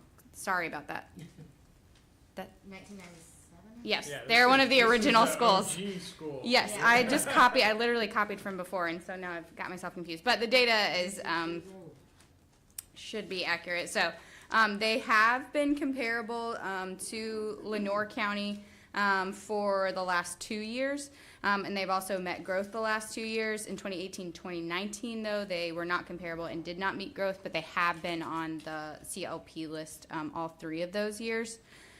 Compliance and financial-wise, we do know that federal programs has requested some additional documentation. School business has also requested some additional documentation for the school. Until we get that documentation, we're not going to present on those items. So today we'll mostly focus on their academic report, and then we will bring a report and potentially have federal programs and school business also bring some reporting about the information that they get about those 2 items. So for Children's Village Academy, they were at a D the last 2 years. In 2019, they were at an F. And then you can see their grade level for proficiency, and then also a pretty stable enrollment for the last 3 years. So I will invite Miss Jessica Jones up at this time. She's their school leader to give their presentation. Good afternoon. First, I'd like to express my appreciation for the opportunity to address this committee today, to respectfully request your consideration for a 3-year charter renewal. I am Jessica Jones, Executive Principal of Children's Village Academy, and I'm joined here today with our Board Chair, Dr. Troublefield, and Board Secretary, Ms. Valerie Sharber. I, at this time, am going to update you on CVA's academic status with a more detailed analysis of our academic data in comparison to other Lenoir County public schools.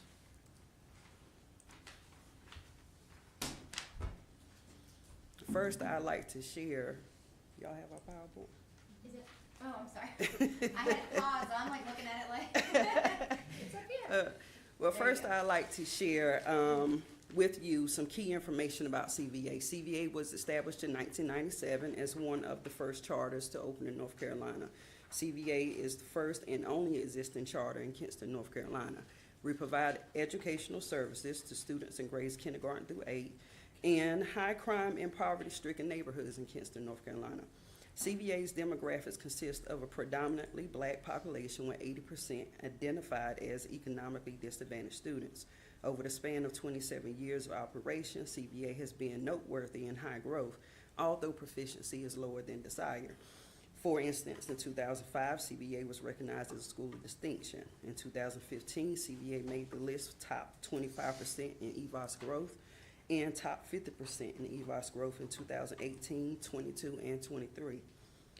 From 2015 until now, for the most part, CVA has demonstrated high growth with growth scores of 80 or higher while serving one of the highest EDS populations in the county. Next slide. On this slide, I'm going to summarize last year's EOG data.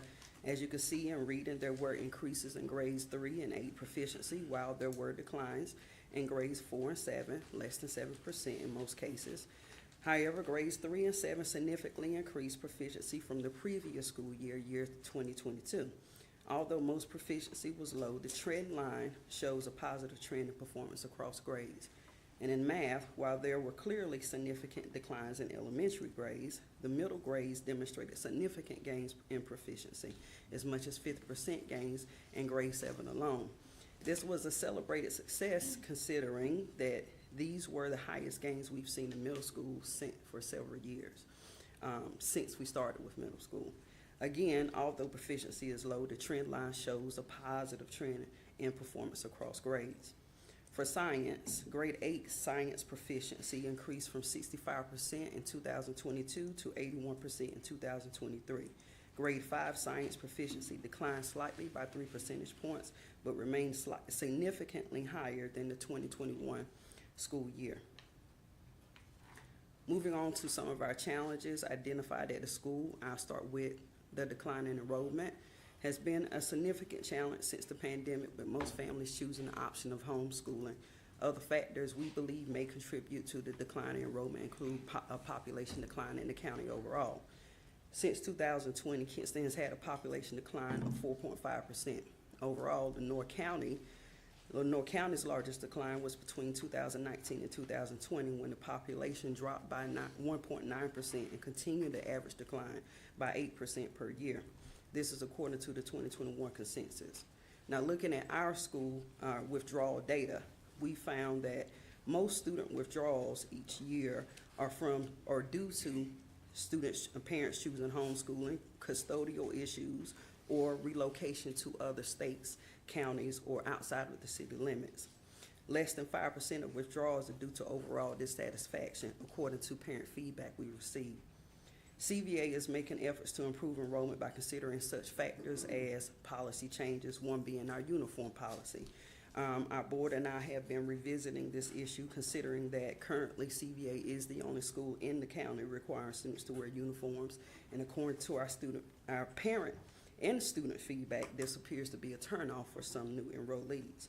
Also, CVA is working to increase marketing strategies with the use of billboards, media, advertising through radio, and in the future, hopefully television. And we also are trying to expand recruitment outside of the city of Kinston into neighboring counties. Another challenge is the tremendous learning gaps to address within a single school year. Many of our new enrollees are coming to us far below grade level. And 22-23, 87% of our newly enrolled students were at least one grade level behind. This current school year, about 80% of our newly enrolled students are at least 2 grade levels behind. Adding this to the already pre-existing learning gaps at the school makes it very challenging to fill in a single school year. The third challenge is something that's affecting schools all over the country, unfortunately, and that is the teacher shortage. Now, we have experienced challenges in the past recruiting and retaining highly qualified teachers. But the growing teacher shortage has, of course, made things a little bit more difficult as we try to compete with the larger LEA and surrounding counties to recruit these highly qualified teachers. In the light of this challenge, we have found alternative ways, and such as increasing the hire of foreign teachers with work visas, and contracting with virtual teaching programs such as Elevate K-12 to secure licensed virtual teachers. Although we found that both methods produce decent results, it is extremely costly for a small school considering the fees of these services. And in some cases, such as last year, we did have to place some of our curriculum specialists back into the classroom, which created challenges in instructional monitoring and support goals. Lastly, chronic absenteeism, which typically consists of students missing at least two days of school a month consistently, has become a challenge in recent years since the pandemic as well as an increased identification of students needing mental health and behavior support. All of these challenges in some form impacts the rate of learning and instruction to some degree, but overall CVA makes no excuses and works fervently to find solutions to overcome these challenges. Next slide. Oh, that's the slide. These illustrations show our EVOS growth trends since 2019. Illustration 1 depicts our growth data from 2019, while illustration 2 and 3 respectfully reflects EVOS growth in 2022 and 2023. As you can see, in 2019, EVOS data showed multiple deficit areas and growth for math, which prompted an extensive focus on math intervention. By the end of the 21-22 school year, CVA met growth standards across grades 4 through 8 in math.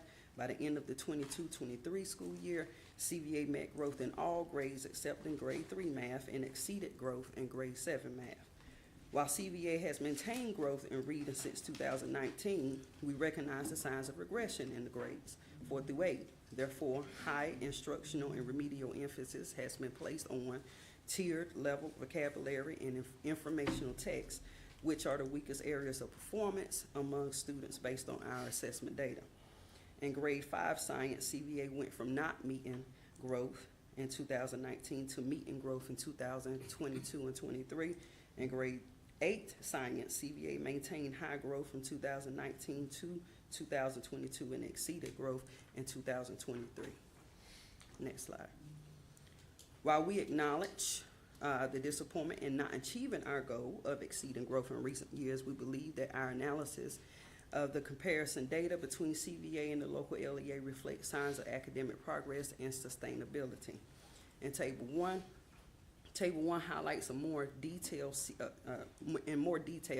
CVA's academic growth compared to other kindergarten through 8th grade schools in Lenore County that serve a similar population of about 60% or more economically disadvantaged students.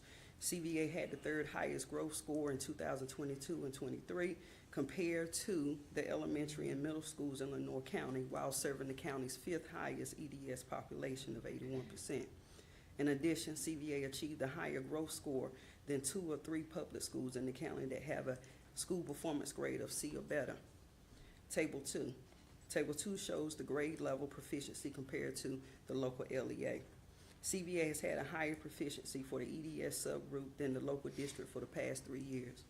In both 21 and 22, CVA exceeded the county's performance in the black subgroup by an average of 10% and exceeded the county's performance in the EDS subgroup by an average 9%, while serving 50% more black and 23% more EDS students than the local LEA.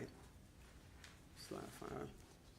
Despite challenges and even while celebrating small successes, CVA understands that we must continue to make strides to improve the overall performance in both proficiency and growth for our students. I would like to highlight some specific actions steps that we've taken to address our improvement needs. This year, we started with providing a high-dose tutoring via an online tutoring service through Varsity Tutors that allows each child in grades 1st through 8th grade access to on-demand math tutoring. In addition, targeted subgroups in grades 4 through 8 have live tutoring sessions built into the daily intervention twice a week. We've also integrated Hooked on Phonics in grades K through 3 to improve the foundational reading skills. We continue to use a host of evidence-based tools to assess and monitor our students. In grades kindergarten through 8, we utilize the North Carolina check-ins, iReady, SchoolNet, and this year adding Dibbles to provide ongoing actionable performance data in ELA, math, and science. We continue to use our hour-long daily remediation block and our data walls and our weekly PLC meetings. In the identification, we also continue to identify our struggling students within the first 6 weeks of school and provide targeted support through school day remediation and after-school tutoring. It is our goal to have a school with students, at least 60% of our students at proficiency, while exceeding growth within the next 3 years. Last slide. Since CVA's last renewal, the school has made some positive strides in solidifying itself as a community school through ongoing and growing partnerships, outreach, and enrichment activities, which include but are not limited to partnerships with Lenore Community College and staff development, Pride and NC for mental health support for our students and families, pre-K partnerships with Green Lamp and Wonderland Academy, our foster grandparent program that we've been using for years, and the partnerships with local recreational department for hosting school-wide programs and activities. We have increased our global awareness now with offering a Zoom class at least once a year with students who participate in lessons with students in Jamaica, and increasing our cultural celebrations as well. As far as social emotional learning, we have included annual activities with Tiger Cuts, in which local barber comes in and cuts our boys' hair and talks with them about their goals and their future. Same with the ladies, Lady Tiger Beauty Day. And we also have an on-site food and supply pantry on campus that is for students and families who are in need. Our enrichment activities still include our 21st Century After School and STEM Camp and monthly kindergarten through 8 STEM activities and field trips. And lastly, in 2022, our Kinston Police Department adopted our school and donated numerous supplies and equipment to our students. And we were also awarded or recognized at the Barbecue Festival and given a key to the city from Mayor Don Hardy. Okay, so thank you. Once again, I've come to my conclusion, but thank you again for the opportunity to speak before you today. We would be pleased to answer any questions after our board chair shares some information. Good afternoon. I'm the fourth chairman of CVA, chairman of directors. I have been with the school since it started. In 1992, I worked 30 years. In 1997, okay. I was the EC director and just retired 2 years ago. And then I joined the board, and I'm new at this. But I have enjoyed working with CVA, and I have seen many challenges through the years I've been there as an EC director. Even though that we have had, at the school, we are serving needy children with low income, underprivileged parents and all. I have seen a lot, and we have done a lot to provide proficiency and a qualitative education to all the students.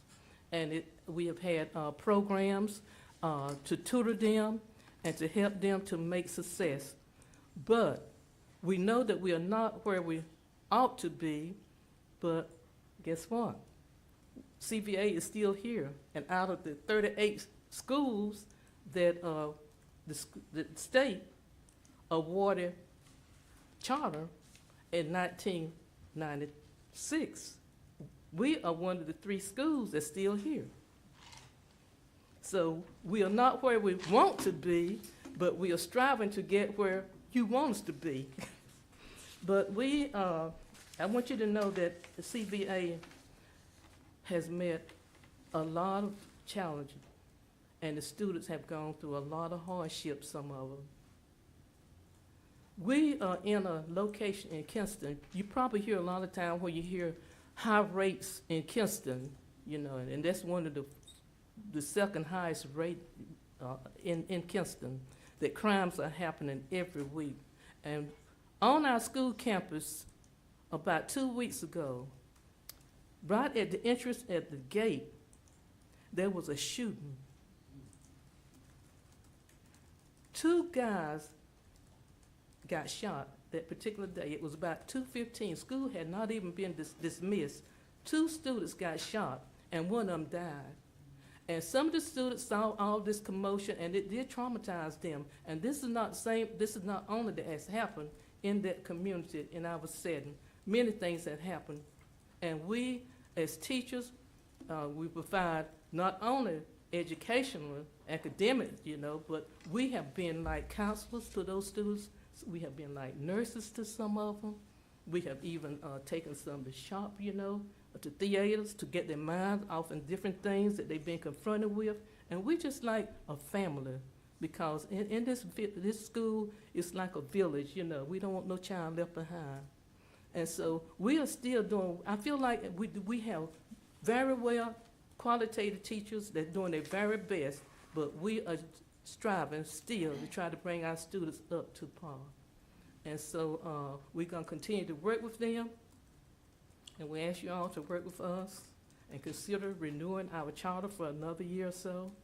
And whatever grace that you can afford us, according to your rubrics, you know, we ask you to please be, you know, cordial with us. Do you have any questions?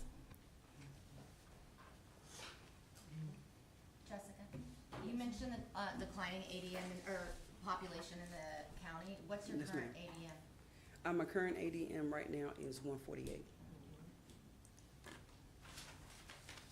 Questions from members?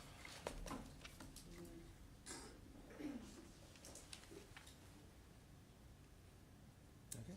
Were there issues with any other compliance? I noticed it said requested more information. In fact, right here, compliance and financial standing. Yeah, I think we're gonna get financial We're report. okay there? Yeah, we have to hear from finance and federal programs. Okay. But we didn't have other issues. All right, hearing none, thank you for your time today. And, Yes. we'll Thank be, you. letting you know here in a few months. All right, Yep. thank you.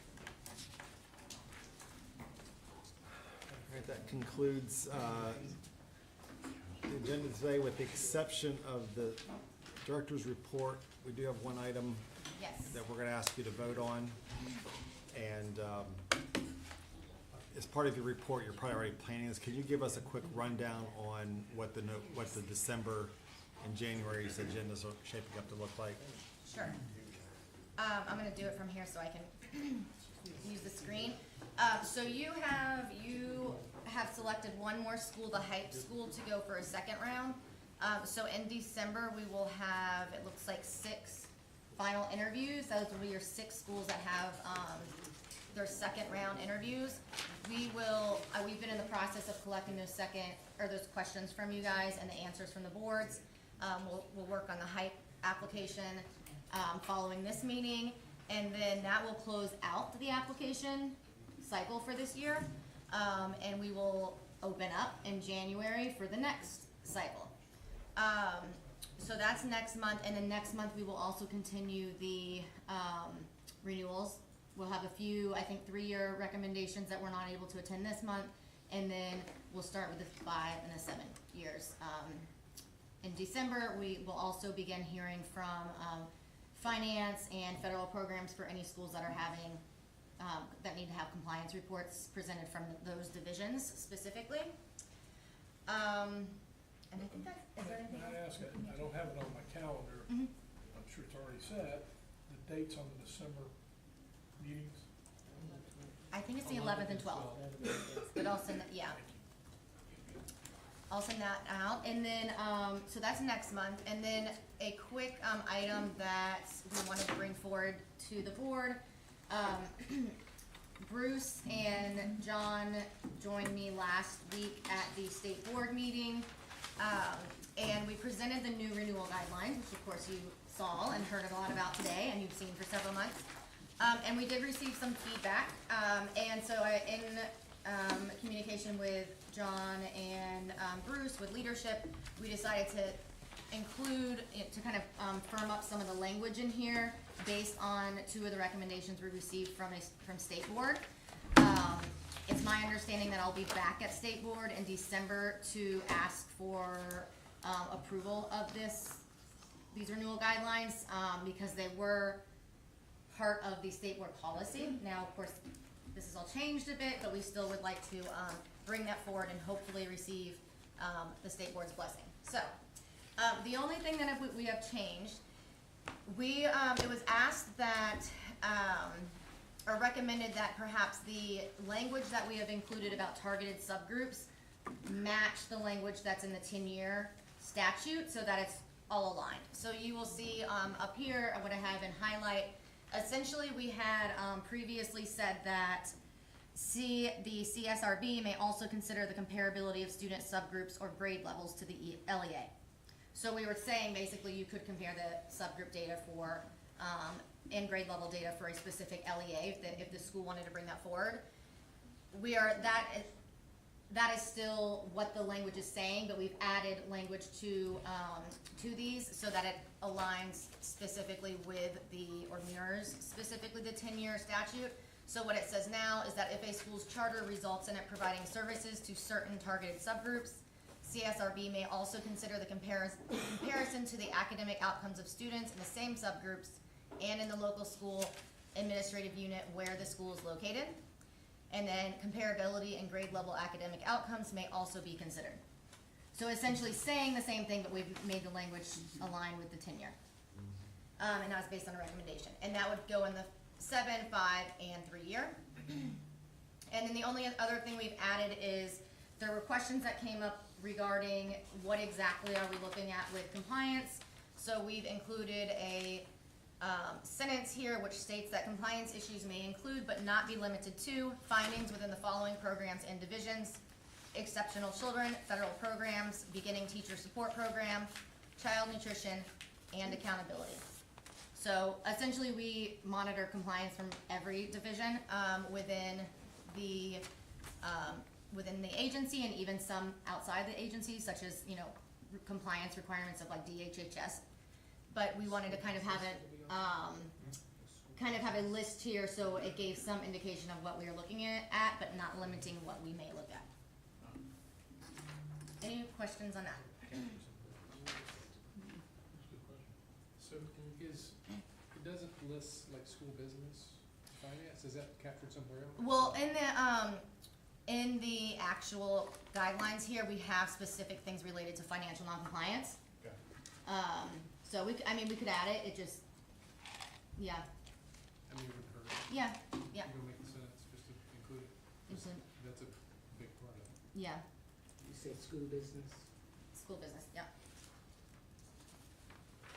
I have a question. With us being a review board now, does this still need to be a state board policy? I don't think anybody has a clear answer on that. So we are dotting all of our i's and crossing all of our t's, and trying to appease multiple people at one time. Would expect it the other way from you. Good job.